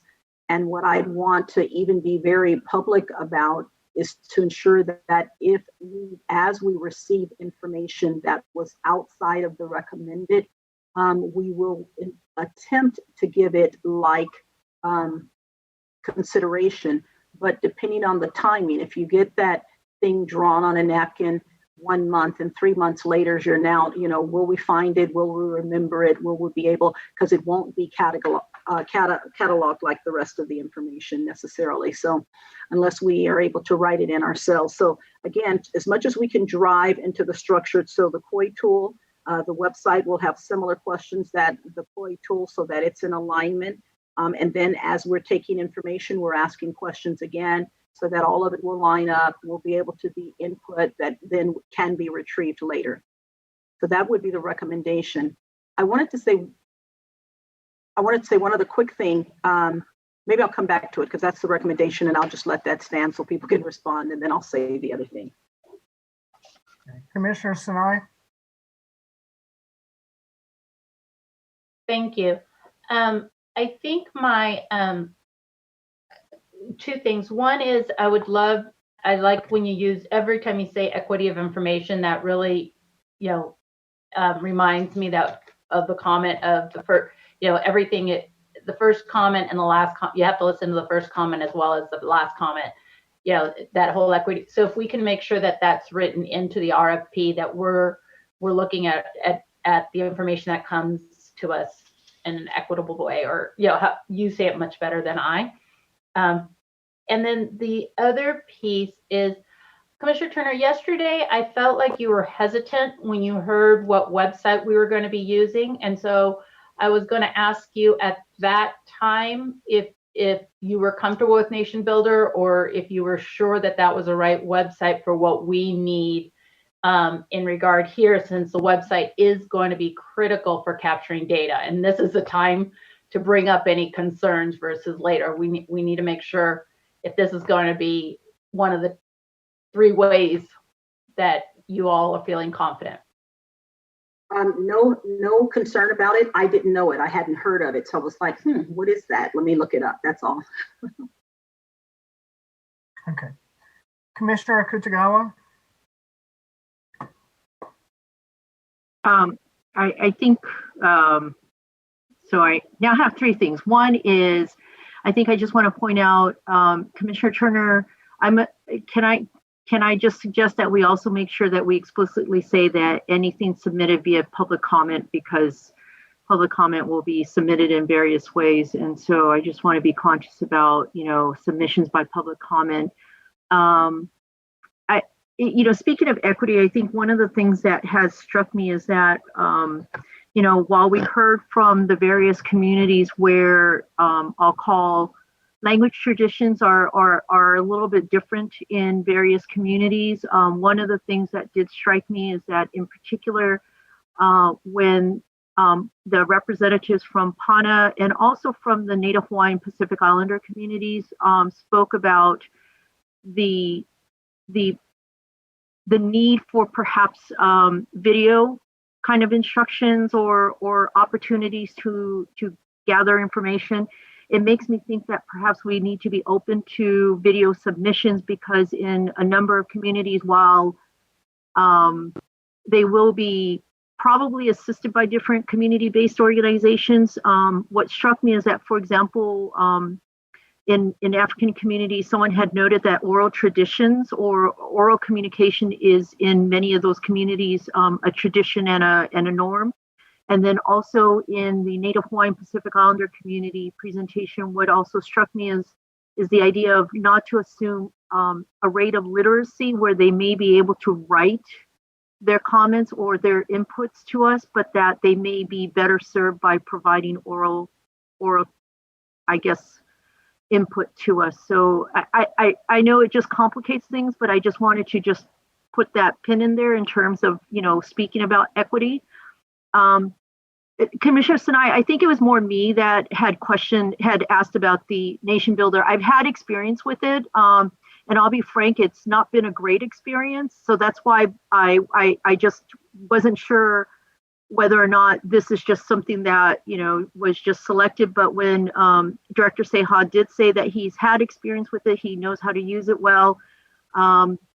I thought, okay, as long as he knows how to use it and knows some of its both limitations and its benefits, then I didn't think it was worth pushing it any further. But we did used to use it at my organization, and we moved away from it. It was just very not so easy to use. The website part was limiting for us, and so we did move away from it, and we're now with Salesforce. So but the one thing is Salesforce does not have a website integration, which was one of the reasons why we had originally went with Nation Builder. So I don't know if that helps answer your question.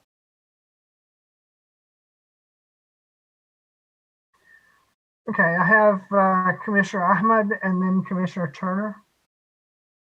Thank you, Chair. I was just wondering, Commissioner Kutagawa, if I can get some clarification from you in terms of accepting the video component as input. Because from my understanding, we are accepting all forms of input.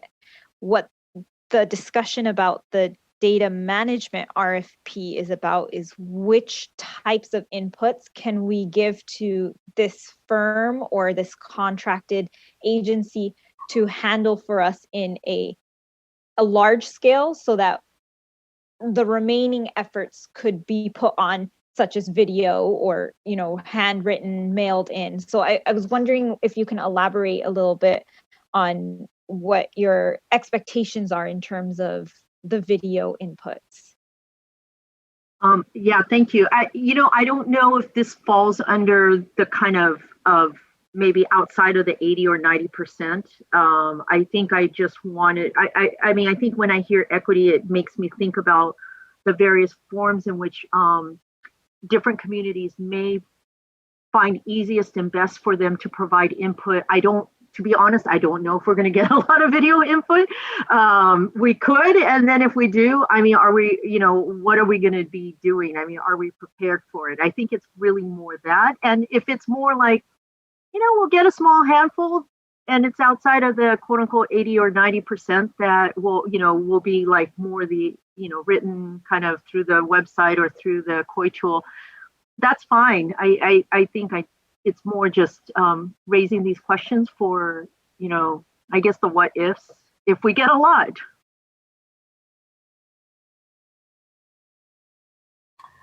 Very good. Commissioner Turner and then Commissioner Lamont. Thank you. Commissioner Kutgawa, thank you for bringing it up. One of the pieces that I was hopeful too that we would still be able to capture verbal responses.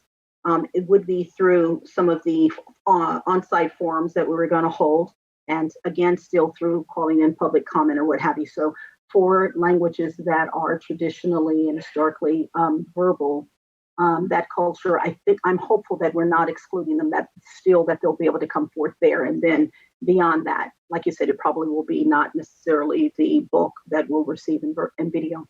The other piece that I wanted to name was, and I forget who, so forgive me, a little bit ago we were talking, someone was saying about this particular project work, the bulk of it being now and then just a little bit for the other years and what have you. I'm not sure, Commissioner Ahmad, if you did or didn't, but I think as I went through the process, I was thinking in terms of having someone be able to pull it together in all the ways that we've talked about, whatever we land on, the storage of the material so that it is available for us to draw the lines. But I, in my mind, was not necessarily thinking about retaining or having someone after that time period still. So I just wanted to name that in case there is a reason that we should do that, because I didn't personally talk about it, and if it was talked about, I didn't process it like that at all. Commissioner Lamont? So my comment isn't specific to the RFP. I think the RFP is great, and all the feedback given so far on that covers all the bases. I do kind of flinch every time I hear that we're taking any and all feedback. Like we say that in one breath, and then in another breath we say, well, there may be some limits. And I'm not opening up that conversation right now because I guess we'll get to it. But at some point, there are probably going to be some fine. So this is the caution, I guess I would say. I think we should be making that determination on usable information, because there's nothing worse to me than to create the impression that I'm going to be, if I'm going to take my time to give you my feedback in a format that you ultimately can't process, you've basically lied to me. And so I think we're really going out on a limb to suggest that we're going to really be able to take it any way somebody gives it to us, and we're going to do something with it. So it's one thing to say, yeah, we'll accept it any way you give it to us. But I think we do ourselves a disservice to tell the community we're going to accept it anyway if we can't make use of it, because we're just collecting it, basically. So I just want us to caution that. I think with the RFP, it's about finding a firm that can do the broadest, or so people can come from whatever angle. So that's why I say this comment is not specific to the RFP at all, and not an attempt to affect the RFP's progress. But just from a philosophical position, at some point, maybe when we start talking about even outreach, because how we do our outreach is going to have a lot to do with how we need to communicate with people and how we expect them to communicate back. So there's going to be some narrowing of this broadest every possibility approach, at least in my mind. It has to be respectful, truly respectful.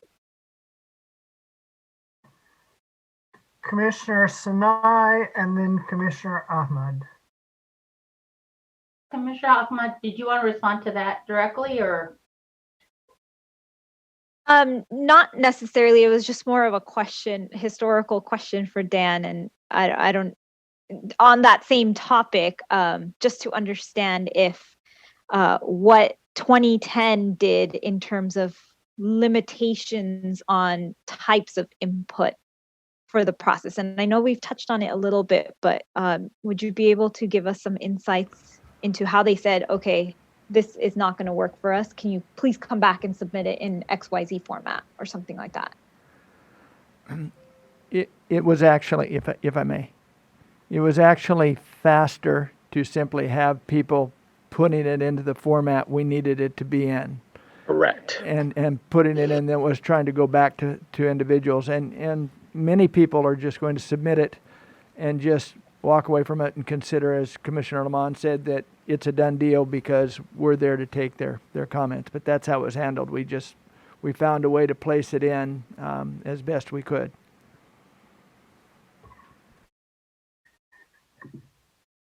Okay, so Commissioner Ahmad, that was what you had. Commissioner Sinai?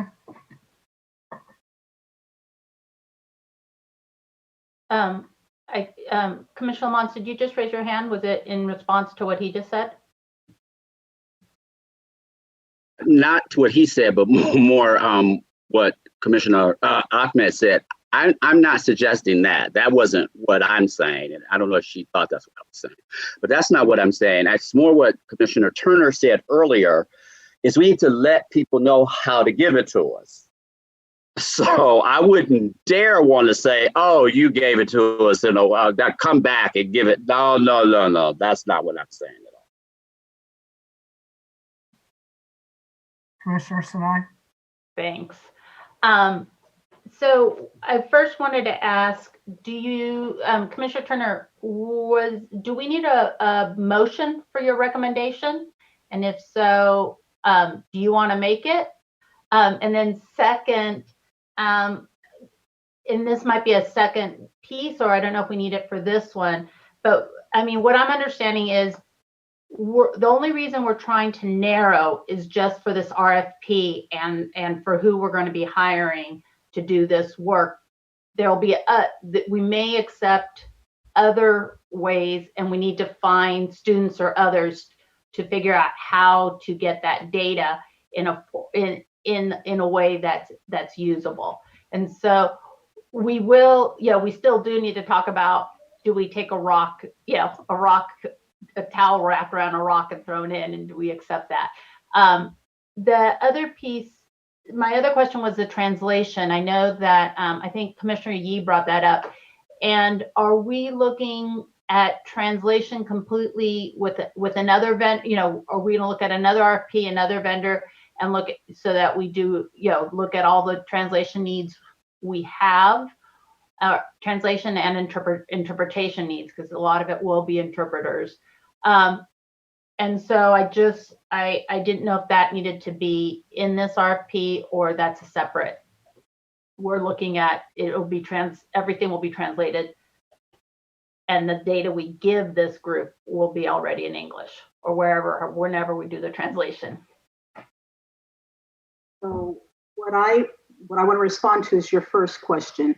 So in addition to what we'd like to be clear on for this RFP 2 that we're submitting, is that I think it's important that the public also knows now what we're going to accept, so that they are also gearing up their community for, this is the expectation. This is what this has to be established now, right? So the recommendation, and yes, I would think that it would need to be a motion and voted on so that we're really clear, is that we're using the prepared COI tool the COI tool that's being prepared. We're utilizing our website, which will be updated, which means people will be able to write in on whatever the updated website is. If there will be an opportunity for people to submit there, and that will also force a structure, and it will force a type that we can pull from later. I'm saying we will utilize as a third piece the on-site, the forums that we're going out to. Why? Because by then we will also have presumably a line drawer or some temporary person that will also be able to structure the information and capture it. And via public comment. Public comment now is submitted either verbally out loud. Again, we'll be able to capture it, put it into a structured format right away, or it will be sent in. And if it's sent in according to the website, it still will then need to be within a structured format. So this is what I'm saying that we need for the RFP. We need for clarity for this commission, for the public that's listening. Now, period, pause. Should someone send something else in, I would want it to be real clear that there is then an opportunity. We won't mail it back to them, but there's an opportunity that it will not have the same level of remembrance, I would say, because now we're relying on muscle memory. We receive something in a format that we can't retrieve from, we can't track, etc. If it was memorable enough, maybe I'll remember it one day and say, and we will try to do all of that, but that is not the guarantee. And I would want to be real clear with the public so that they're not taking their time to create some collage of something or other that they wanted to send in. And then we get it and we didn't do anything with it. And I like what Lamont said, so that we're not having people waste their time, because theoretically we'd want to say, well, we can hold it, and if we have enough time, we'll go ahead and input it into the structured format and weigh it in later. What if we don't have enough time? What if we run out? What if it's sat on the side somewhere and we lose it? 2010 Commission as well had lots of information that they did not get an opportunity to utilize in the intended format. We can stop that now. We can say this is what we'd like. And unless there are other compelling factors to do something different, I think we should just land on these 4 now, because even from a video standpoint, I think that from a public comment perspective, send the video through public comment or at a time of public comment and says, you know what, here, yes, like we share screens because we're in this COVID time, it can still be presented there. I just think we need to force it into the structure so that we will have integrity of output on the other end. As far as the language piece, Commissioner Ahmad, you want to try that one? No. Yeah. The language piece, I think, is is going to be as it was introduced in our conversations earlier, it's going to be a little bit more complicated. To be quite frank, I don't think I was thinking of data management as translation services. And you all are right that at some point that does need to happen. It's just the question is, where do we house that? At what point do we house the translation? At the first touch of that data coming into us, or do we store it by date or by meeting and then have someone translate it after the fact? And that's a bigger question for all of us. If that's something we do want to include in the data management aspect and the RFP, that's something we should consider and include in the RFP language, but that's up for discussion with all of us.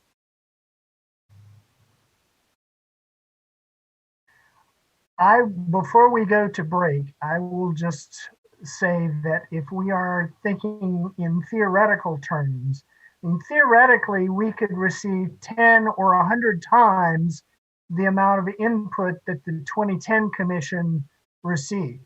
And if we are not prepared for that volume, that fire hose, I believe, is the terminology that's been used by the 2010 Commission.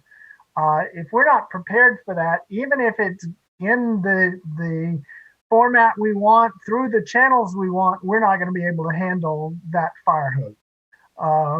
So, if we're gonna go to the point of thinking theoretically, let's go all the way and say we are going to make a good faith effort to deal with what we get, but because there are so few constraints and so many people in the state of California, the reality may be that we get input beyond what we're able to handle.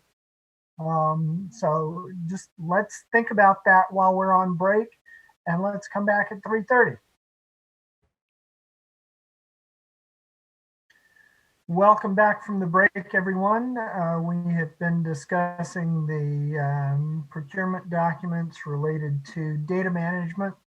I wanted to check, well, he's not in his chair. So I will go ahead and call on Commissioner Fornashari. Well, it sounds like we're, heading down the path of making a decision about how we're going to accept input. And I just want to pull that thread a little bit further. Okay. So we talked about 4 different ways of accepting input. One is through the COI tool. And I would describe that as semi-structured data. We know what to expect. We know we're going to get a GIS compatible map. We know we're going to get some text, and that text is going to nominally answer some questions. The second way that we talked about it is, and I'm going to describe it a little differently and correct me if I'm not understanding. So the second way was meetings where we take public testimony. And so I would describe that as structured too, because we can write it down in a way that we can use it and manage it and structure it. We'd have a line drawer, there, or we could input it in the COI tool in that context. So that would be semi-structured too, and we could do something with it and manage it. The third one is the website. And so in the website, I guess the vision would be that we would have questions in the website that people would answer. But that gets less structured, right? And where's, in that input context, where's the map? And if we're, and I guess that leads me to a question of, if someone's going to go to our website, why can't we direct them to the COI tool? And then the fourth one that came in is public comment. And then that gets completely unstructured. And there's, I don't know what we would do with public comment as an input. So these questions were rattling around in my head while we were on break. And so, when we make this decision, I want to make sure, like the conversation has been had, that we're going to be able to do something with the data once we get it. And if we're going to say we're going to take public comment as input, someone's got to help me figure out how we use that data. So thank you. Thank you, Commissioner Fornashari. Director Claypool, did you have your hand up before the break? No. Okay. Then I have Director Ceja and Commissioner Turner. And Commissioner Yee. Thank you so much. Commissioner Fornashari, can you tell me, you said you had 4 points you were thinking of? I got the third and fourth. I don't think I got the first and second. The first method of input is the COI tool. Yeah. The second is meetings where we take public testimony. And correct me if I'm wrong on those. I think that's correct. So my question was, or my statement or my comment was, in creating a website, and I just got some news from Nation Builder that I don't think we're going to be able to use the service, because after we conclude our services as a commission, we will no longer be able to pay the subscription to continue the website. So we have to look at a plan B or a plan C, but we'll discuss that internally with Ro and Dan.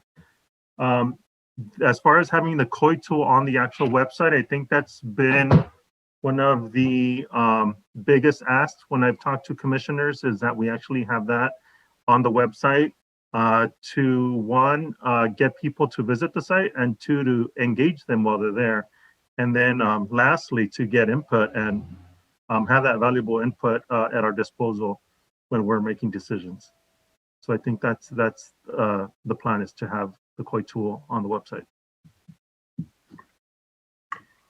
Okay, Commissioner Turner, followed by Commissioner Yee, Director Claypool, and Commissioner Lamons.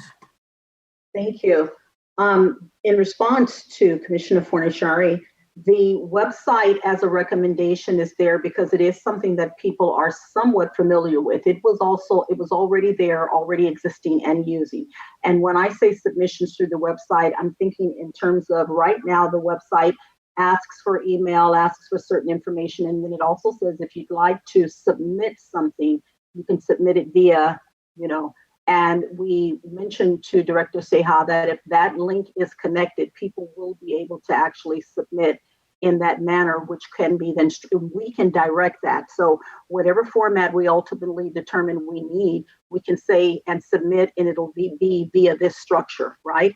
And so we can direct that. So that would be the COI tool, the website, the on-site verbal as people are talking. We would be able to input. We can do the input into the COI tool or the line drawer. And then from a public comment standpoint, when people call in for public comment, specific to drawing their community of interest and wanting to have the questions is the same. What are your, what is your community area? And so again, we're inputting that information, but it allows it, instead of a written format, for them to be able to verbalize the information, which is why it still drives, in our opinion, to that structured place, but it gives people different avenues based on what their comfort level is. Thank you, Commissioner. When we finish this conversation, I want to go back to the language piece, something that did come to my mind. Okay, but I don't want to interrupt this flow. Okay, very good. Commissioner Yee. Yeah, I think in our conversations here, we're kind of assuming that as people give us their communities of interest and stuff, that, that it's a two-dimensional shape, a shape on a map that has boundaries. But I think, some of the input is going to be, or maybe a lot of the input is going to should be places, right? It's like, in fact, I think we already got at least one public comment some weeks ago. Somebody said, my town should be here with this district and not that district, right? So it's just a point. It's a one-dimensional point. It's a name that represents a city or a town or whatever, which is easily taggable, right, as data. And our data manager should be able to certainly handle something like that. So that's I wouldn't want people to think they only could make a comment if they could draw lines for us, to represent their comment. Just places, with names are fine, right? And that would be easily handleable. Yeah. Thank you, Commissioner Yee. Director Claypool? Just to add to what Commissioner Yee said, you're going to get a lot of people who are going to say, don't divide my city. And that's going to be their sole instruction. Or last time they divided my city and they shouldn't have. So those are the types of things that are codable, but sometimes it just has to be handled by hand unless they're capable of coding it when we give it to them. That's that 20% that we're going to have to deal with. Very good. Thank you. Commissioner Lamont. I realized, I think one of the questions I asked this morning didn't get answered, and it's come back up again.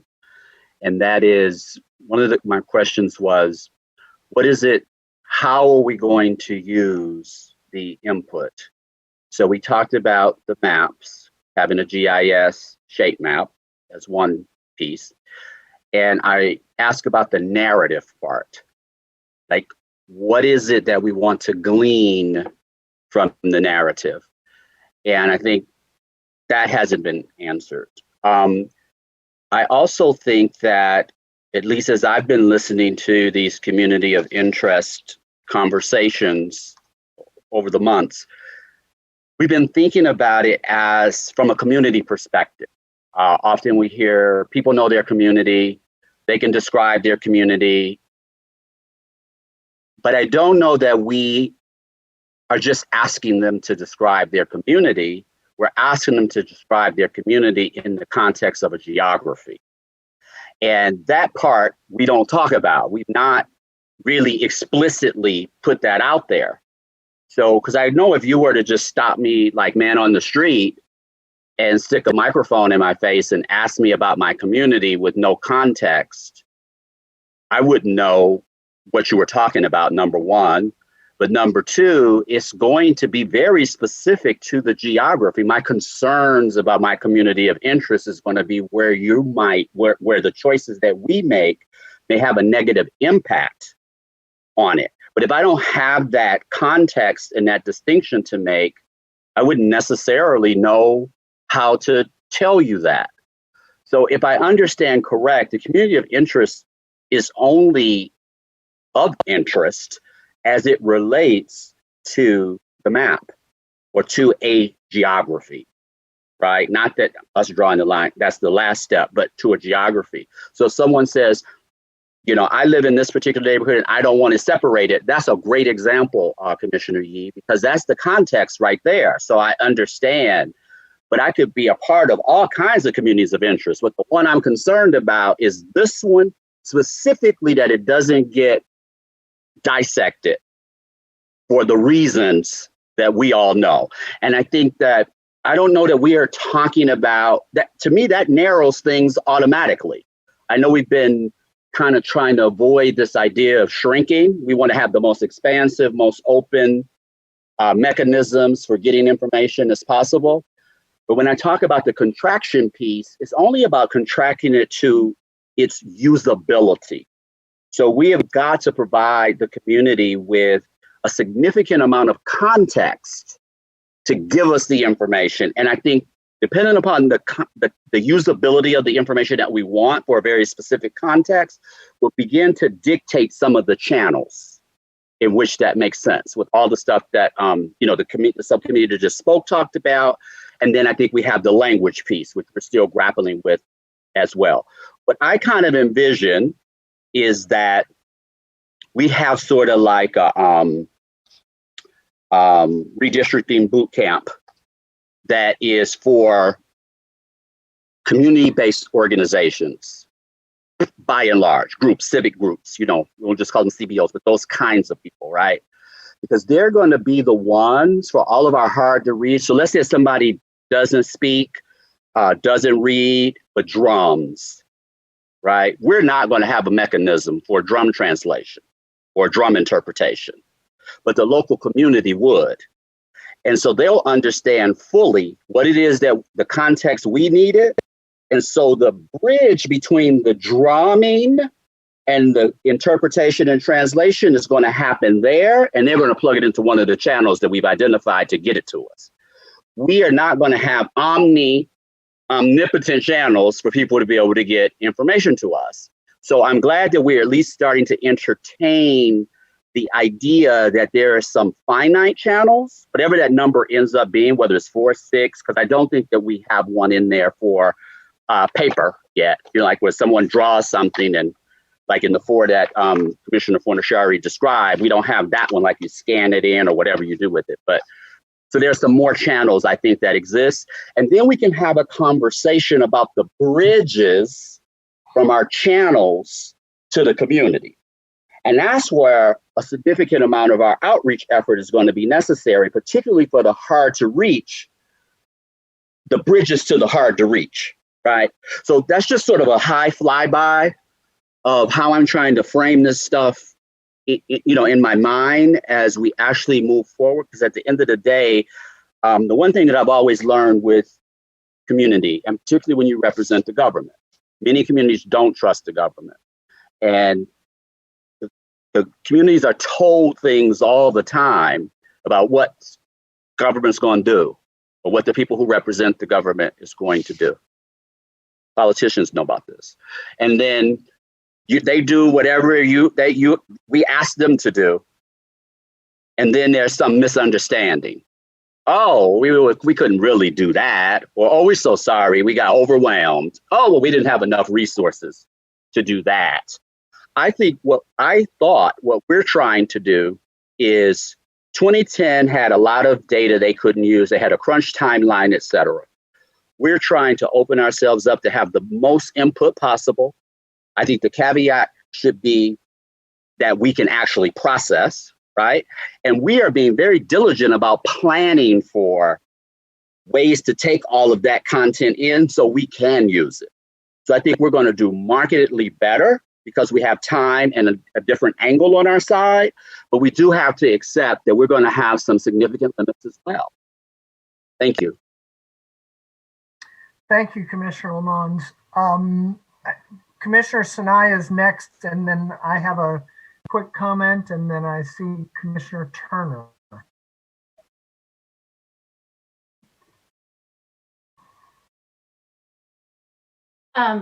Again, Commissioner Turner, are you okay with me making a motion now? Well, before I make that, I wanted to ask one question. I do feel that I think that Commissioner Lamons brought up a good point about written, but I believe written is included in the public comments. Public comments are, you know, right. They can be emailed, but they can also be mailed in, and then we PDF scan them. But I just wanted to confirm that written would be considered public comments. And then I know that you have a comment, Commissioner Turner, on language. The other piece, the thought I was having on the translation piece is maybe the language access subcommittee, since they're looking at different parts of language access, that where do we put this translation piece, translation interpretation, the recommendation could come from them as they've been thinking through that. Thank you, Commissioner Sinai.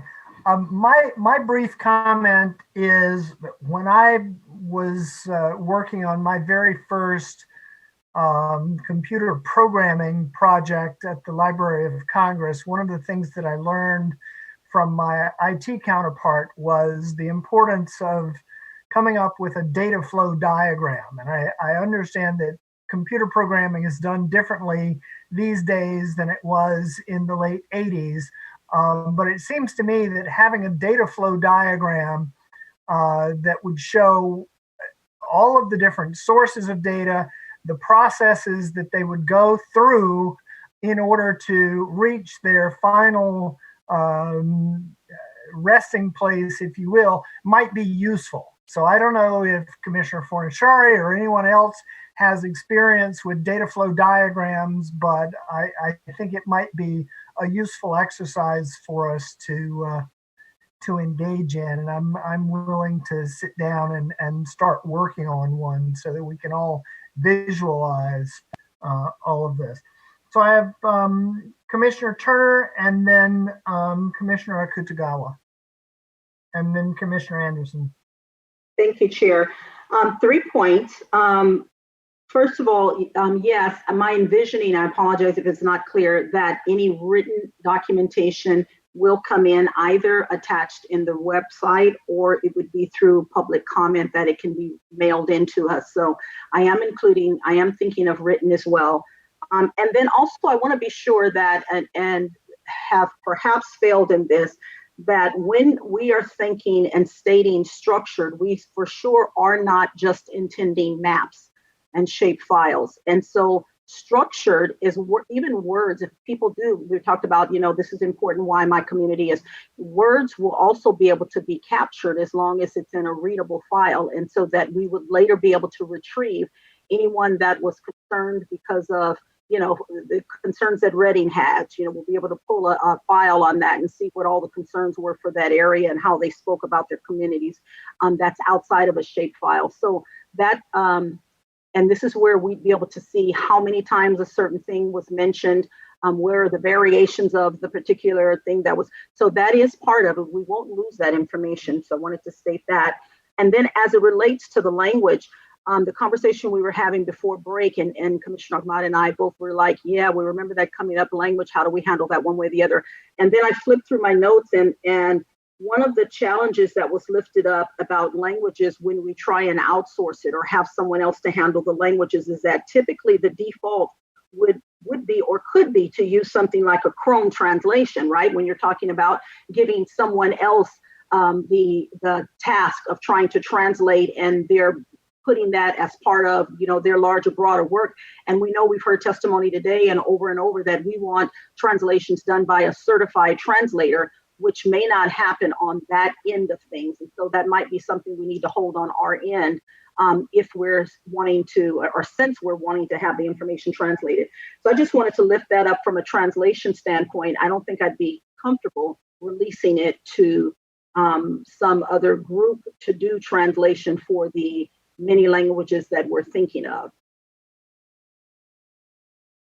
Thank you, Commissioner Turner. Commissioner Akutagawa?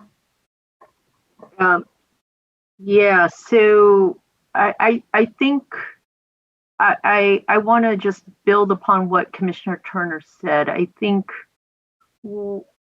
I guess the way I'm seeing it is there's, I guess you could look at it in terms of like different buckets. So there's going to be the input bucket, the COI tool being one. And I will say that I have an expectation that then output to us that then goes into our database will be outputted to us already translated, because the statewide database has already arranged for that translation. Now they may say it differently, and we may need to then negotiate that part, but that was my initial thought. Now, the other bucket is sources of input, public input, whether it's maps or other comments, things like that in various languages. Yes, I think that too will need to be translated. I think this conversation has made me think in terms of our, perhaps as we think about like the grants and how we're going to interact with the various,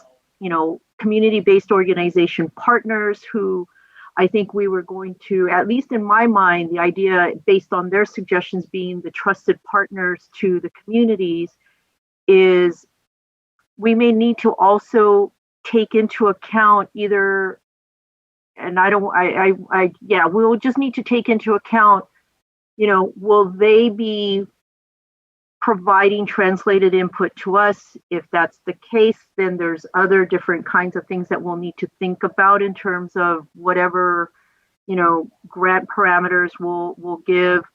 Will we just take it in whichever way? I'm kind of thinking that maybe we do need to ask, and they may already plan to do, think that this is what they would be needing to do anyways, is to consolidate the various inputs that they would get from their communities. It sounded like, or it was implied by some, that that's what they may do, is they would collect and then submit, maybe if not a single map, then maybe more consolidated maps. I don't want to assume, but that was one maybe implication that I heard, or one thing that I heard implied.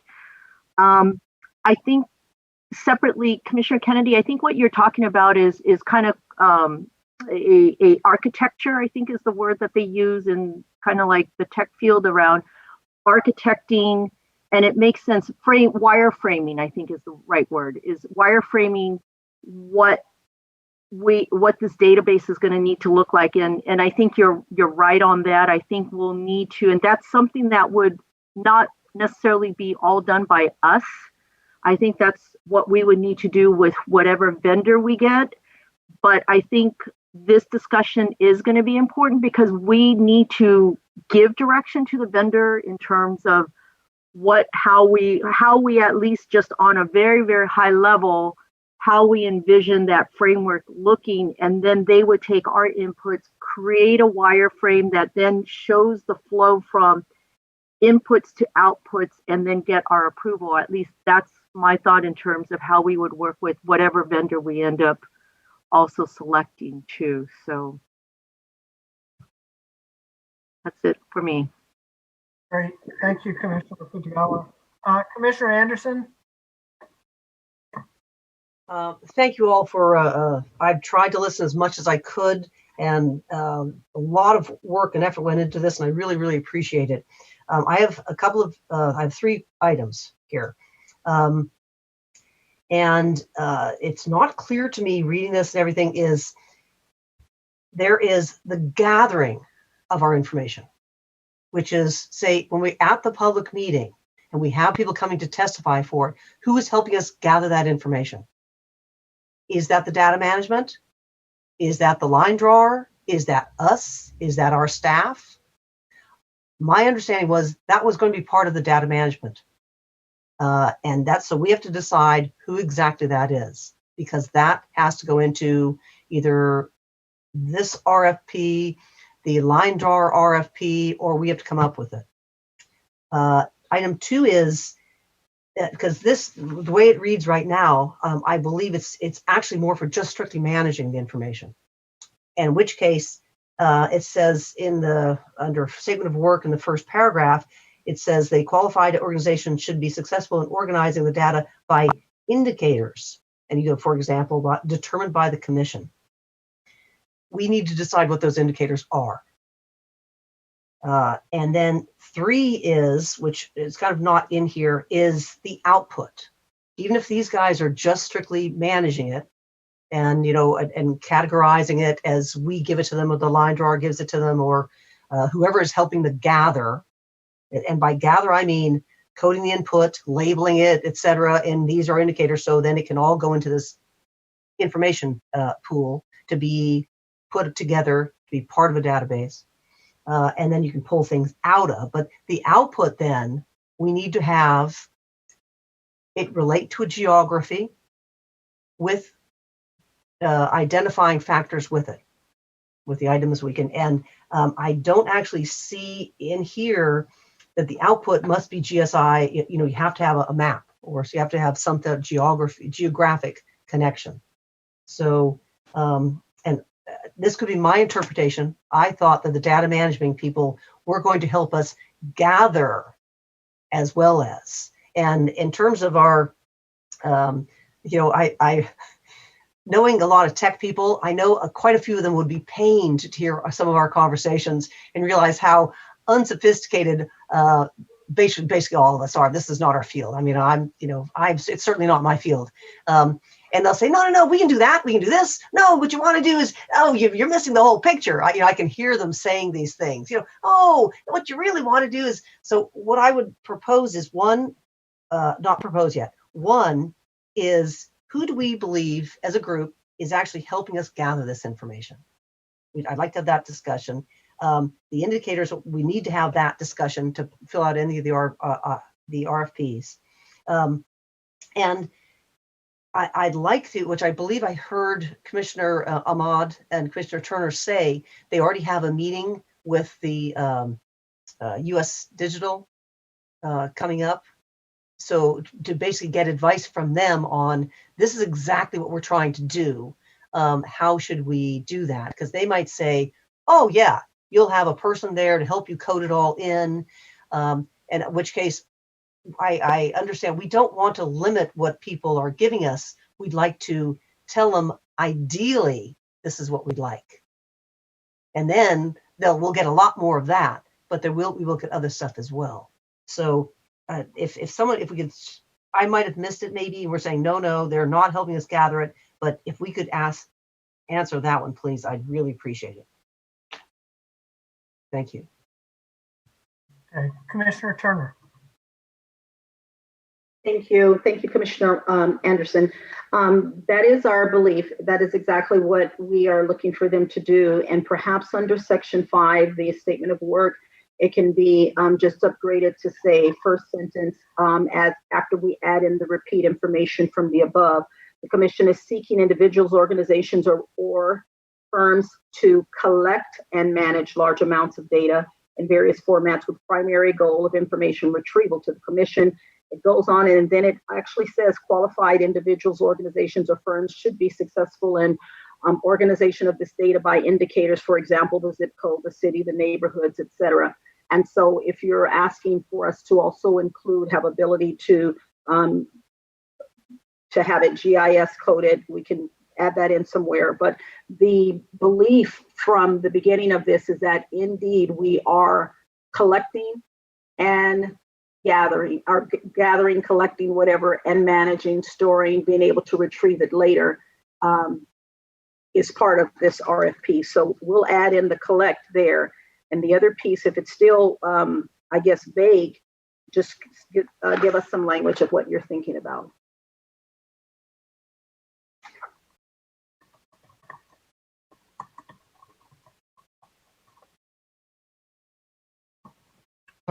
Sorry, was that Commissioner Turner? Was that so I should just give you something to add in, or?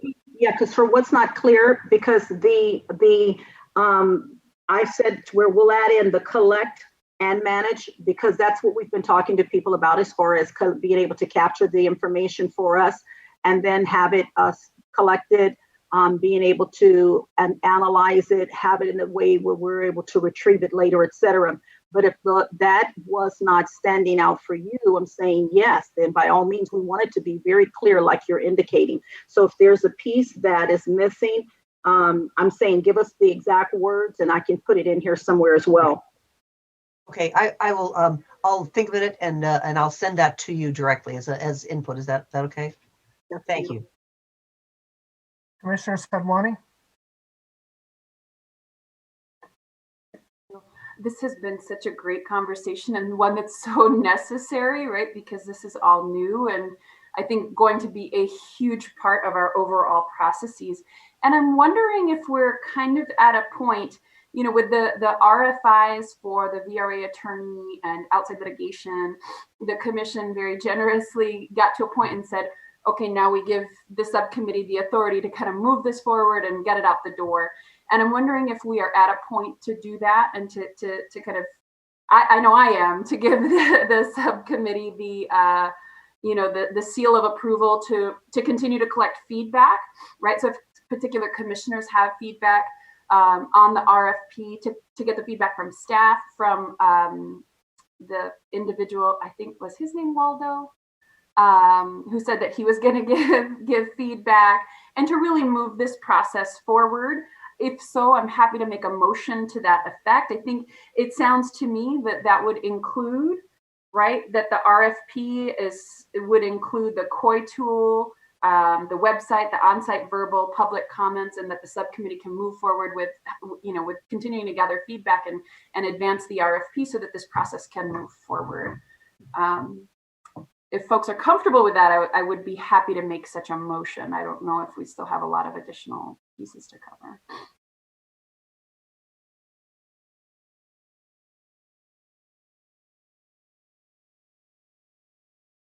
I'm seeing thumbs, and I don't know. Commissioner Fernandez has the peace sign. I'm not sure. Is that a good one? Okay. So can I make that motion? Do we need a motion? I was seconding your motion. Okay, good. I don't even know what the language is for this motion, but I feel very confident after this conversation that unless the subcommittee feels otherwise, that we've had a lot of feedback for y'all, and I would feel very comfortable with you both moving, advancing this to the next stage. We need to take a. Sadwani, sorry, could you restate what you see as the next stage? That they can continue to develop and advance this RFP, soliciting feedback from whomever else they feel is necessary, and actually putting it out. I would feel comfortable moving it that far.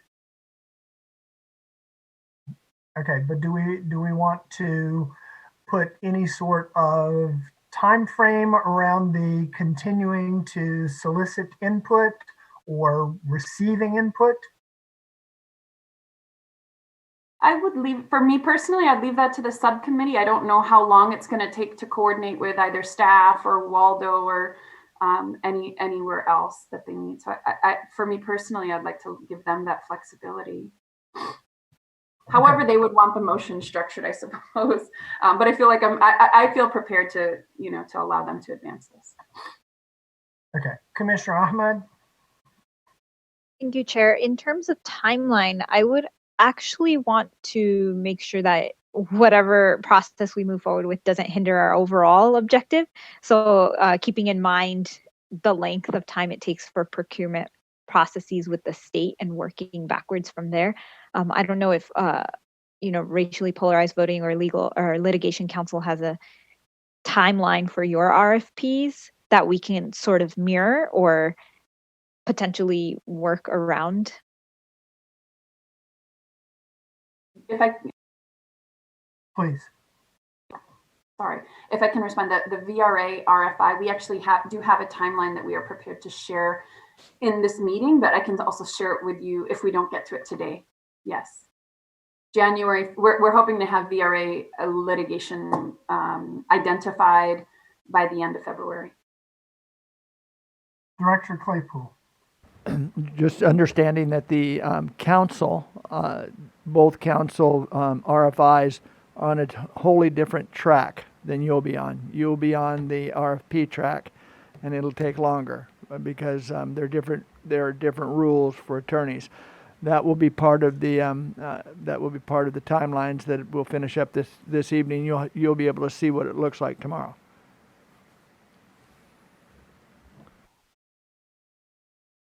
Okay. One point that I wanted to raise was that there's been discussion of information that's not machine readable or not structured, and as if it is therefore not usable. And the one thing that I wanted to point out is that even some of those things that we might think of as non-structured or non-usable can be meta tagged, and then as long as you have in your structure a field for meta tags, you can go back and retrieve based on those meta tags. So you're not looking into the document that might be attached to that record, but you have a field in the record that can be searched on. So, there are options that, it takes some level of effort to insert the meta tags, but that is a possibility. Commissioner Lamont.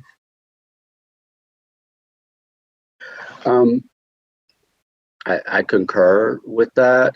I guess that this conversation starts to feel to me like the COI tool again. And I think that there's any number of options. I think we know that there are all kinds of ways. And at some point we've got, and I hope this wireframing process or diagramming process will help us get close to what that really looks like for us. Because I I just want to reiterate the point that yes, all of it's possible, but what's probable and what's realistic? And I think we're very good at keeping it, very high level and very surface. And then we start to get down to the details. We somehow get nervous and want to go back to, but there is a way. Yes, there is. However, we will not be able to fulfill every way. And so I'm just really hoping, because what I'm very concerned about is when we've got to go back and tell our partners what we want them to do for us. And we can't tell them just do whatever and bring it to us and we're going to figure it out. We have data managers who's going to just make it happen. That is not going to be helpful to them. So I just want to reiterate that. I'm not trying to contradict you, Commissioner Kennedy, at all. I just feel like we realize it, but there's something about us really drilling down and saying, okay, here we go. This is what we're going to do. We just don't quite get there. So I know it's coming, though. I feel it. It's coming. And one day somebody will answer the question that I've asked multiple times as to how we're going to use the narrative. But I'll save that for another day. Good. Okay. I see that we have a caller. We have not yet called for public comment, but I don't want to leave the caller hanging. So, Commissioner Sadwani? Well, I was just wondering if I formalize my motion, then we could, if we need a vote, I don't know that that's entirely certain, but if we need a vote on this to move it forward, I'm happy to formalize the motion. We can take the caller as a part of public comment on that vote. Perfect.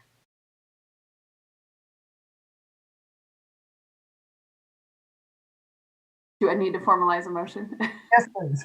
Okay, got it. So what I had kind of in response to Commissioner Lamont, what I had originally said, acknowledging all of our limitations, but as being as inclusive as we want to try and be, that the RFP is going to include the COI tool, the website, on-site verbal, public comments, and that we're going to leave it to the subcommittee to advance this RFP, seeking whatever feedback that they want from public, staff, or other experts.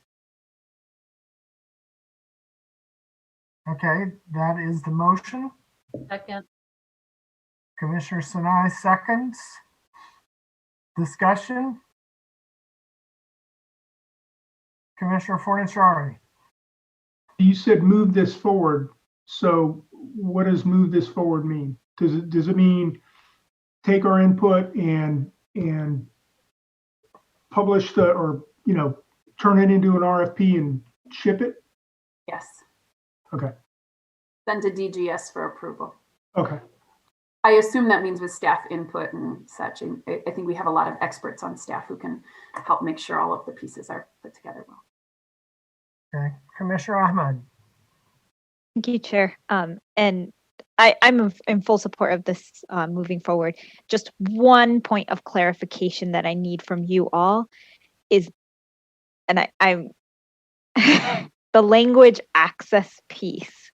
Is that something you all hope that this RFP would include in terms of translation services? Or is that something that we would want to keep separate and then at a later point combine with the rest of our internal services? Second, latter one. Commissioner Sinai? Okay. I think we need to look at language access as one whole package instead of each individual piece doing it. So definitely, you all convinced me that it's separate. Okay, Commissioner Anderson. One very important part, if we're asking them to assist us in gathering this information, we need to say we want them to attend the meetings.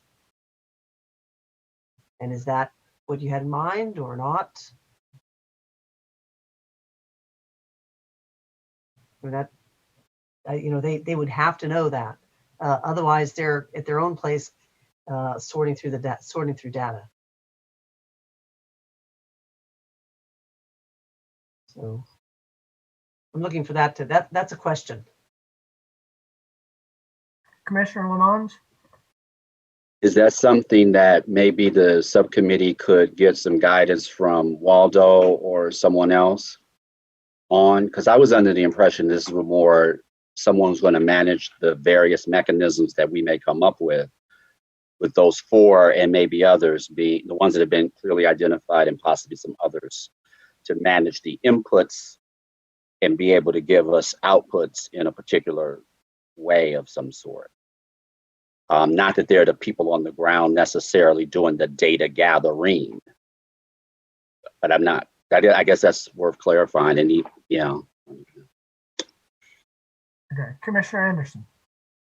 That's exactly my question, because I thought public meetings were public testimony was one of the items. In which case, who was at that meeting gathering the information? This is my question of gathering. Who is gathering? Because we need someone. Otherwise, it's us. Yes, we will talk. Thank you. I'm sorry. Yes, I forgot myself for a minute. Thank you, Chair.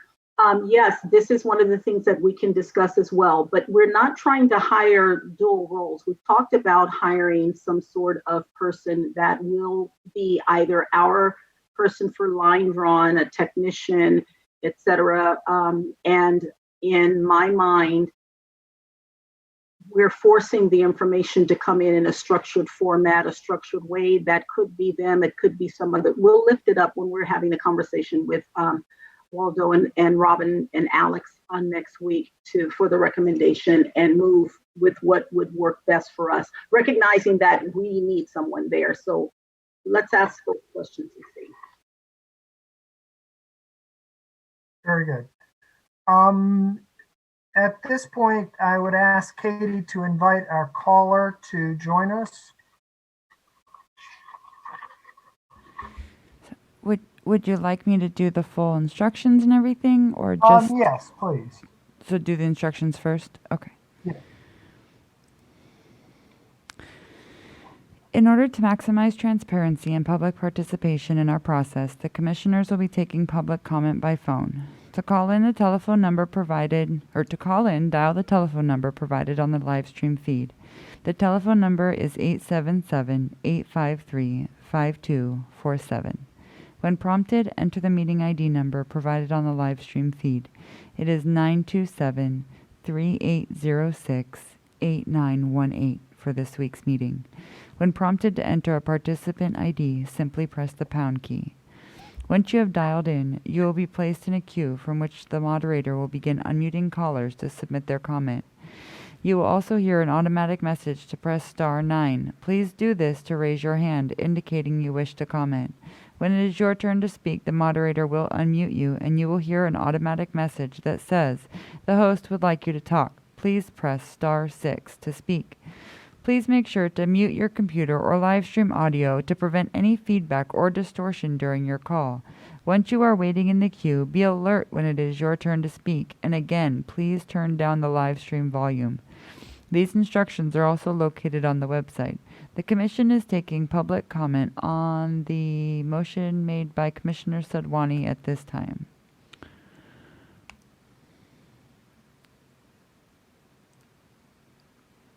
If you'll please state and spell your name for the court reporter. Rosalind Gold, ROSALIND, and the last name is Gold, GOLD.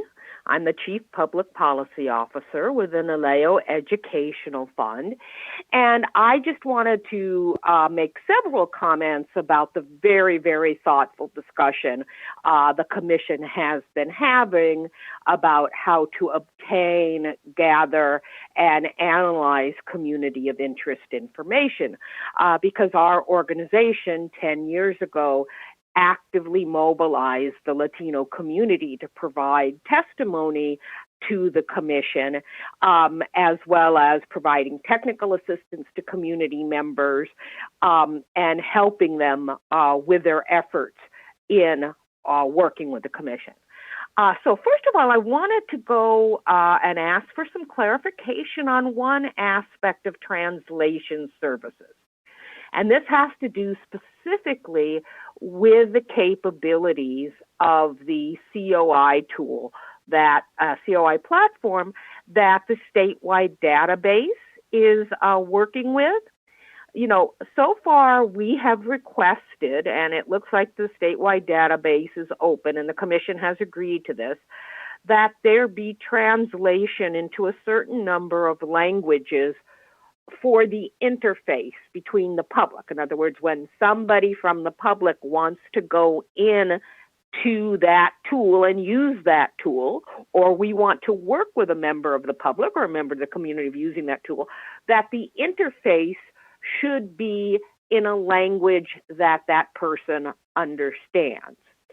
However, one of the things that we do not believe the tool has the capability of doing, and nor should an automatic tool do this, which is translating what people put in, what they enter, what their testimony is, into English. That is going to have to be done by a separate translation service provider.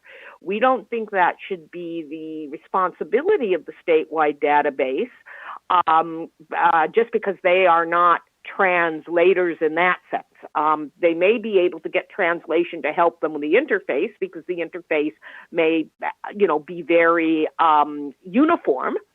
But the things that people write into the COI tool and the testimony that they provide is not going to have that kind of uniformity of language. So it will be necessary for there to be contractual services for translation services of the testimony that people submit through the COI tool. And I guess we were just feeling that was not clear. And so I guess I just wanted to, emphasize that we do not feel the database tool is the place to translate the output, translate what people enter into the computer, so that it can be understood by the commission and members of the public. So before I go on to my other comments, I just want to know if there are any questions or responses to this particular comment. Commissioner Kutagawa? Yeah, thank you, Rosalind, for calling in. I think, and maybe I'm just kind of like older. I'll just say, I know that the idea of having it like a Google Translate or like an electronic translate came up. To be honest, that didn't cross my mind. I think I was thinking along the lines of, since the statewide database was going to engage somebody to translate the interface language, in the various languages, then I guess I will just say that I did make an assumption then that the inputs would then be then translated by the same providers who help them to create the language translation for the interface.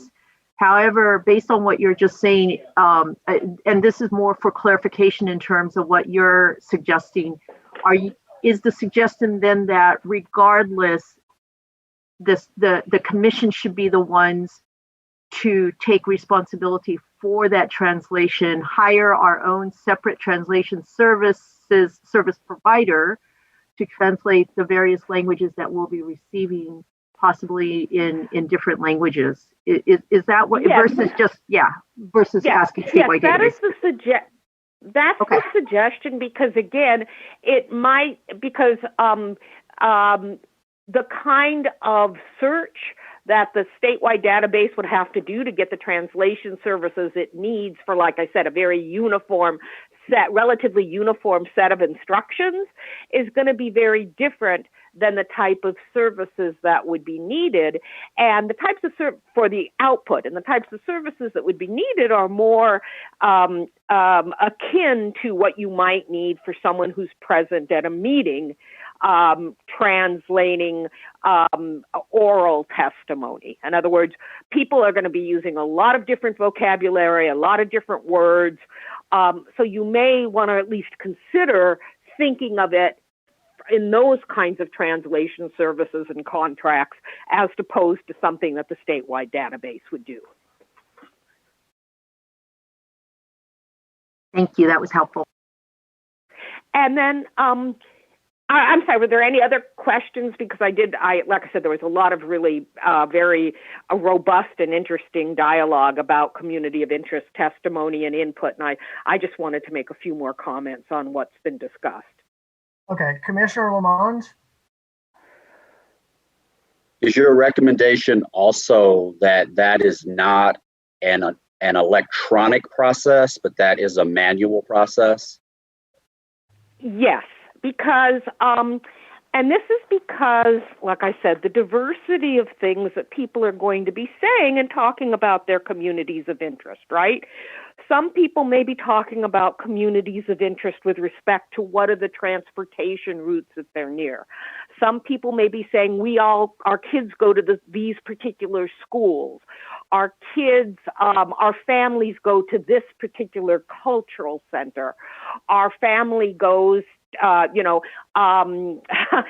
of the great little comments I heard is that sometimes people say, these are the kinds of restaurants, or these are the different restaurants our community members and neighborhood members go to. What I'm saying is that the vocabulary that people use in describing communities of interest is very varied. It may be idiomatic. And I don't know if anybody on the commission has actually tried to use a mechanical translator for just regular conversation, and you start to see how awkward and how inexact those translations are.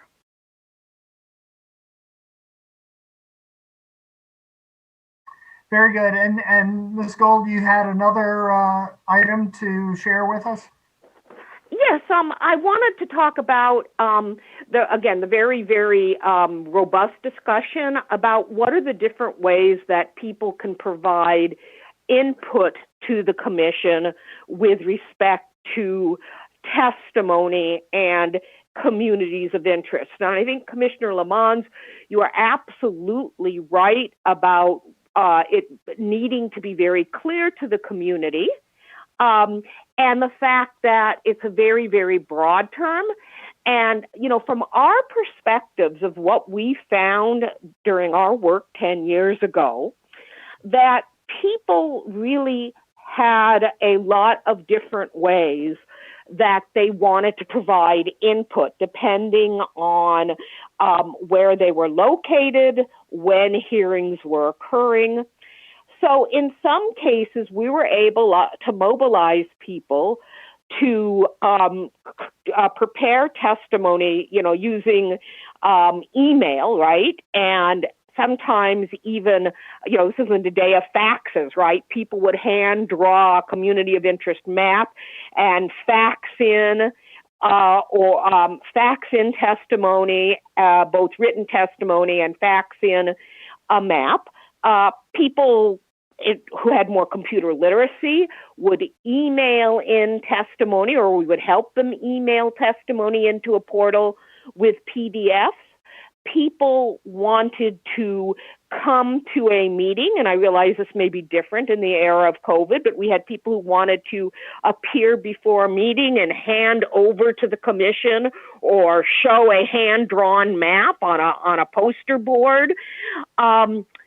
So we see the COI tool as just one way that people are going to want to submit testimony. Now, you are right. As community organizations who are mobilizing people, we will want to streamline. We will want to provide and coach and provide technical assistance and do exactly the boot camps that Commissioner Lamont suggested for the groups that we work with and the community members we work with, to make sure that there is that maps and testimony are submitted in the ways that are most accessible for the commission and will have the greatest impact. But at the same time, we know that sometimes we have to take community members at where they're at. Okay.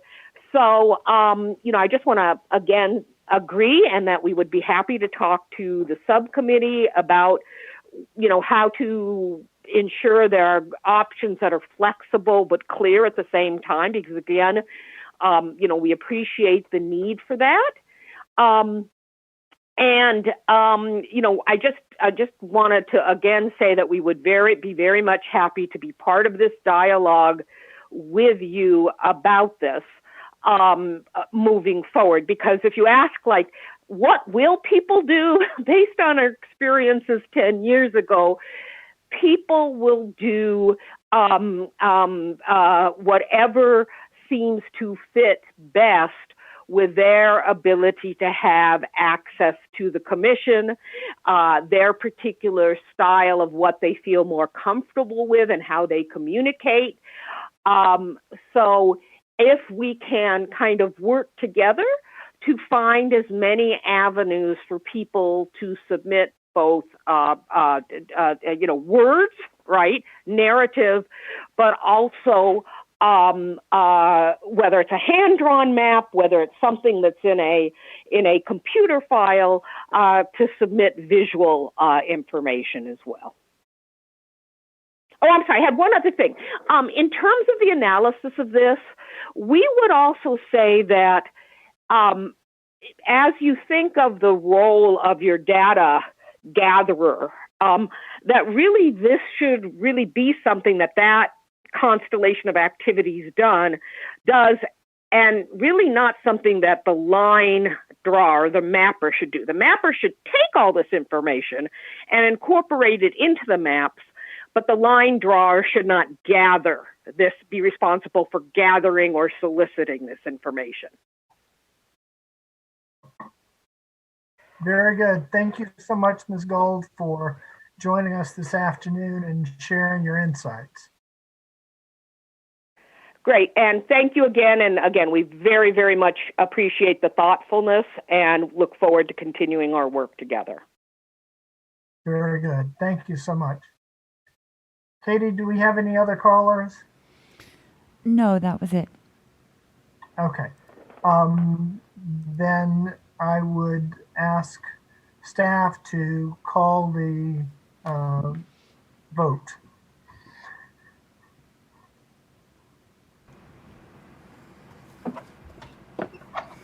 Commissioner Lamont? Yes. Commissioner Sawani? Yes. Commissioner Sinai? Yes. Commissioner Taylor? Yes. Commissioner Toledo? Yes. Commissioner Turner? Yes. Commissioner Vasquez?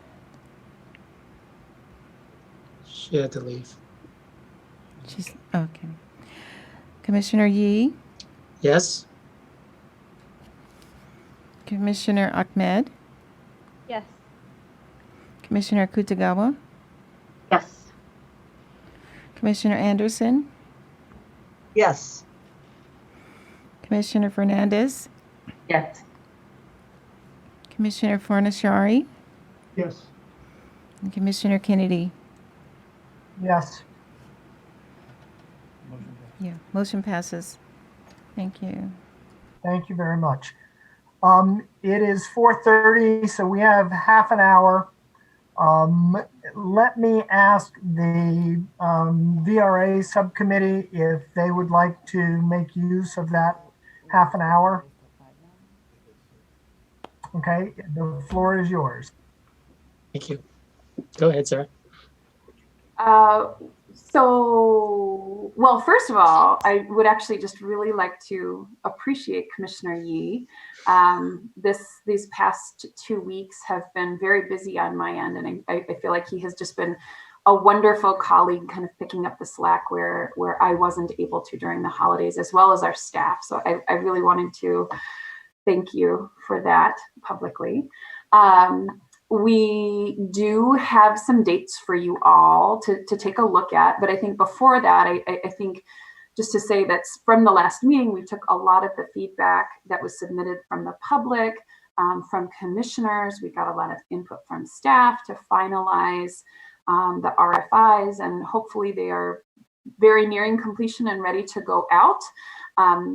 One of the key pieces that we have to finalize are the dates that will actually be in the RFI and go out. So we wanted to share that with you.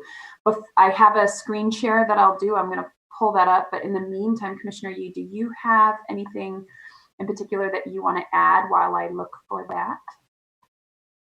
So just that we want you to think with us through these dates, because we're kind of making assumptions as we pick the dates, and maybe didn't, hopefully thought of everything important as we chose them, but there could be other things that we didn't think of that might affect the timing here. So that's why we're bringing it to you, and hopefully you can either just confirm we chose some good dates, or help us move them around as needed.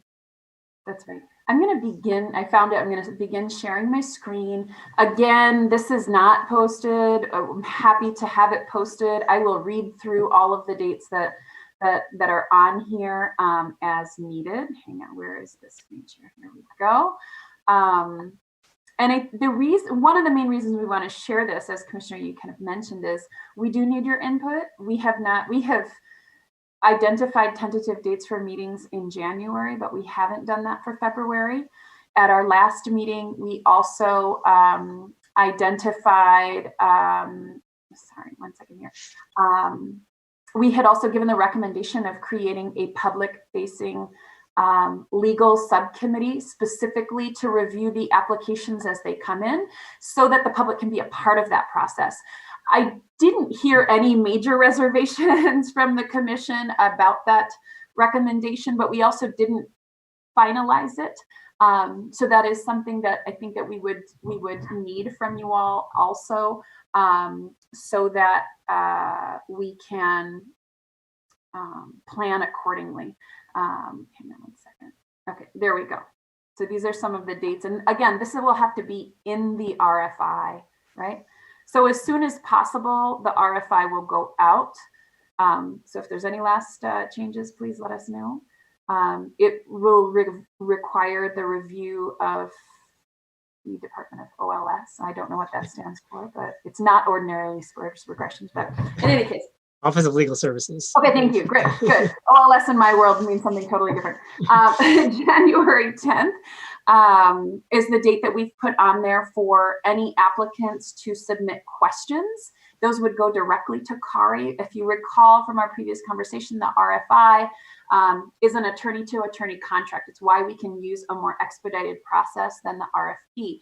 Now, this is all assuming that we're able to push this through OLS relatively quickly. If it's possible to move it in a matter of a couple of days, we could move some of these dates up. We just didn't really know the answers to these questions. We said January 29th, that all of these applications, known as a statement of qualifications, would be received, that staff would do an initial review of all of the applications simply to make sure that they meet minimum qualifications. If there's anyone that really would not serve the commission well, that doesn't meet the minimum qualifications, we could immediately take them out. And that on February 10th, we were estimating that that's about when we might meet again, based on the dates that we had given for the commission to meet in January, that a legal subcommittee would meet publicly to review those applications. So that means for the, in terms of all of the other pieces, we would need to agendize that. And we're going to need the tech support to figure out how to do this publicly. I think this came up earlier in the day. We had talked about in 2010, they had these larger subcommittees that had more than 2 people. They did meet publicly. We would need, for example, additional ASL interpretation. I just don't know the technicalities of how we will make this work, but we would ask that staff work with us to help figure that out.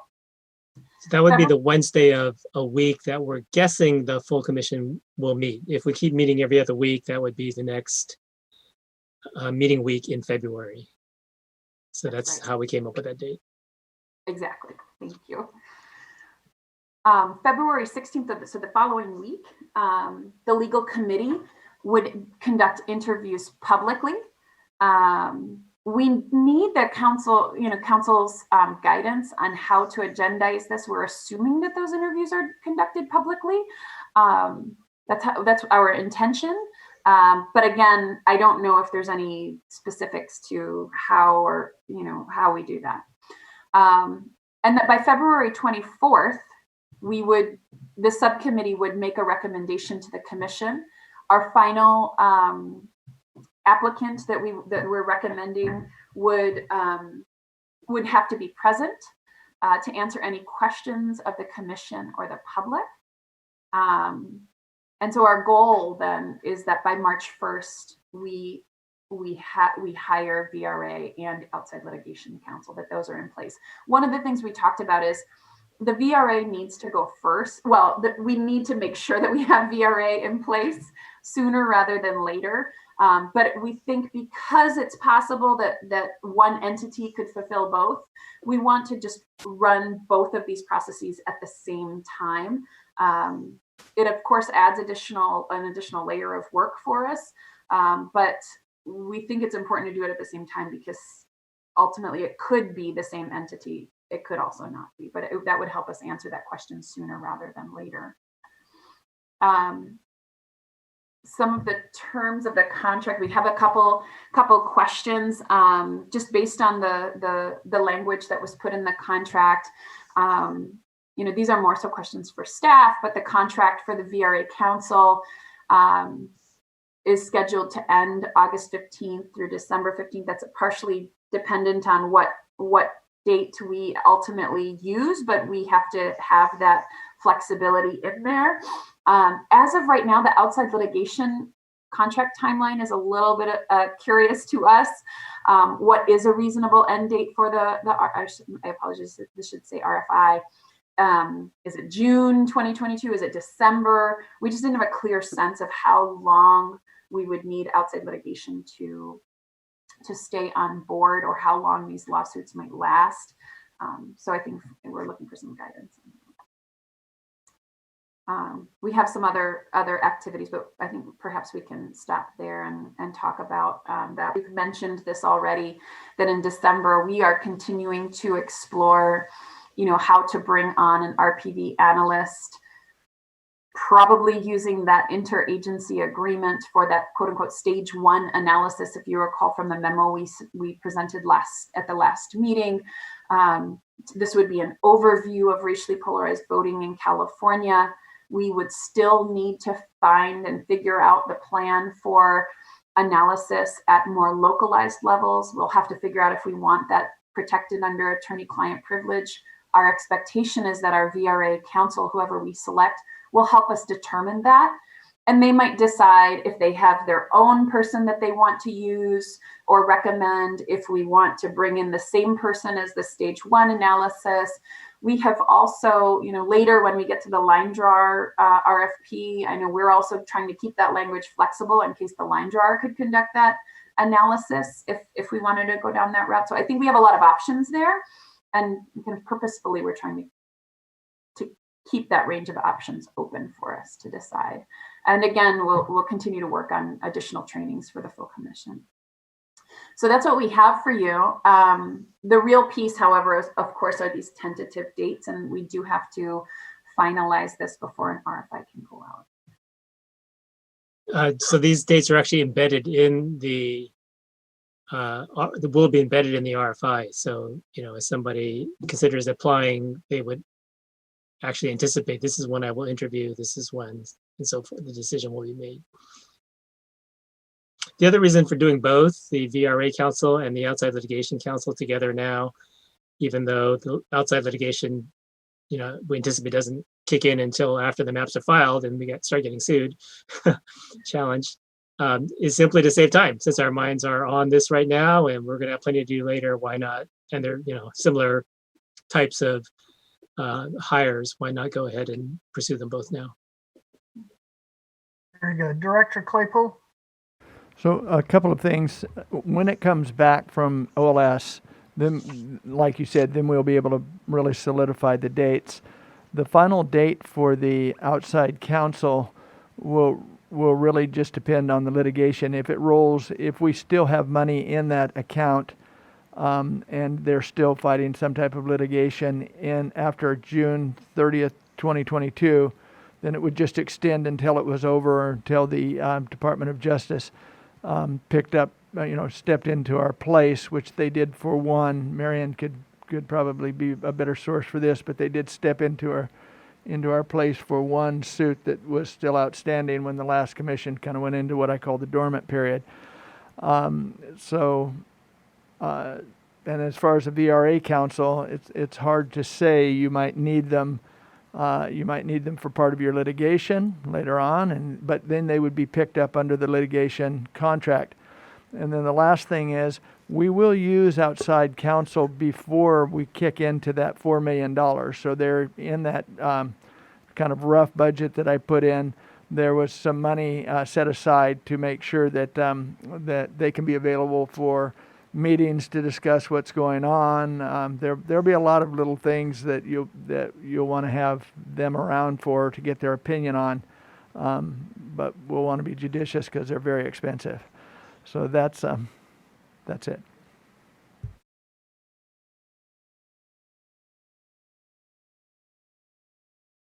Any questions, comments, feedback?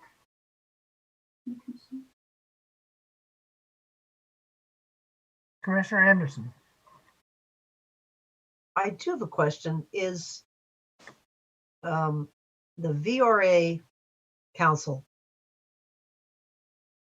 are they going to do the 2020 essentially RPB analysis? So may I respond? Yep. So they might.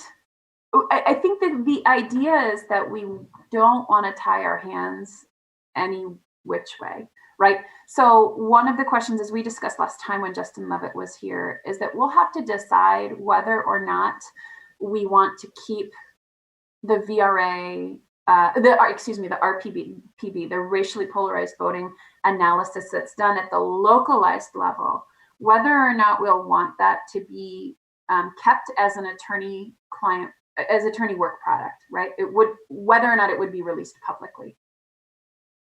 If we go down that road, and we haven't decided that yet, it could be the case that a VRA attorney already has someone that they work with or that they would recommend, and it might be best for us to use their person. That was the case in 2010, right? The contract that was established with Matt Barretto in 2010 was because it was the recommendation of the litigation firm that was used. And that was kept as a attorney work product. So we're proposing something slightly different. And when it comes to that more localized analysis, I think we want to keep the broadest array of options open. We have a lot of players already. So I just want to make sure that we're using the folks that they can, gel well, they can get along, that it works well for our commission. I would hate to go out and hire someone at this point in time to do the whole thing and then realize, okay, well, we don't know exactly what our needs are. So that's why we're suggesting that stage one analysis, that overview, to help us identify the areas we'll need, and to leave it open for us to figure out, okay, maybe we're going to use the same person that does the stage one for that stage two. Maybe the attorney will have it. Maybe the line drawer can do it. We don't know that yet. if there's a way to save money, I think that it makes sense to do so, because this is potentially another high priced item. And so I think my recommendation is that we stay flexible on that for now, so that we don't blow our budget. In the RFI, we actually asked the applicant to indicate whether they anticipate wanting to find their own RPV analysts or whether they should look to us to do that. Yeah, thank you. I see that in section 4 under personnel. Perfect, thank you. Section 6.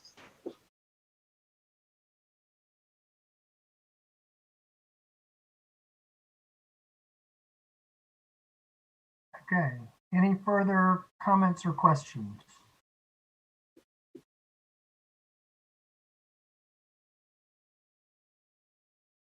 No, it is 12 minutes. Commissioner Kutagawa? Commissioner Kutagawa. So given what they just presented, it seems like we should perhaps before we end this meeting or at the next meeting, determine the dates for February. So then that way you're not left up to like a question as to whether the dates work or not. Yeah. We will have the discussion of future agendas and meeting dates tomorrow afternoon. And the other final piece, I think, I agree with you, Commissioner Kutagawa. And the other piece, I think, is also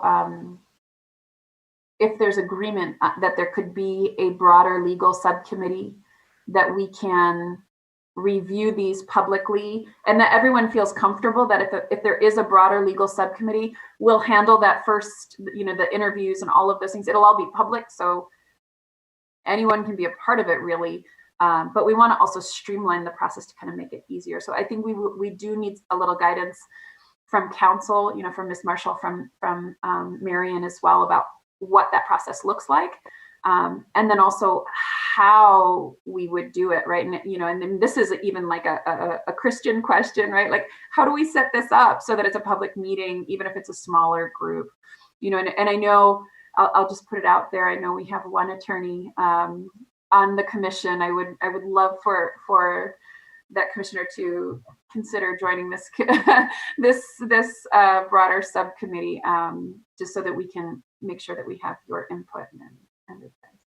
Draft actually refers to a legal advisory committee, optimistically, which would be this committee that we're talking about. Very good. Commissioner Sinai?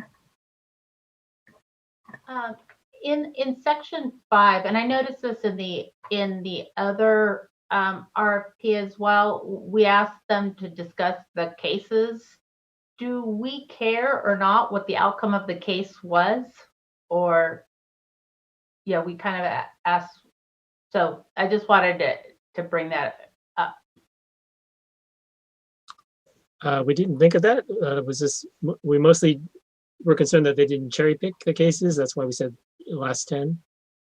So, but yeah, batting average, no, we didn't ask for that.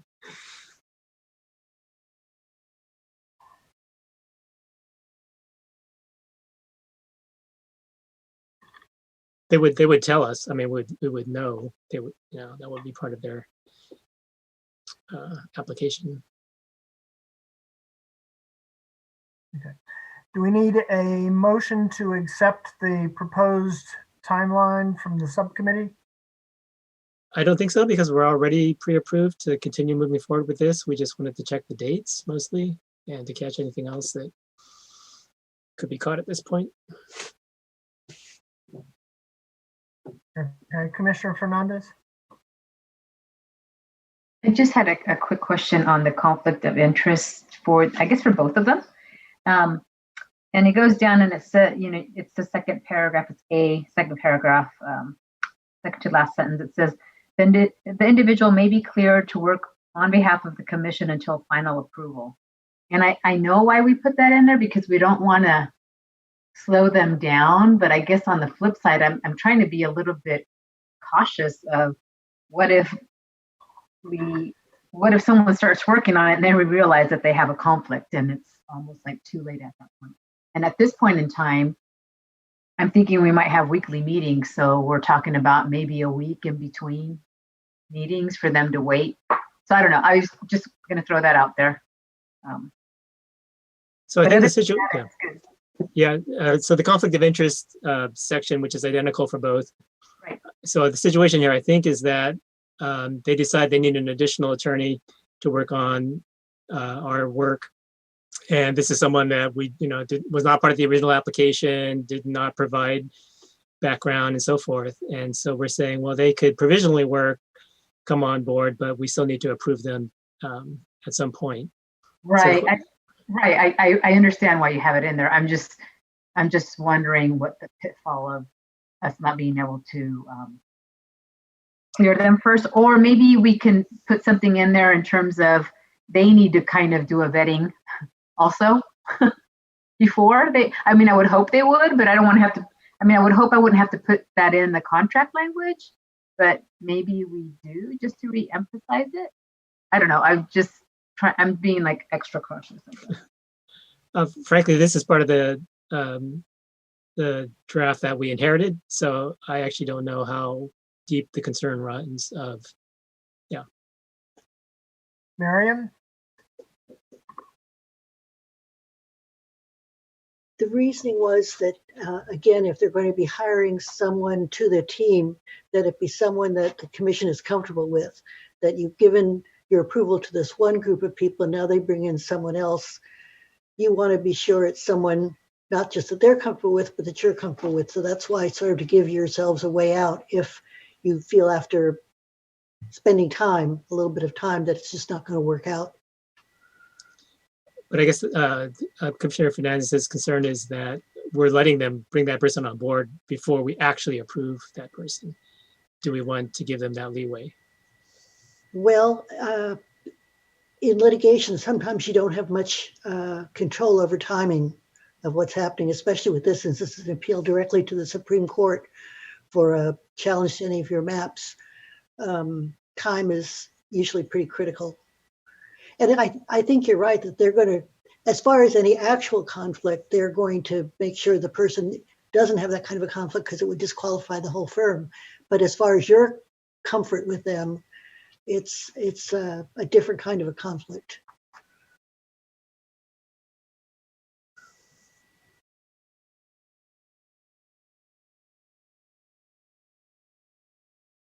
Anyone else?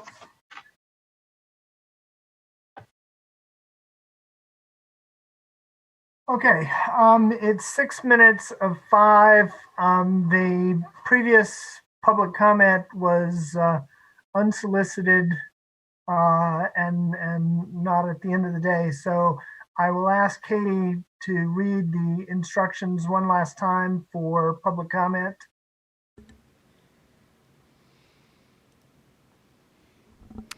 Yes, Chair. In order to maximize transparency and public participation in our process, the commissioners will be taking public comment by phone. To call in, dial the telephone number provided on the live stream feed.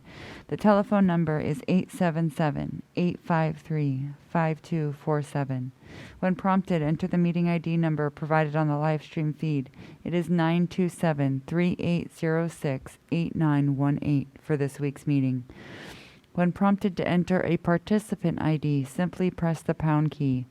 Once you have dialed in, you will be placed in a queue from which a moderator will begin unmuting callers to submit their comment. You will also hear an automatic message to press *9. Please do this to raise your hand indicating you wish to comment. When it is your turn to speak, the moderator will unmute you and you will hear an automatic message that says the host would like you to talk and to press *6 to speak. Please make sure to mute your computer or live stream audio to prevent any feedback or distortion during your call. Once you are waiting in the queue, be alert for when it is your turn to speak, and again, please turn down the live stream volume. These instructions are also located on the website. The Commission is taking general public comment at this time. It is general, right? Is there a new motion? Yeah. Oh, okay, sorry. It is general. We do have Thank you. someone in the Thank you very queue. much. Okay, go ahead and invite them to speak. I will. If you'll please state and spell your name for the court reporter. Matt Cobble. Last name is Kauble. Thank you, Mr. Cobble. The floor is yours. Well, I'm listening to you talk. The commission talk about